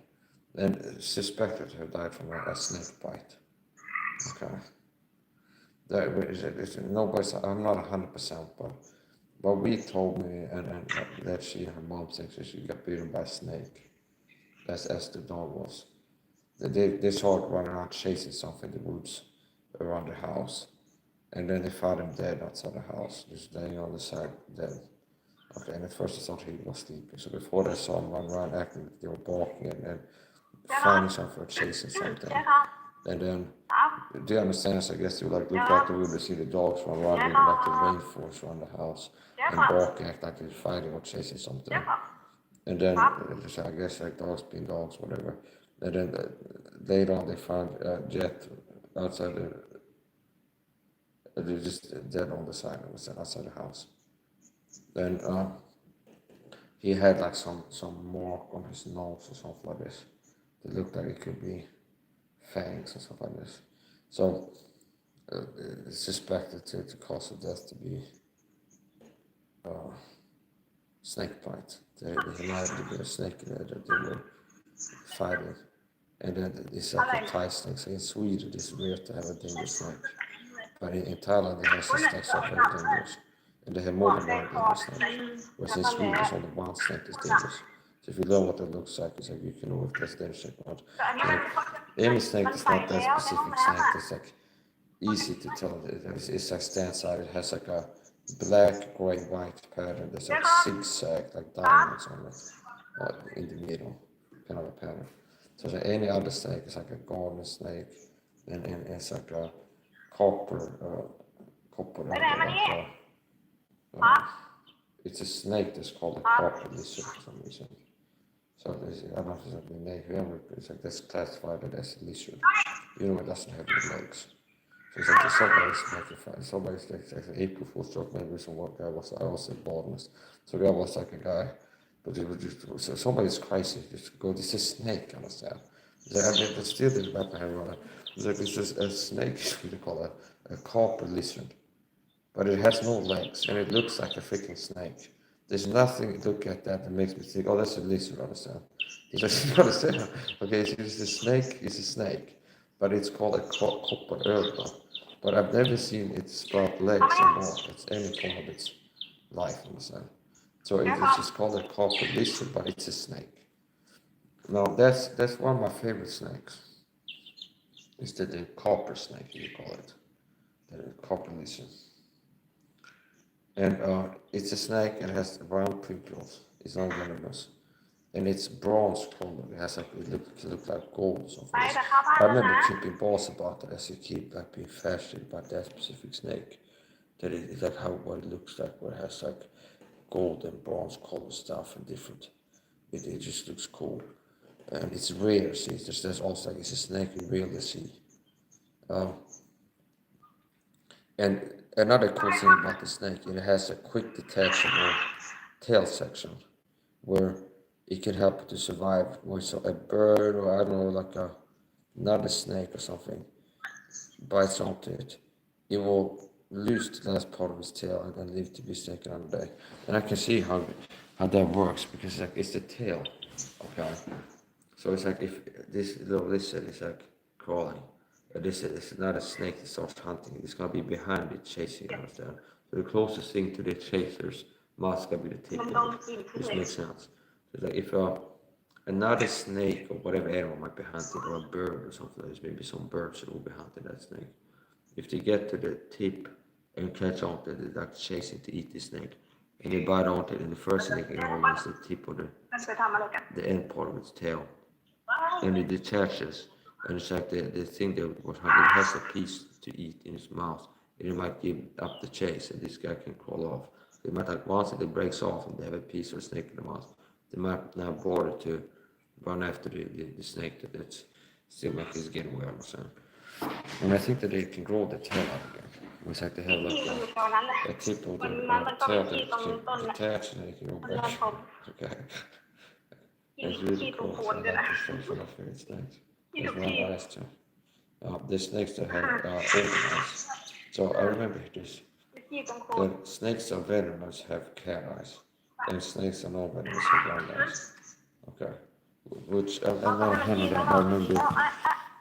I had on a podcast and do some Googling. I think it was confirmed by my Googling. So we're gonna see venomous snakes eyes.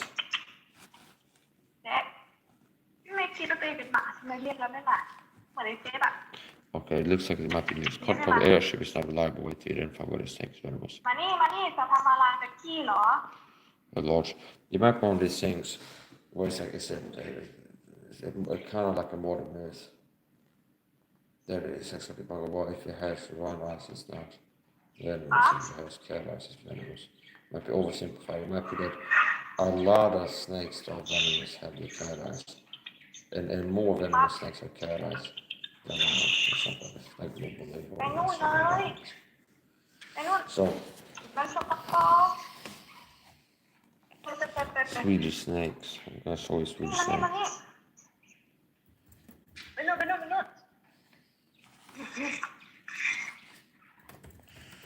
I'm gonna show the only venomous snake in Sweden. And I believe that I was bit by one of these as a child actually. So, this is a huggorm, which means this is the Swedish word related to H-E-W, huggorm, which hugg it's the same word you use for like stabbing or something like this. It's an aggressive word, huggorm.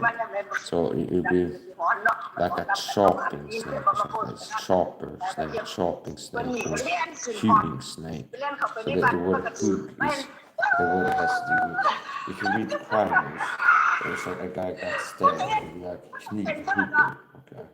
En man got knivhuggen. So the word hugg is used kind of often in concept like an attack, like an attack, okay? Like a sharp, it's like stabbing or something. Mostly for knives, stab with a knife.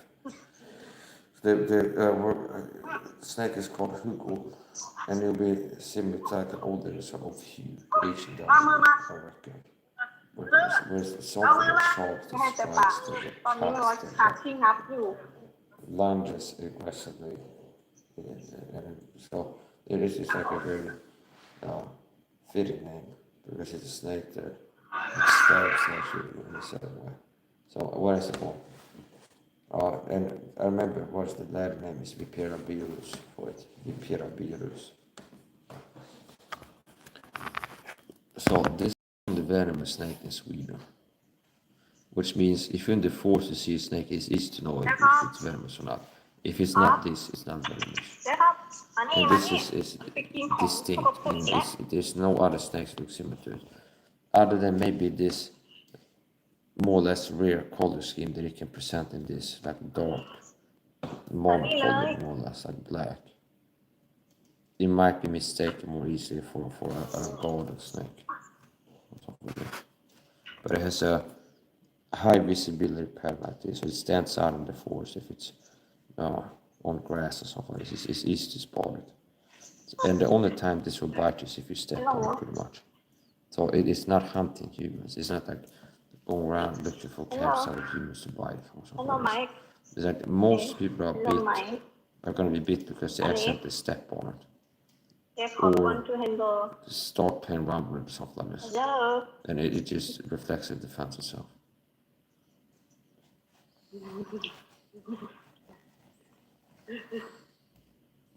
And this is not as venomous as more exotic countries have snake.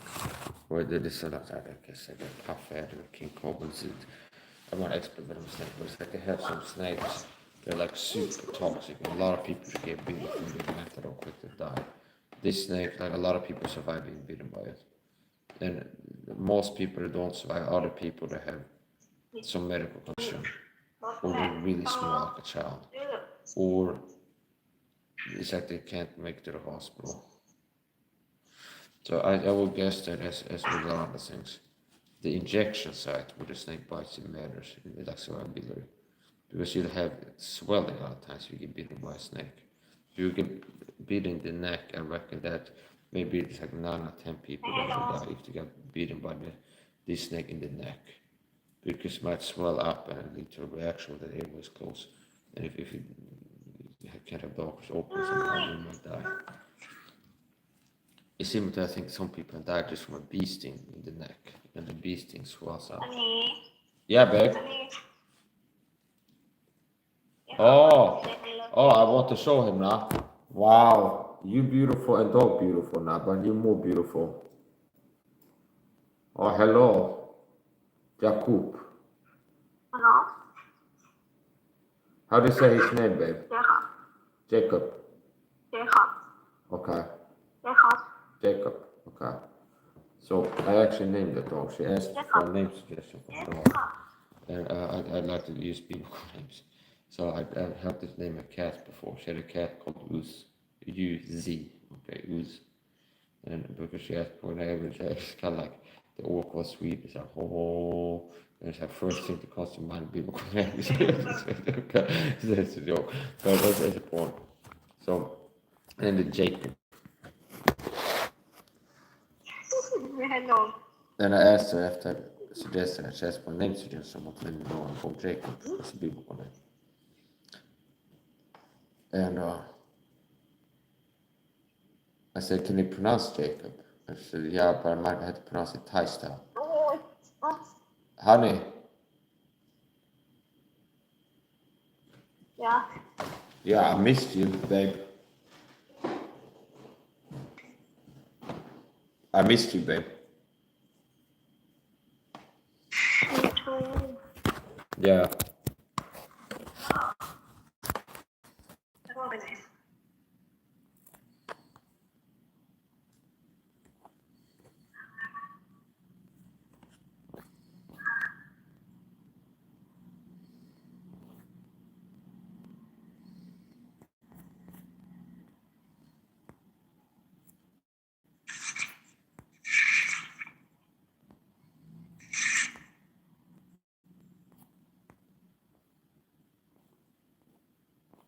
I'm dark in the chat. No idiot. It's a big dog and a small dog. I like his past dog, but it died. So do you think that Jet died because a snake bit him? Okay. So do you have many snakes in Thailand that are dangerous? Yes Okay. many dangerous snake Okay, now. In Sweden, there's only one snake that's dangerous. And it's not very dangerous. Meaning, maybe 10% of people bitten by this snake die. There's only one snake that's dangerous. And maybe it's 10% of people get bitten by the snake die. Or less than 10. ฮัลโหล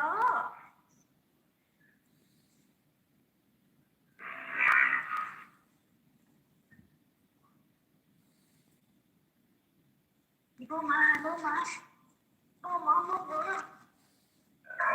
ไม่เอาไม่เอาไม่เอา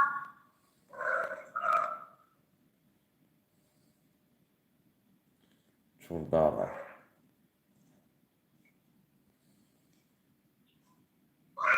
อยากอยู่กัน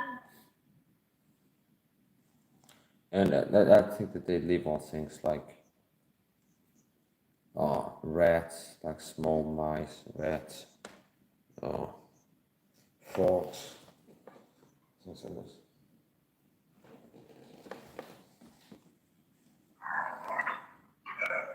ไม่เอานะไม่เอาลูกไม่เอาไม่เอาไม่เอาไม่เอาไม่เอามาดูน้องเหรอโบมาดูน้องเหรอ There's a walnut. It looks wild. Is that a street dog? กัดน้องนะ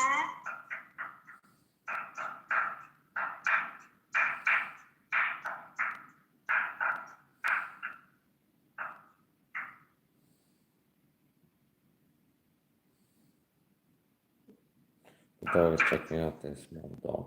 He's curious about to smell the puppy.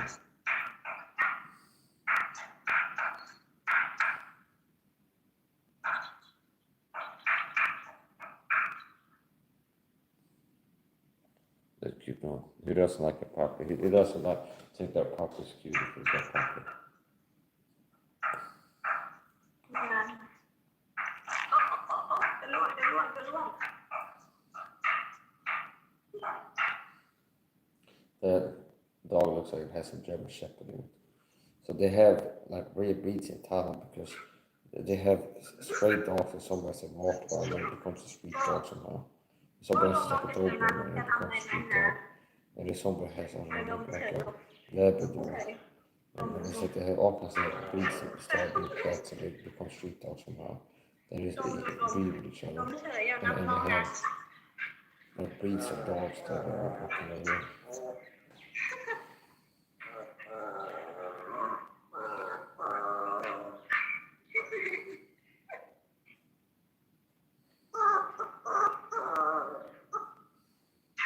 ฉันยังเห็นแต่ซอ Yeah, no.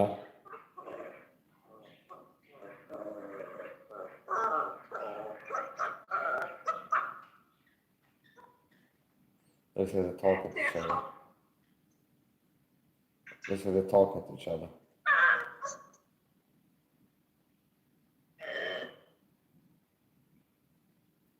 ทำไมทำไมขู่เขาล่ะฮะขู่เขาก็เป็นไง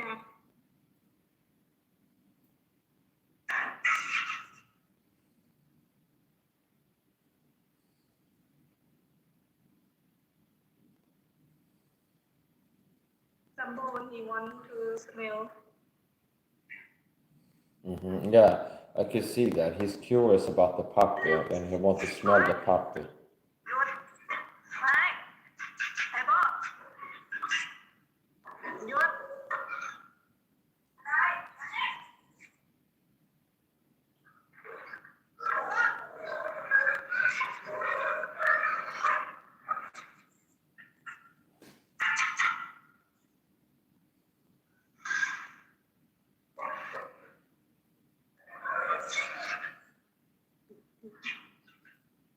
Wow, he's cute now. He looks sweet. Looks innocent.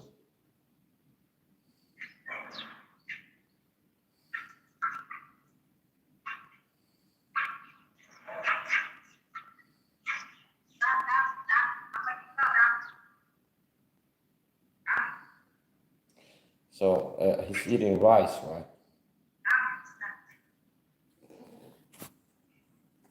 He's eating rice. Yeah, we told before he's eating rice. She put some different foods down for, but he goes with the rice. And she said, possibly he was living a street dog, humans were feeding with rice. So possibly that becomes an imprint on it. There's a rice is the food. Okay, they had maybe like a bowl of dog pellets and a bowl of rice, and the guy goes between the dog pellets for dogs and like rice, he goes with the rice and stuff like that. So it might be people have been feeding him when he was a puppy. So some people they will give some food to the street dogs.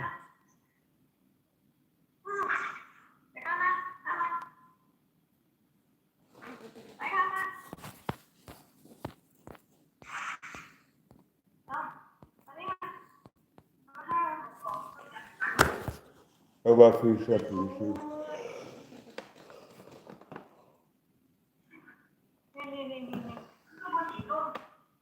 มันบอกแล้วมันไม่กินมันเบียร์กินนิดๆหน่อยๆแล้วมันก็ไม่กิน1 2 3เข้ามาให้มันเข้ามาคือปุ้ยIt's not the teaching treats. คือปุ้ย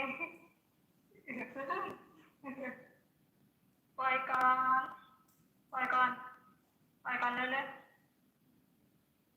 เดี๋ยวก็ปล่อยก่อนลูกเพิ่งดึงลูก1 2 3ไปเอามันกิน Training. ยืดปู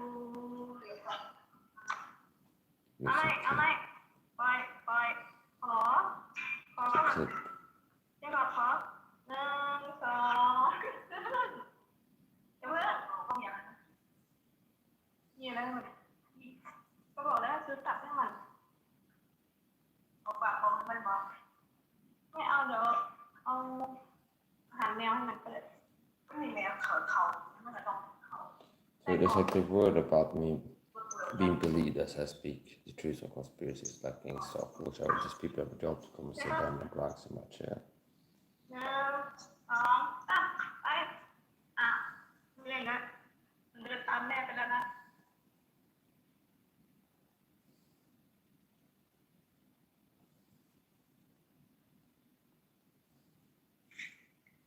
ครับเดี๋ยวครับเดี๋ยวครับเดี๋ยวครับ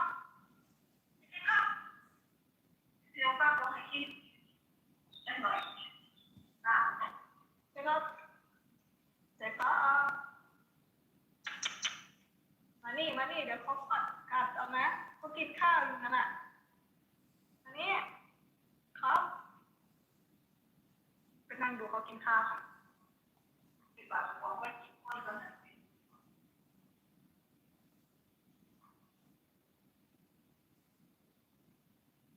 กินเสร็จแล้วนะซ่าโอ้ย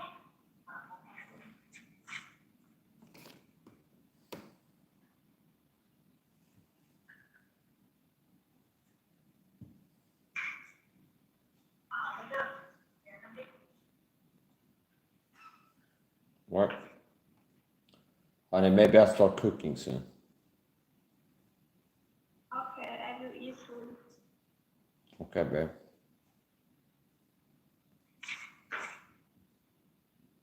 Yeah. 14. Look at the metrics on my streams. This has been pretty good.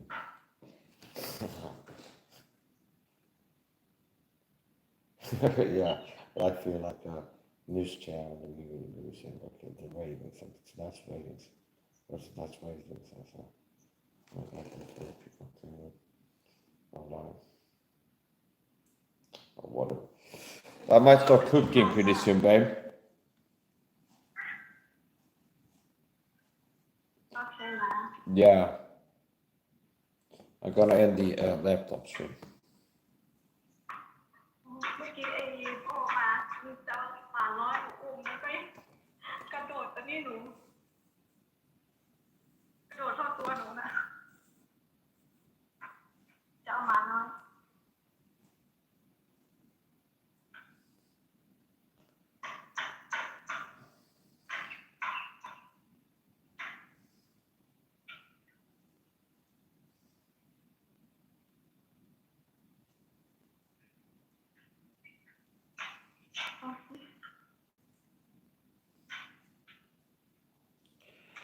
Yeah, so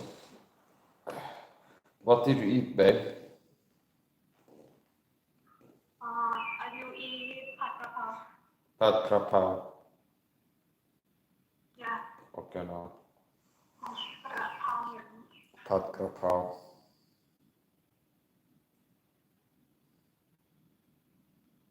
I missed you, babe. 41ที่สูตรไหนโบมาแล้วก็จะทำอะไรหมาน้อยก็บอกว่าแค่โดนเปิดรถมา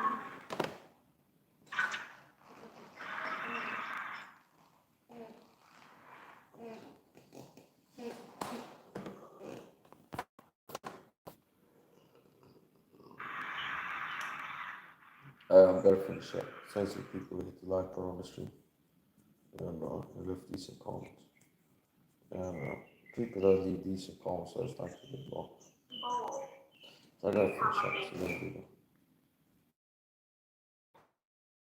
So. โอเค